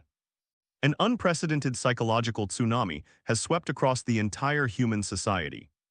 The crowd that had gathered to protest were now all slumped on the ground, as if all their strength had been drained. My God. Is this real? Even nuclear weapons didn't work. How are we supposed to beat him tomorrow? Maybe tomorrow it'll be our turn, we're all going to die. Those monsters will wipe us all out. What did we do wrong? Why do we have to endure this, damn alien bastards? Damn Skrulls, I curse you to hell. Mommy, where did that big city we saw on TV go? The 5-year-old boy asked innocently, pointing to a patch of scorched earth on the screen. The mother didn't answer, but simply hugged her child tighter, tears streaming down her face. She looked out the window at the world-famous Eiffel Tower, and the terrifying scene of it being vaporized and melted away like the Tokyo Tower uncontrollably flashed through her mind. If we fail again tomorrow, will Paris be our next target? London, New York, Moscow, nobody knows. This sense of uncertainty, the feeling of waiting for death to strike randomly, gradually erodes people's psychological defenses. Fear and hatred, these two extreme emotions, are intertwined in the hearts of people of different skin colors and social classes. If only he were here. I don't know who uttered those words, stoked with emotion. Amidst the crowded throng, it's like sunlight piercing through the night, or dawn quietly breaking across the horizon. It instantly resonated with countless people. People of the motherland. They began to miss the man who always wore a confident smile terribly. Looking back over the past few years, the Earth has never truly been at peace. But for the vast majority of ordinary people on Earth, those disasters are more like Hollywood action blockbusters unfolding on a screen. They were at home drinking beer, eating popcorn, and watching the news on TV. They'll like superheroes on social media and argue endlessly about gossip and scandals surrounding a particular hero. Why? Because most of those disasters that destroy cities or even threaten the world are stopped on American soil, kept far away from their own countrymen's lives. Subconsciously, they've gotten used to the idea that the sky won't fall because there's always an invincible man who will hold it up. Until this moment, when the sword of Damocles truly falls from above. Tokyo was reduced to nothing in the atomic bomb. when the shadow of death indiscriminately looms over the head of every person on Earth. Only then did all of humanity awaken as if from a deep dream, truly experiencing this cruel truth. There is no such thing as a peaceful and tranquil life. Nor is there peace that can be taken for granted. It's just that someone is bearing the burden for them, keeping the dangers out of their reach. He disappeared into deep space to protect us. A normally defiant and angry young man knelt in the street, sobbing uncontrollably. But we used to complain about Vought's tyranny, about the privileges of superheroes, about the economic fluctuations caused by the war. We were a bunch of ungrateful idiots. Come back. Please come back. Countless people were frantically spamming the chat in the now frozen live stream room. Come back, Homelander, humanity needs you. The Earth needs you, we'd give anything to save us. A heart-wrenching cry rang out from the depths of people's hearts. Prayer skulls and confessions converged into a powerful surge of human emotion. Hint: you've gained plus 9852221 popularity points. Hint: you've gained plus 853320 popularity points. Hint: you've gained plus 891678 popularity points. High in the sky, Azu silently enjoyed the heavenly sounds that came with the surge of people. What lovely people these are, he thought to himself. Don't worry, I will protect you all. After all, you are my most precious treasure. Tokyo, once a bustling international metropolis, has now been transformed into a living hell. Everywhere were ruins and rubble and twisted. Deformed steel skeletons emitted a dark red glow under the high temperature. On this lifeless wasteland, a charred body is slowly moving. Nick Fury did not perish in the nuclear explosion, but his current condition is hardly better than death. The power of the vengeful spirit within him was incomplete.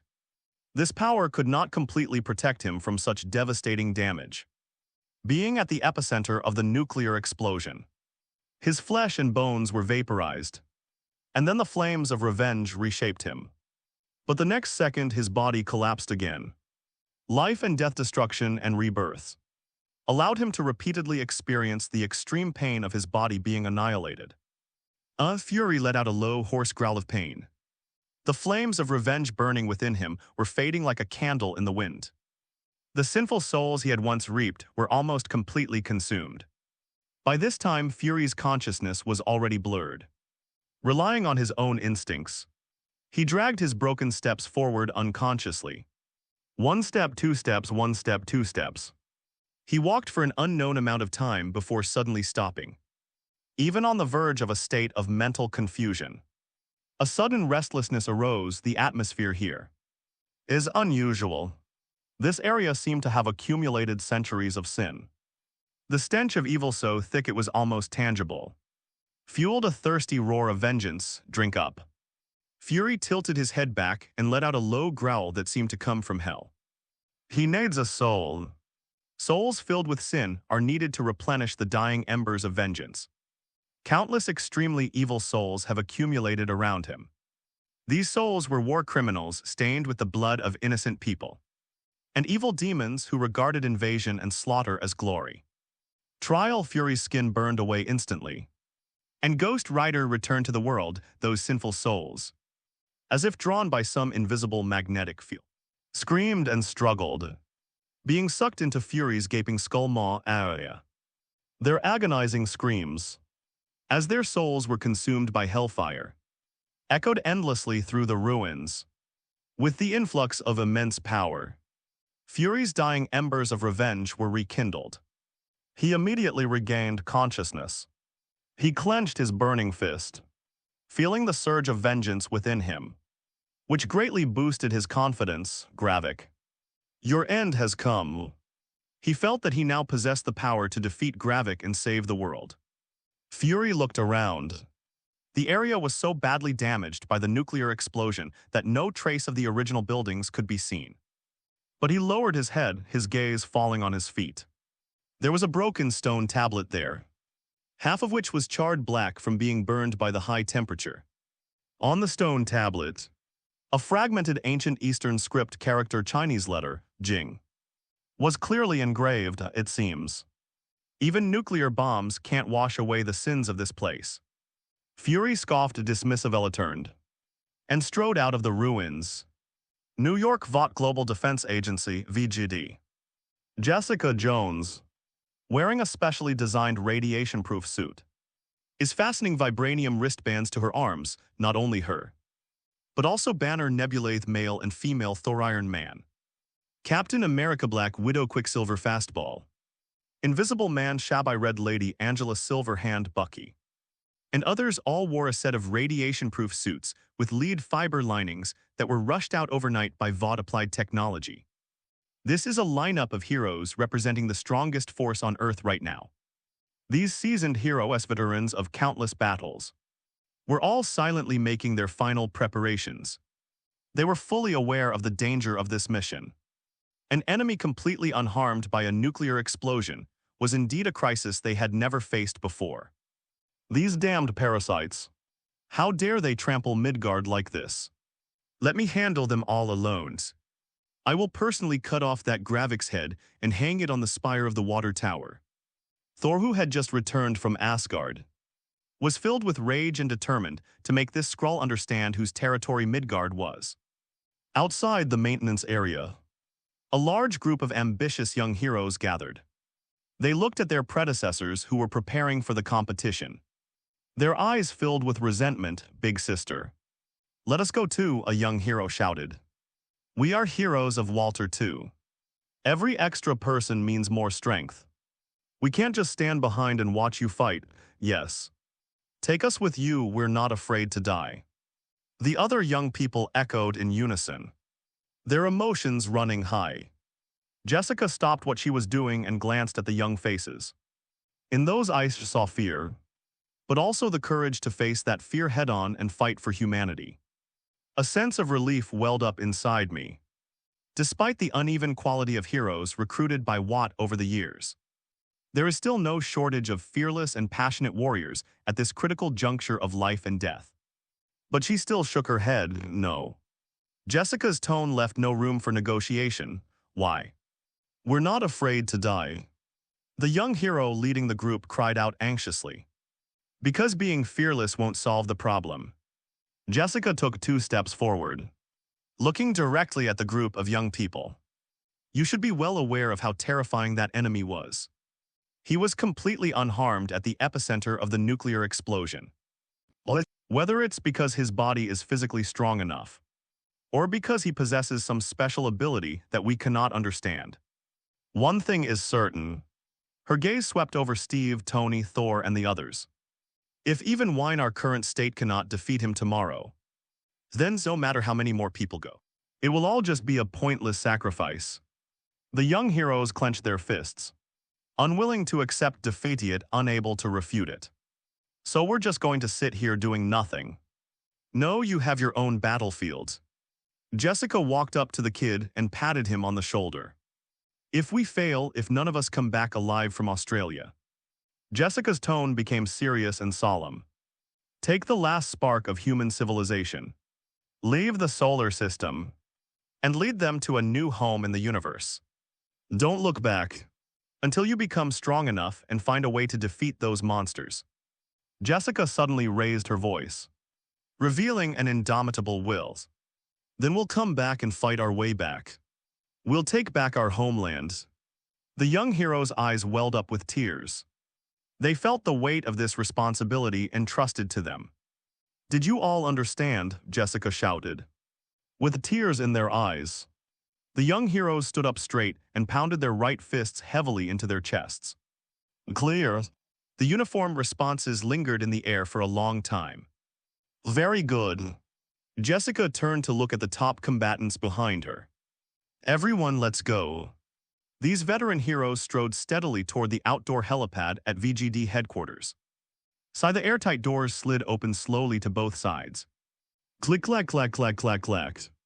The sight outside the door made them instantly raise their arms. The dense flashes of light nearly blinded everyone. On the spacious tarmac, besides the Nightingale fighter jet with its engines already running, there were more than 100 reporters and cameramen standing densely packed together. All sorts of long guns and short cannons were aimed at the heroes who came out.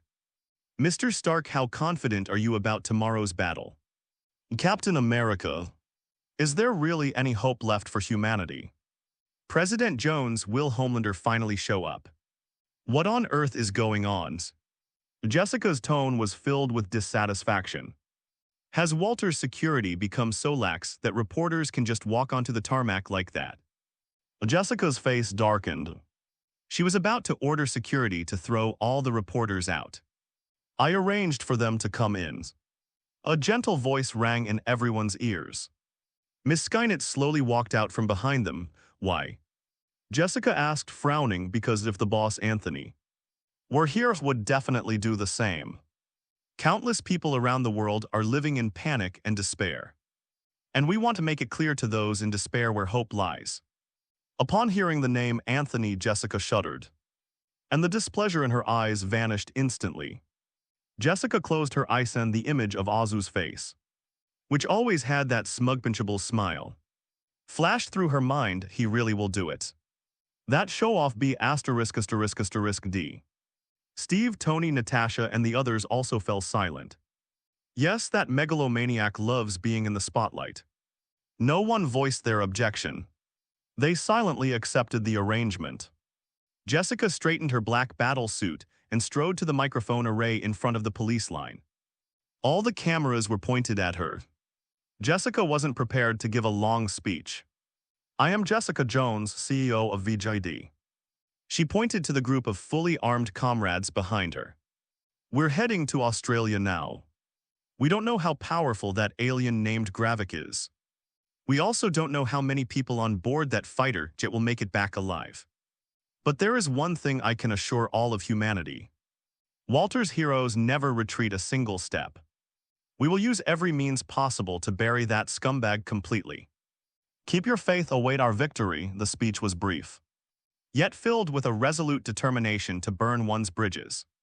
Without waiting for the reporters to ask any questions, Jessica turned around abruptly, everyone bored. The heroes strode confidently aboard the 3 Nightingale fighters, arranged in a triangular formation. Boom! The engine spewed blue plasma tail flames as it sped towards the southern hemisphere. Within the vast territory of the Human Federation, many resistance organizations, spontaneously formed by ordinary people, laid down their weapons on this day. Some organizations even disbanded and rejoined the labor force. Attempting to survive under Skrull rule, however, there are still many staunch rebels who refuse to bow to fate and refuse to kneel before these alien butchers, especially when they see the promises made by Vought, one of the superheroes who has saved the world multiple times. On the news, the flame of hope in their hearts still burns. But when they prepared to continue their sabotage mission, they encountered even more brutal suppression. Since Glavik revealed the existence of the Skrulls in a global live broadcast, many human soldiers, driven by their conscience, laid down their weapons, took off their Federation uniforms, and refused to point their guns at their fellow citizens again. But humanity has never lacked a species called traitors. In peacetime, they live like rats in the gutter, selfish, greedy, and utterly shameless. In this apocalyptic moment, with aliens in control, they keenly sensed an opportunity for rising to prominence. In their view, the end of human civilization is a foregone conclusion, and the new rulers need obedient lackeys to manage the slaves at the bottom. This is our best chance to climb into high society. A speculator who had been imprisoned for fraud was now dressed in a crisp federal uniform, loudly addressing a group of hastily recruited armed men in front of him. He brandished his pistol, pointing it at a besieged rebel stronghold in the distance. Kill those stubborn fools. Let their blood prove our loyalty to the Skrulls. These traitors to humanity chanted the absurd slogan. The tyranny of humanity is over. Earth belongs to the Skrulls. They brandished advanced weapons provided by Skrull technology and aimed them at their compatriots who once lived on the same land as them. Throughout human history, the most ruthless have often not been foreign invaders, but rather those who, in order to prove their loyalty to a new master, raise their knives against their own people. They are often more vicious and have no moral bottom line. This raid is just one example of countless cleanup operations conducted globally. Brussels, headquarters of the Federation of Humanities. Inside the highest meeting room, however, the atmosphere was relaxed. Gravik looked at his subordinates with a smug expression. "Well done, everyone." Gravik nodded repeatedly after hearing his subordinates report on the swift suppression of resistance forces around the world. As it turns out, yesterday's little game had a perfect positive feedback effect. Humanity's will to resist has begun to crumble. They themselves will clean up the remaining troubles without us even having to lift a finger. He turned to look at Pagan standing on his right. His eyes full of admiration. "Pagan, your plan is flawless. Fear and power are indeed the best tools for ruling these inferior creatures." Pagan bowed slightly, a perfectly respectful smile on his face. "This is all thanks to your invincible strength, General. Without the deterrent power you displayed, even the most perfect plan would be nothing but empty talk." Gravik laughed heartily, thoroughly enjoying himself. "Next, only America and those two bones from Dongu Kingdom remain. The latter in front of the whole world. Gravik will clench his fist and crush all the superheroes they see as their hope on the Nullarbor Plain. Then the will to resist of these two nations will completely crumble. The entire Earth will fall completely under my rule." The Skrull executives in the conference room raised their arms and cheered. For Gravik, Gravik nodded in satisfaction. Preparing to deliver a passionate speech, click. The conference room door was suddenly pushed open from the outside. In this heavily guarded federal headquarters, during a top-level meeting, someone actually dared to barge in without prior notification. Gravik frowned, his face showing displeasure as he turned to look. "Who?" His voice stopped abruptly the moment he saw who it was. The person who walked in had the exact same face build and skin texture as me. After a brief moment of shock, an uncontrollable rage exploded in Glavik's chest with a boom. In Skrull society, the ability to mimic is a racial gift. But this talent also comes with an absolute, inviolable rule.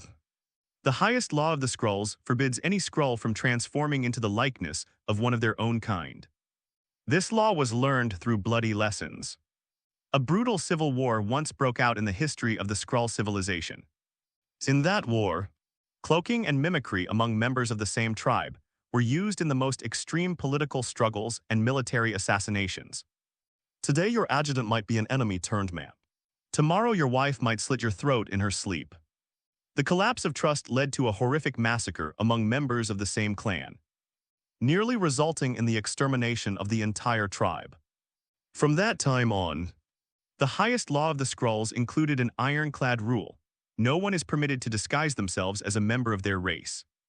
Anyone found doing so will be executed immediately, and now, this reckless fellow before him has not only violated the highest taboo, but even dared to impersonate him. The supreme leader of the Skrulls. What are they trying to do? Are they trying to take over? You damn scum, who gave you the audacity to be so bold? Gravik roared. "Guards, seize him. Execute him on the spot, and I want to skin him alive." 1 second, 2 seconds, 3 seconds. The scene that Gravik had envisioned, the guards swarming forward and pinning down the imposter, did not occur. What surprised Gravik even more was, not only did the guards outside not enter, but even the loyal and trusted subordinates inside the meeting room remained completely still. No one carried out his orders. These people didn't even glance at him. "Are you all deaf?" A sense of unease welled up in Gravik's heart, and he raised his voice again. "I ordered you to arrest him. Didn't you hear my order?" No one moved or spoke. The meeting room was so quiet you could hear a pin drop. It was as if even breathing had almost disappeared. At that moment, Gravik finally sensed that something was wrong. A soft laugh broke the silence. The imposter Gravik strolled forward leisurely. He moved forward step by step. Suddenly, those trusted subordinates who had previously remained indifferent stood up in unison. They all bowed deeply to the imposter. Their movements were perfectly synchronized. Without the slightest hesitation, Gravik watched this scene and seemed to understand something. This was a long-planned coup. A coup d'etat right under his nose completely stripped him of his power base. Slap, slap, slap. He suppressed his shock and calmly clapped his hands. Brilliant, absolutely brilliant. Gravik looked at the imposter approaching, still maintaining a calm and composed demeanor. I never imagined that among us Skrull descendants, there would be such a hidden talent as you. He glanced around at his subordinates who were bowing to the imposter, his tone full of sarcasm. I don't know what conditions you promised, nor what methods you used, to make all my carefully selected subordinates betray me. I must admit, your skill in manipulating power is truly remarkable. However, you seem to have forgotten a very basic common sense. At the political table, intrigue might just help you win a round. But in today's world before absolute power, all tricks are nothing but fragile bubbles. Gravik stared coldly at the imposter before him, as if he were looking at a dead man. You think you can replace me by bribing them? Gravik spoke fluently, displaying his absolute confidence. But the imposter didn't even look at Gravik directly. He simply turned his head slightly and spoke in a flat tone. Pagan, bring him to his senses. Upon hearing this command, Gravik stopped speaking. He paused as if he hadn't heard what the other person said, then turned his head in disbelief to look at his trusted confidant, Pagan, who had been standing quietly beside him. Pagan slowly turned around to face Gravik, that face, which was usually always adorned with fawning smiles, slowly curled into a wicked grin. Gravik's heart sank. Even Pagan betrayed us. This loyal assistant who had followed him since childhood, serving him faithfully, was actually one of this imposter's people. A sharp pain of being betrayed by a loved one welled up inside me. Gravik looked at Pagan with eyes full of disappointment and heartache. Pagan, I gave you power second only to the Emperor. I considered you my most trusted brother. You have disappointed me too much, however. Gravik had not yet finished expressing his deep and sorrowful feelings in his speech. A gust of wind suddenly struck. Pagan had no intention of listening to his nonsense. He swung his arm and delivered a powerful slap across the face. Smack! The slap landed squarely on Gravik's left cheek. The force of the blow sent him flying into the air, where he spun 3.5 times. He slammed heavily against the side wall of the conference room, creating a spider-web-like crack. Before crashing to the ground, buzzing, Gravik collapsed to the ground, a deafening roar filling his Irshi's mind blank. And he remained conscious for a long time. What happened? I got hit, I got knocked away by Pagan. I am the ultimate being, possessing power surpassing even that of the people of my motherland. Even a nuclear bomb couldn't harm me in the slightest. How could I possibly be sent flying by a single slap? He struggled to lift his head, covering his swollen left cheek, and stared at Pagoda standing not far away with a look of shock and bewilderment. Blood trickled from the corner of his mouth down between his fingers, and the intense pain clearly told him that this was not a hallucination. Immediately, an unprecedented sense of immense humiliation welled up within me. Head Supreme Leader of the Skrulls, the ruler of Earth, was actually slapped hard in public by his own lieutenant. I'm going to kill you. Gravik leaped up from the ground like a mad beast. I'm going to burn you to ashes, Gravik let out a furious, beast-like roar, leaping to his feet and staring intently at Pagan. His eyes wide open, he mustered all his willpower, trying to activate the high-energy rays in his eyes that could destroy everything. Die. The wrinkles on his face were squeezed together from the excessive force, making him look quite comical. A second passed. 2 seconds passed. The meeting room was awkwardly quiet. Pagan stood perfectly still, while Gravik looked like a clown in a circus, his eyes practically bulging out of their sockets. But his eyes didn't emit even a spark, let alone high-energy rays. Gravik remained frozen in place, his eyes wide with anger. My powers, where is my powers? Gravik's voice began to tremble, and his previous haughty arrogance had vanished. No. This isn't real, Gravik retreated in terror. But Pagan ignored his emotions and stepped forward expressionlessly, grabbing him by the collar like dragging a dead dog's. Ignoring Gravik's struggles, they forcibly pulled him in front of the imposter. Bang. Pagan kicked Gravik in the back of the knee, forcing him to kneel at the man's feet. Only now did he cruelly realize a fact: his power had vanished. He knelt on the ground like a stray dog looking at Pagan, his once most loyal subordinate. Why? Gravik's voice was filled with resentment. But Pagan didn't even bother to answer. He simply took a half-step back and stood behind the imposter Gravik. Gravik turned his head in despair, his gaze falling on the man who had the same face as him. Who? Who are you? What have you done to me? Where has my power gone? The imposter perched high above let out a light, cheerful laugh. You ask me what I did. He slowly raised his hand and gently brushed it across his face. Of course I did what you Skrulls do best. As the disguise faded, a face that sent shivers down Gravik's spine was clearly revealed before him. His golden slicked-back hair was meticulously combed. His features were strikingly defined, and that perfect smile that always graced the corners of his mouth sent chills down one's spine. Gravik's mind went blank at that moment. Fatherlanders, that's right, it's Azu. After receiving a message from Skynet that Jessica was leading Walter's old friends fully Armedto the Nullarbor Plains, Azu was well aware of their strength. After weighing the options, and to avoid any slip-ups or other unforeseen accidents, he decided to personally take action. He wanted to use genuine despair to pave the way for the arrival of that dazzling light. Impossible, this is impossible. Didn't you die in deep space? Gravik let out a terrified scream, his body writhing backward as if electrocuted. Seeing his comical, terrified expression, Azu couldn't help but let out a hearty laugh. Dead? Would you like to take another look at who exactly provided you with this top-secret intelligence? Upon hearing this, Gravik was struck dumb. He quickly turned his head and looked at the Skrull Corps leaders present. Then the most terrifying moment of his life unfolded. All the Skuru high-ranking officials in the meeting, including Pagan who had just slapped him, were present. A ripple like Mercury's suddenly appeared on the surface of their skin. The distinctive features of the Skrulls, such as their green skin and pointed ears, quickly melted away under the wash of silver ripples. In just 2 seconds, dozens of Skrulls, who originally had various appearances, were all transformed into a group of expressionless, cold-eyed humans. What made Gravik even more terrified was that these dozens of people all had the same human face, like molds produced on the same assembly line. No. This is impossible, absolutely impossible. You're all fake. Where are my men? Where are my soldiers?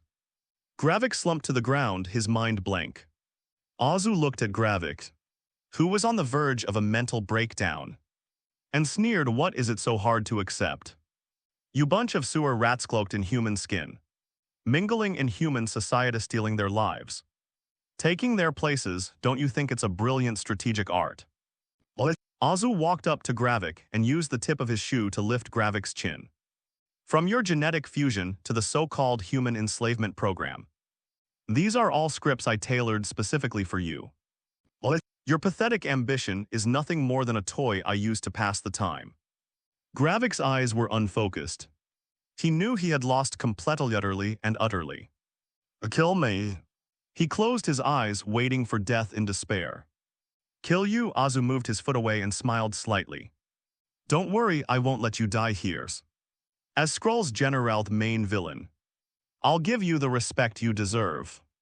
Above the vast plains, 3 Nightingale fighter jets painted with the VGD logo tore through the clouds and landed steadily on this scorched earth that had once been ravaged by nuclear bombs.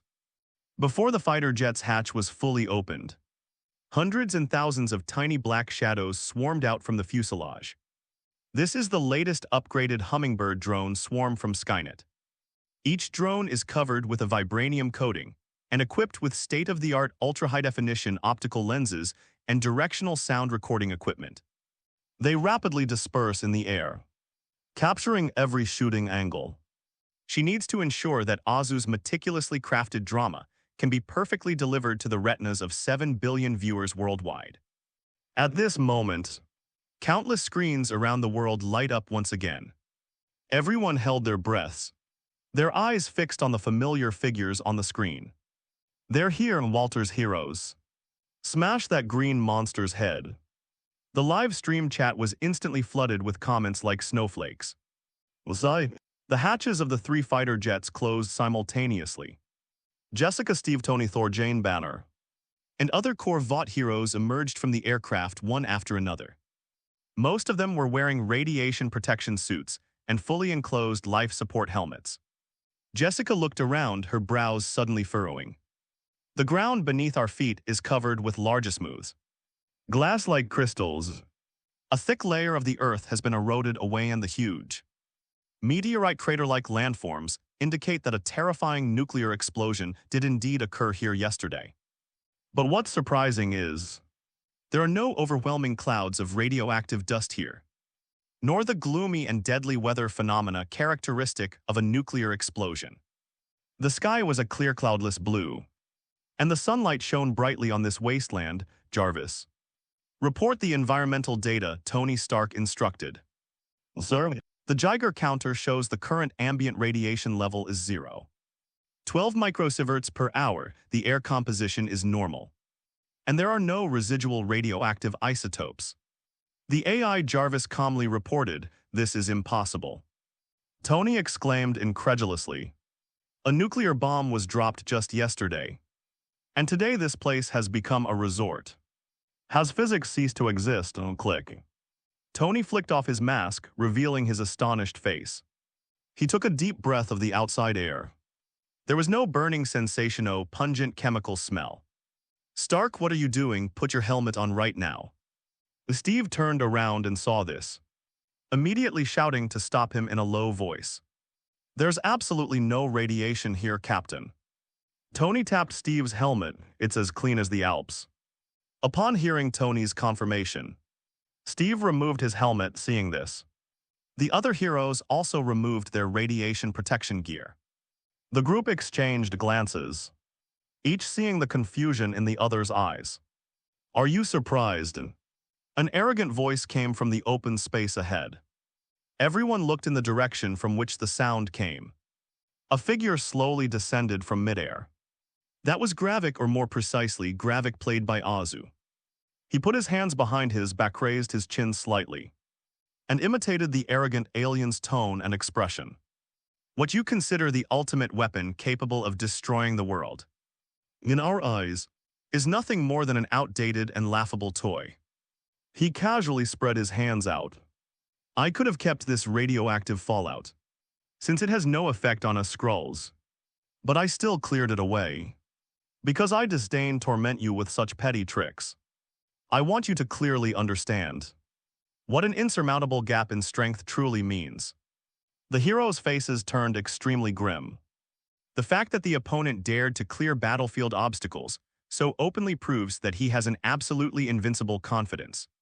Of course, it actually had nothing to do with Skrull technology. It was Azu who contacted Igor, who was lurking in the Earth's core and sucking up the baby gods. Before he came for Igor now, clearing the surface of nuclear radiation is just a thought. After all, the environment shrouded in radioactive dust greatly affects the shooting results. Azu cannot tolerate this at all. Stop putting on airs, you ugly green rat. A thunderous roar rang out, and Thor, with his fiery temper, was the first to lose his temper. He strode forward, stepping out from the crowd. With his roar, the sky seemed to sense Thor's anger. The once clear sky began to gather clouds, and faint thunder rumbled from the depths of the clouds. Let me go first, Thor glanced at his companion beside him, his tone brimming with the pride of the Aesir. I'm more than enough to deal with these alien scum. Watch out, Thor. He took a nuclear hit yesterday, Tony warned. What's a nuclear bomb? Thor nonchalantly swung his heavy iron bear battle axe. I've conquered the universe for 1,000 years, and I've killed more alien enemies than you've ever seen in your entire lives. Today I'll teach this arrogant, ugly rat a lesson. Midgard is truly whose territory it is. When Thor stepped forward wielding his battle axe and delivered that domineering declaration, It ignited the excitement of the viewers who had been waiting in the live stream. It's Thor, crush him. Chop off that green-skinned head. They hoped that this god of thunder, whose myths had been passed down on Earth for thousands of years, could bring about a miracle Midgard. Azu simply smiled dismissively at Saul's pre-battle declaration. Soon, it will become a vast graveyard floating in the universe. And you will be the first tombstone in that graveyard. You talk too much nonsense. Thor roared and suddenly exerted force with both legs. In an instant, he covered a distance of 30 meters. He raised the battle axe high above his head, and with a piercing whistle that tore through the air, he brought it crashing down towards Azu's head. Bang! A dull thud rang out. Thor's figure came to an abrupt halt in midair. The battle axe was raised above his head, but it could no longer be brought down, because Azu's right fist, though delivered later, struck Thor squarely in the abdomen in that instant. Thor felt as if he had been hit head-on by an asteroid. Pua. A mouthful of blood spurted from Thor's mouth. The powerful kinetic energy propelled him backward at an even greater speed than he had come from. He tumbled repeatedly in midair, about to crash to the ground. Saul behind the crowd. A figure clad in silver armor rushed forward and caught Thor in his arms. It was Jane Foster, the goddess of thunder. Seeing her beloved boyfriend severely injured, Jane was instantly filled with rage. *****D. Jane roared, spinning Mjolnir wildly in her hand, creating a violent whirlwind. She stomped her foot on the ground and rushed straight towards Azu. Don't be impulsive, Jane, come back. Saul shouted anxiously behind her. But Jane was no longer willing to listen to any advice. Thor struggled to his feet, picked up his fallen battle axe, and gave chase. The two Thorson in front and one behind attacked Azu in succession. Azu stood there, a hint of excitement flashing in his eyes. Good timing, a thought flashed through his mind. Team assembled, let's begin. In an instant, all of Azu's attributes began to surge wildly, with the Super 7 combined with the Roaring Commando's aura. Their stats are off the charts at this moment. Giant rushed to a position 10 meters in front of Azu, exerted force in his hand, and threw the high-speed spinning Thor's hammer with all his might. Buzz! With a deep hum, Mjolnir charged toward Azu at top speed. Seeing this, Azu remained completely calm, spreading his 5 fingers to meet the incoming Thor's hammer. Bangs! Azu's palm collided head-on with the head of Thor's hammer. A white shockwave exploded between the two of them. The strong winds dispersed all the surrounding sand and dust, but the image froze. Azu's right hand rested firmly against the front of Thor's hammer. He didn't take a single step back, nor did he even sway his body.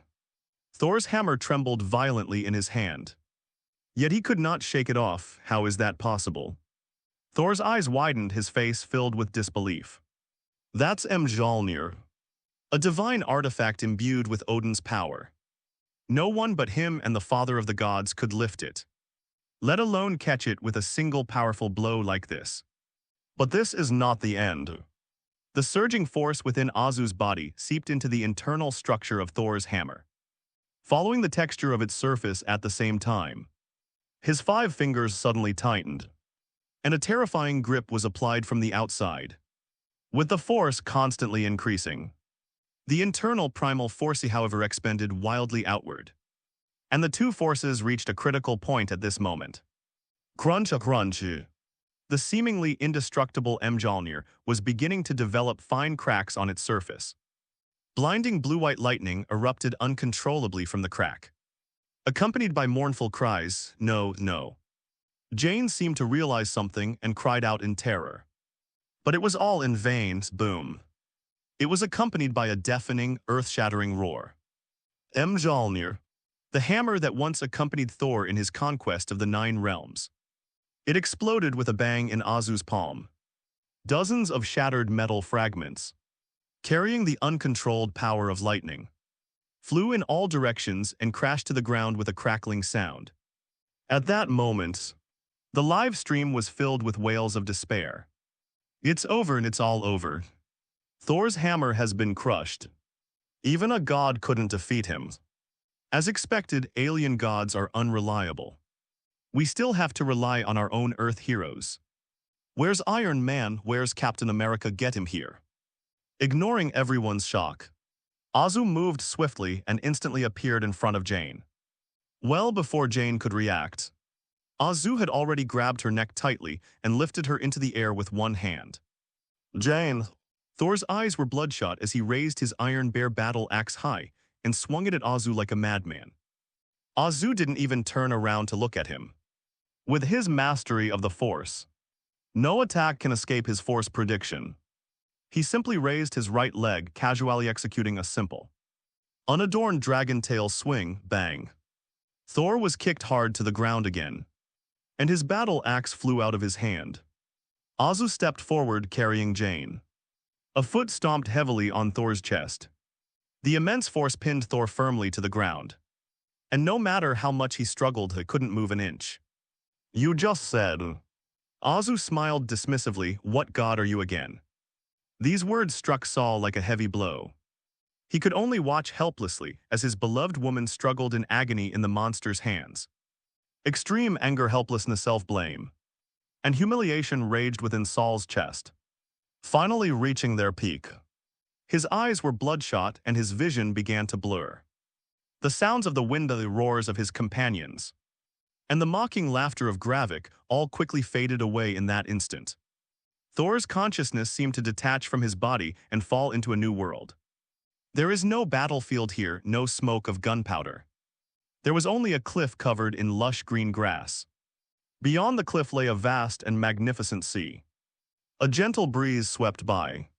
Thor stood blankly at the edge of the cliff. He turned his head. A few steps behind him stood a familiar figure.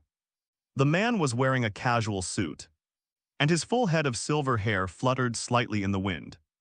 He had an eye patch over one eye, but his only remaining eye was filled with the wisdom and tranquility of someone who had seen through the vicissitudes of life.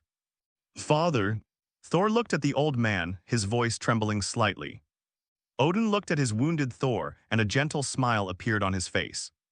You look terrible, my son. Thor stumbled forward and knelt before Odin. Father. I failed, Thor bowed his head in anguish. I couldn't protect Midgard. I couldn't even protect the ones I love. I lost Mjolnir. I didn't have the strength to defeat that monster. Odin gently placed his hand on Thor's shoulder. Thor. Tell me, are you the god of hammers or the god of thunder? Saul froze, looking up at his father blankly. That hammer. Mjolnir, Odin calmly guided Thor. It was never the source of your power, it was merely a tool. A tool to help you control and concentrate the power within you. When you become overly reliant on a tool, you forget who you really are. The power within you comes from the bloodline of the Aesir. From your determination to protect those you love. Not from a piece of metal, but father. That monster is too powerful, Thor was still hesitant. Listen to me, son. A true god is not one who cannot be defeated. Odin turned to the side, gazing at the vast sea. But it was only when he was knocked down, and rose again for everything he cherished, that he truly became a god. Odin withdrew his gaze and looked back at Thor. A proud smile on his face. He's stronger than me, Thor. You've just forgotten how to unleash it, now. Feel the storm flowing in your blood. Listen to the roar of the sky. Thor slowly closed his eyes, and the confusion in his heart began to dissipate. The real battle did not pause for a moment just because Thor was lost in his inner world. Seeing Jane in danger, the Vought heroes behind them could no longer remain calm. B********D, let her go. Jessica yelled angrily and teleported directly to Jane's side. Azu did not stop her, letting her take Jane Foster away. Everyone attack together. Don't give him a chance to react, seeing that Jane was free. Steve immediately ordered everyone to launch an attack. He was the first to throw his vibranium shield. The shield drew a sharp arc in the air, heading straight for Azu's throat. Veronica. Tony roared, and dozens of huge mechanical parts rained down from the sky. The components attached precisely to Tony's armor in midair with a clicking sound. And in the blink of an eye, They were assembled into a nearly 4-meter-tall Hulkbuster armor. Banner roared in anger. His body rapidly swelled and turned green, transforming into the Hulk, and he charged away with heavy steps. All the heroes simultaneously launched a siege on Azu. Despite being surrounded and attacked by the crowd, Azu remained unconcerned. Seeing the vibranium shield flying towards him, he slapped the edge of the shield with his backhand, buzz. The shield emitted a sharp screech as it was pulled back at several times the speed it had come from, slamming heavily into Steve's chest and sending him flying. This was only because Azu held back otherwise. Another Captain America would have been split in two. Try this. Tony's Hulkbuster armor was already close. Engines at full throttle, the heavy hydraulic ram, spewing propellant exhaust plumes, hurtled straight at Azu's face. Facing the oncoming steel fist, neither dodged nor evaded, but casually caught the Hulkbuster armor's massive fist. Click, click, click, a metallic twisting sound rang out. Azu's 5 fingers dug deep into the alloy shell of the armor, and he suddenly ripped it off. Veronica's 2 arms were ripped off, and thick cables were exposed, sparks flying everywhere. Warning: armor severely damaged, system offline. Jarvis frantically alarmed inside Tony's helmet. Azu didn't stop. He lunged forward, tearing the thick alloy armor to shreds like cardboard. Tony was ejected awkwardly from behind the armor. None of the other heroes who rushed forward could withstand a single blow from Azu, and the battle line collapsed instantly. This green-skinned alien is a total monster. Steve struggled to his feet, spitting out a mouthful of blood, seeing his comrades falling one after another around him. He roared, "This won't do, we must fight to the death." Everyone used T-Vex upon hearing Steve's command. Tony popped out of his armor and injected himself with a syringe filled with green liquid. The heroes followed suit, plunging their own necks without hesitation. Jarvis, activate Mark TX. Received, sir. In the sky, a streamlined dark red metal cabin plummeted rapidly. The metal capsule disintegrated in midair, turning into individual metal parts that quickly covered Tony's body. This is a new generation of armor that Tony developed specifically to adapt to the significant physical enhancements after injecting T-Vex. It lacks redundant firepower peripherals, yet pushes melee kinetic energy to its limit.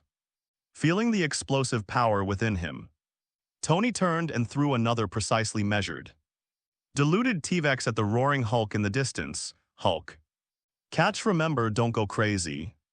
Hulk opened his gaping maw, grabbed the syringe, chewed it up along with the Kassangan, swallowed it. The original dose of T-Vex would cause Hulk to completely lose his mind and attack allies. But this diluted version can push his power to another peak. SHHH. Occasionally, Hulk let out a ferocious roar. His body expanded again at a visible speed. His skin turned a deep dark green. His muscles bulged like rock sand, his veins stood out. Round 2. Walter heroes assemble. Steve picked up the fallen shield and tightly bound it to his arm. The other heroes, like ferocious beasts unleashed, charged towards Azu once more. The battle has begun again. Boom! Hulk struck first. He pushed off the ground with both legs, his body curling up like a bowling ball's, and slammed into Azu with terrifying kinetic energy. Seeing this familiar move, Azu subtly revealed a fatherly smile. He raised his fist and slammed it into the Hulk. Bang! 2 extreme physical forces collided violently in midair. A witty explosive ring emanated from the 2 individuals, spreading outwards and creating a cloud of flying sand. Hulk's rolling offensive was halted, but he did not stop. He used the rotation to dissipate the recoil from the collision, forcefully twisted his body, and suddenly exerted force from his waist and abdomen. A rising dragon strike erupted from below. Azu tilted his head back slightly, calmly avoiding the slap in the face. He then lunged forward and slapped Hulk across the face. Smack! The green behemoth was whipped through the air, tumbling several times. Not bad, big guy, Azu commented bluntly. But your lower body is too unstable when you exert force. Your feet don't fully grip the ground. You lose at least 30% of your power and speed. Before the review was even finished, countless flashes of light suddenly appeared around Azu. Jessica activated her infinite blink ability, her figure flashing around Azu like a ghost. Her punches delivered a series of strikes with almost zero latency. The shadows of fists were like a net. Each punch aimed straight for vital points. Azu, however, simply strolled leisurely through the shadows of fists, slightly turning his body, lowering his head, and sliding his feet. This caused all her fatal blows to miss.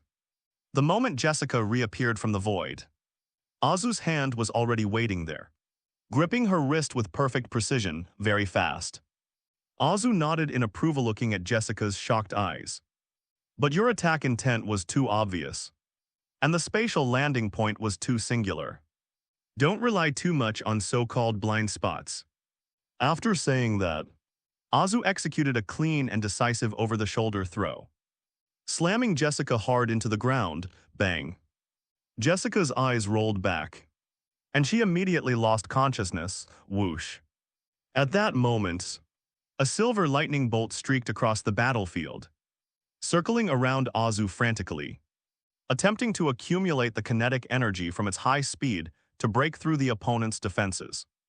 However, Pietro's movement trajectory was completely transparent to Azu. Just as Quicksilver closed in, Azu, also entering a high-speed state, calmly said, "Your speed lacks tactical awareness and variation. You're just running blindly." He casually turned slightly to the side, extended his right leg and lightly tripped her. Snap. A crisp sound of bones breaking rang out. Pietro's left leg was broken at high speed, and he rolled hundreds of meters on the ground screaming in agony. Die! Nebula seized the opportunity and leaped down from midair.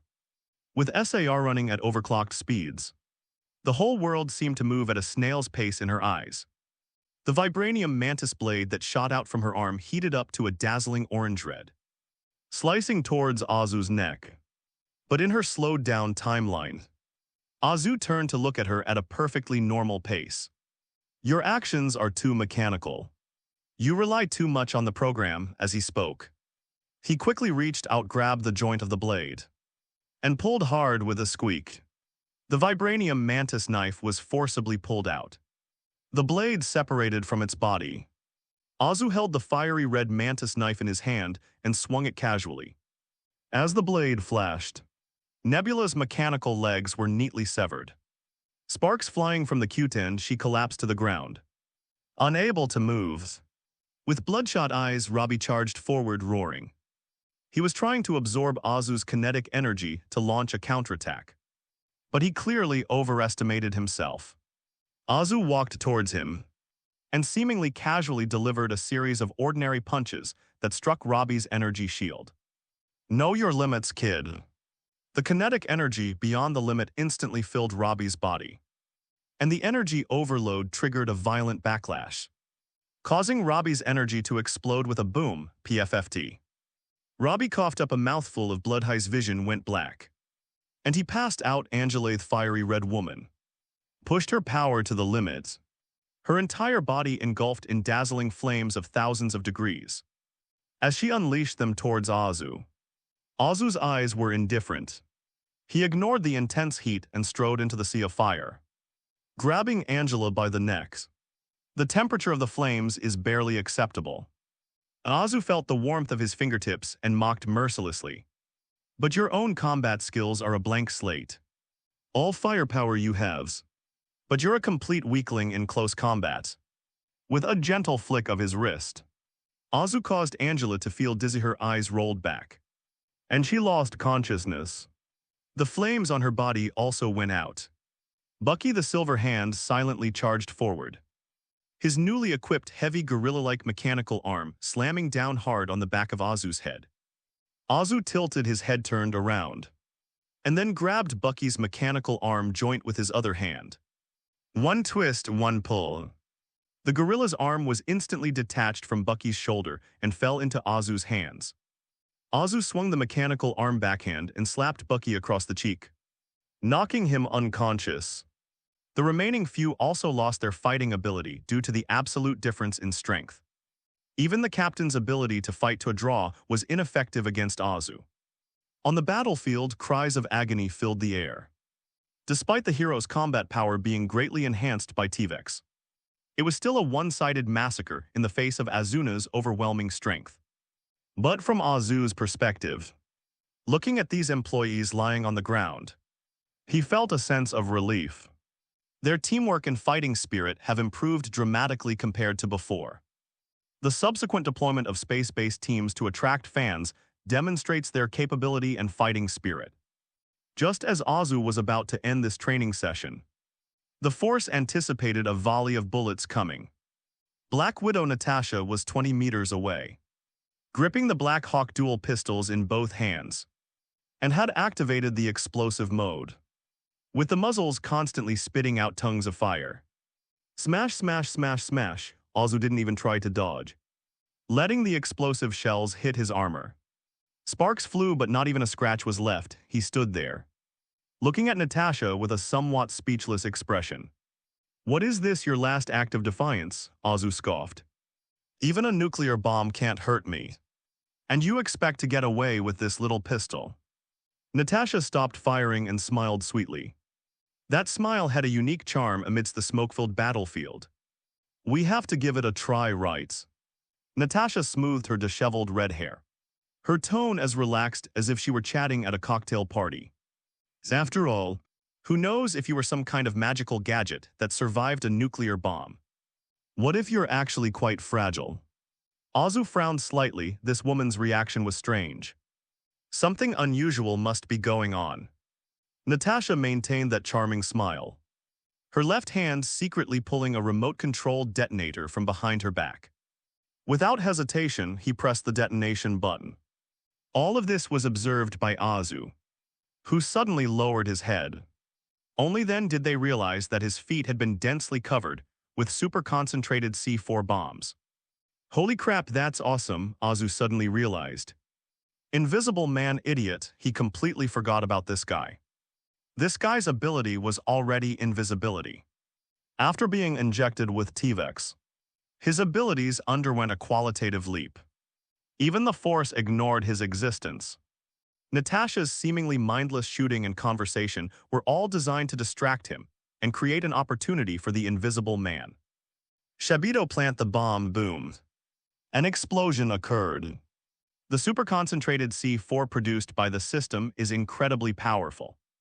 A violent burst of flames exploded beneath Azu's feet. Engulfing his figure, the massive explosion sent Natasha, who was already lying down 20 meters away.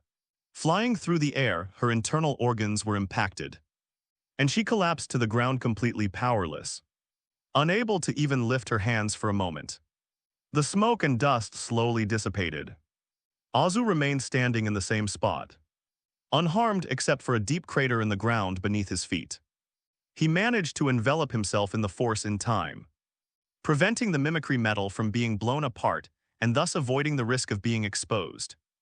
However, Azu was not angry. Instead, through the smoke and dust, he cast an approving glance at Natasha, who was lying limp on the ground in the distance. In this near-total annihilation battle, they faced a despairing disparity in strength. She was the only one among all the heroes who remained calm and collected, utilizing tactical coordination to truly attack his physical body. "Well done, Natasha," Azu secretly admired her. This woman's tactical acumen and mental fortitude were indeed reassuringly reliable. The smoke from the explosion was swept away by the fierce winds across the plain, leaving the land in ruins, pithole scorched earth, and wailing sounds intertwined to create an apocalyptic scene. On these ruins, not a single Vought hero can be seen standing any longer. Tony's armor had been reduced to countless scrap metal pieces. Rogers lay limp on the ground, his vibranium shield worn smooth and embedded deep in the rock. Even the raging green behemoth Hulk, after being repeatedly struck down, exhausted his fury. His massive body shrank, and he transformed back into Bruce Banner.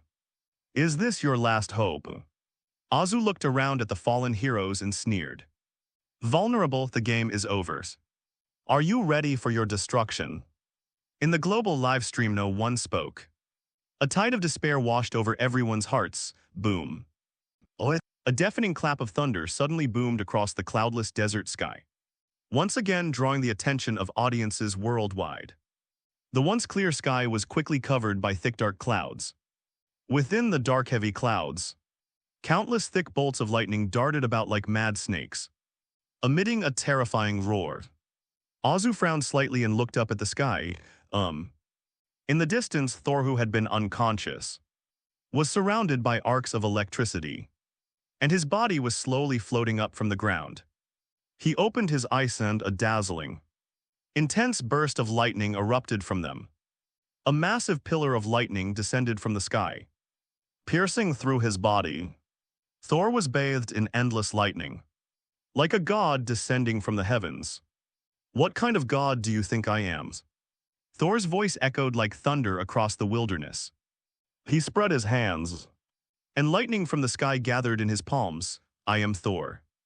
With a deafening roar, a devastating thunderbolt descended from the sky, launching a deadly charge towards Azu's position. For Midgard, for the glory of Asgard. A giant lightning bolt over 5 meters in diameter completely engulfed Azu's figure. Boom. The blinding lightning turned the entire live stream room into pure white. "Keep going, don't stop," Steve yelled at Thor, clutching his wound. Thor unleashed his divine power without reservation, as if transforming all his anger and determination to protect into this world-destroying thunder. The lightning bolts relentlessly bombarded Azu's location, sending countless fragments of rock flying outwards. The lightning strike lasted for almost 5 minutes. Finally, Thor's power began to wane. The dark clouds in the sky slowly dissipated, and the lightning bolts gradually receded.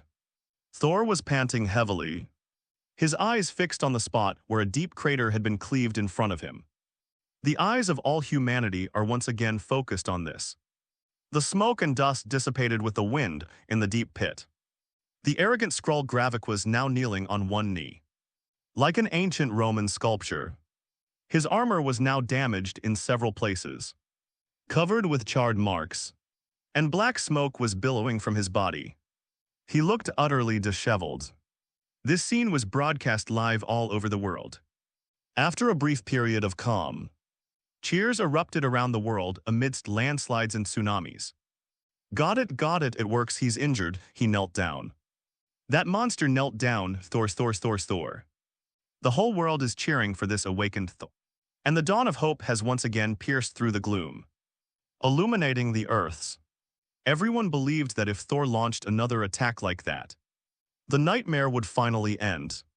Thor looked at the disheveled Skrull at the bottom of the pit, and his tense nerves finally relaxed a little. "It's finally working," Thor's confidence soared. His attack finally broke through the monster's defenses. If he could do it one more time, he could finally end this absurd Skrull game. He can not only save Midgard and his fallen comrades, but also gain the worship of the masses. More importantly, Jane's. Saul couldn't help but imagine Jane rushing towards him with a proud look on her face as he accepted the cheers of victory, giving him a passionate and affectionate kiss. Thinking of Thishi's adrenaline surged, and the electric arcs around his body surged again, preparing to press his advantage and kill the alien in one fell swoop. "Die, monster," Thor roared, preparing to unleash another lightning strike. Hee. Ha. A low laugh came from the bottom of the pit. The laugh grew louder and louder, and finally turned into unrestrained maniacal laughter. The Skrull, who was emitting smoke, slowly stood up. He casually brushed off the pieces of his damaged armor and twisted his neck. "Great, really great, the thunder god of Asgard is indeed quite capable." Thor stopped what he was doing, his brow furrowed. The tone and the aura seemed slightly different from before. But Saul had no time to think, much less to react.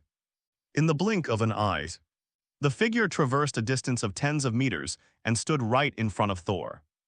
Without any fancy moves, a fist the size of a clay pot was already firmly imprinted on Thor's cheek.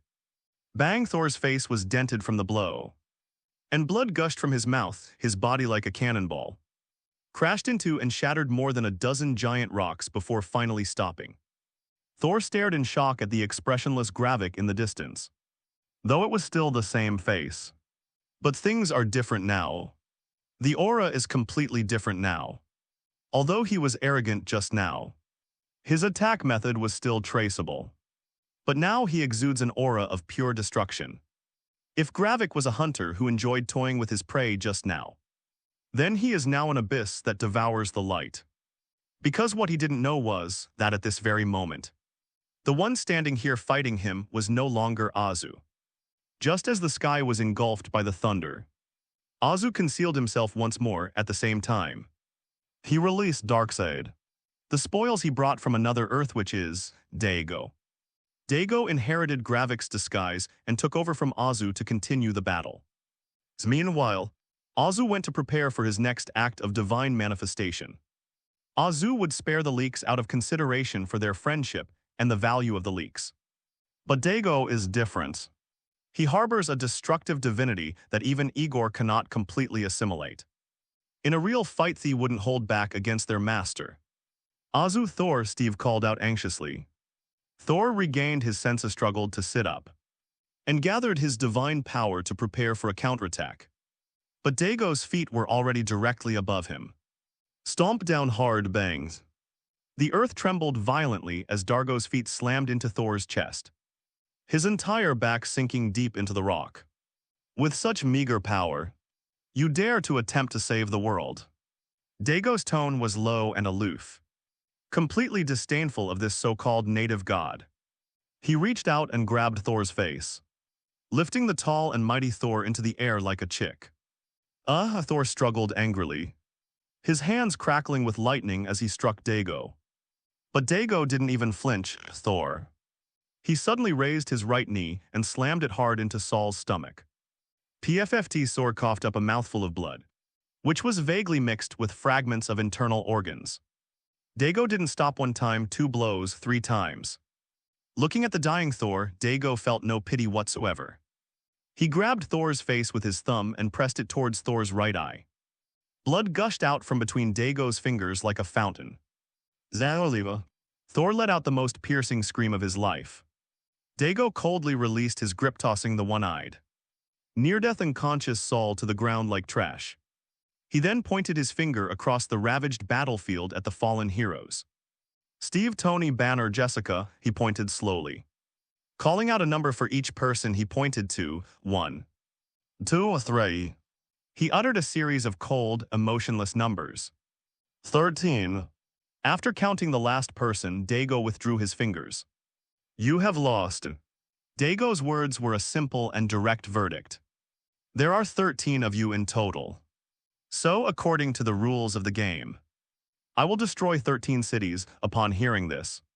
The viewers in the live stream, who had been feeling sorry for Thor's miserable state and were even shedding tears. This declaration plunged them into despair. 13 cities. This means the deaths of hundreds of millions of people. This is not war, this is massacre. Imagining the impending destruction. Imagining the horrific scene of Tokyo being reduced to wasteland and about to be repeated in 13 other cities. An overwhelming sense of sorrow welled up in people's hearts. The online comments vanished instantly. Almost everyone was terrified, as if they had lost the strength to even type, Camertage. Wanda was surrounded by crimson chaotic magic. As early as when she saw Pietro's broken leg and his scream as he fell to the ground in the live broadcast, she had already lost all patience and began to draw a portal that flickered with sparks in front of her. The Ancient One walked over calmly, and with a gentle wave of her hand dispelled the portal. Let me through, I need to help them. Wanda cried anxiously, I'll be all right. The Ancient One's tone was meaningful. This is a necessary ordeal, Wanda. If you want to see Anthony back as soon as possible, then don't interfere. Upon hearing the name Anthony, Wanda froze. She bit her lip tightly, a red light flashing unwillingly in her eyes. But in the end, she forcibly suppressed the impulse in her heart. The narrator planes. All the live stream cameras were fixed on Dago. Everyone stared in terror at the brutal demon, wondering what method he would use to destroy 13 cities at once.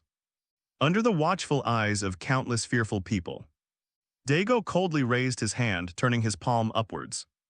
A metal cube appeared in his hand, parent box.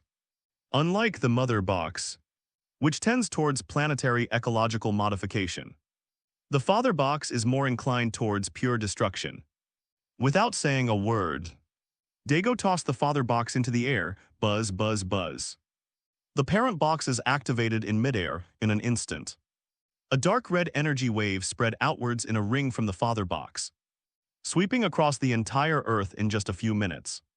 A sudden change occurred. People around the world looked up in horror. The once azure sky turned a chilling crimson, as if it had been splattered with thick blood and thick. Blood-red clouds churned across the globe, while countless crimson lightning bolts crisscrossed the sky. The air was filled with a high-frequency, ear-piercing buzzing sound that made people's eardrums ache.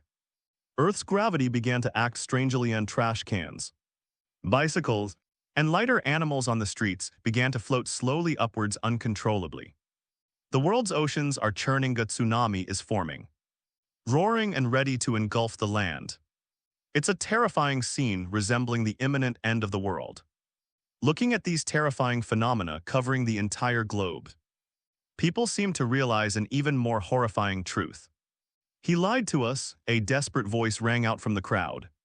He doesn't just want to destroy 13 cities. He wants to destroy the entire Earth. The chat in the live stream went wild, a devil. This is a real devil, doomsday. This is the end of the world, we're all going to die. The Earth is going to be torn apart, we're doomed. Mom, I don't want to die if there's a tomorrow. I will never complain about life again. Why has God abandoned us? Doomsday rhetoric and fear, sorrow, and deep regret, a mix of emotions swirled in people's hearts. Countless people began to pray in despair to God, to Allah, to Brahma, and other supreme deities of their respective faiths, praying for miracles. Washington, D.C. The White House quickly contact Waters immediately. Initiate the interstellar exile plan. President Ellis stared out the window at the blood-red sky.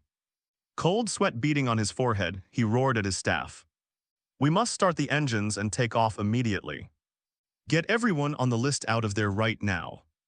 The aide, sweating profusely, connected Walter's call. A moment later, he hung up and walked up to Ellis with a grim expression. Mr. President, Vought International has rejected the launch request. Are they insane? Ellis grabbed his aide by the collar. The world's about to end, what are they waiting for? Vaught's higher-up said, the advisor swallowed hard. The interstellar exile plan is on hold. We still have one last hope. What hope is there? Ellis asked.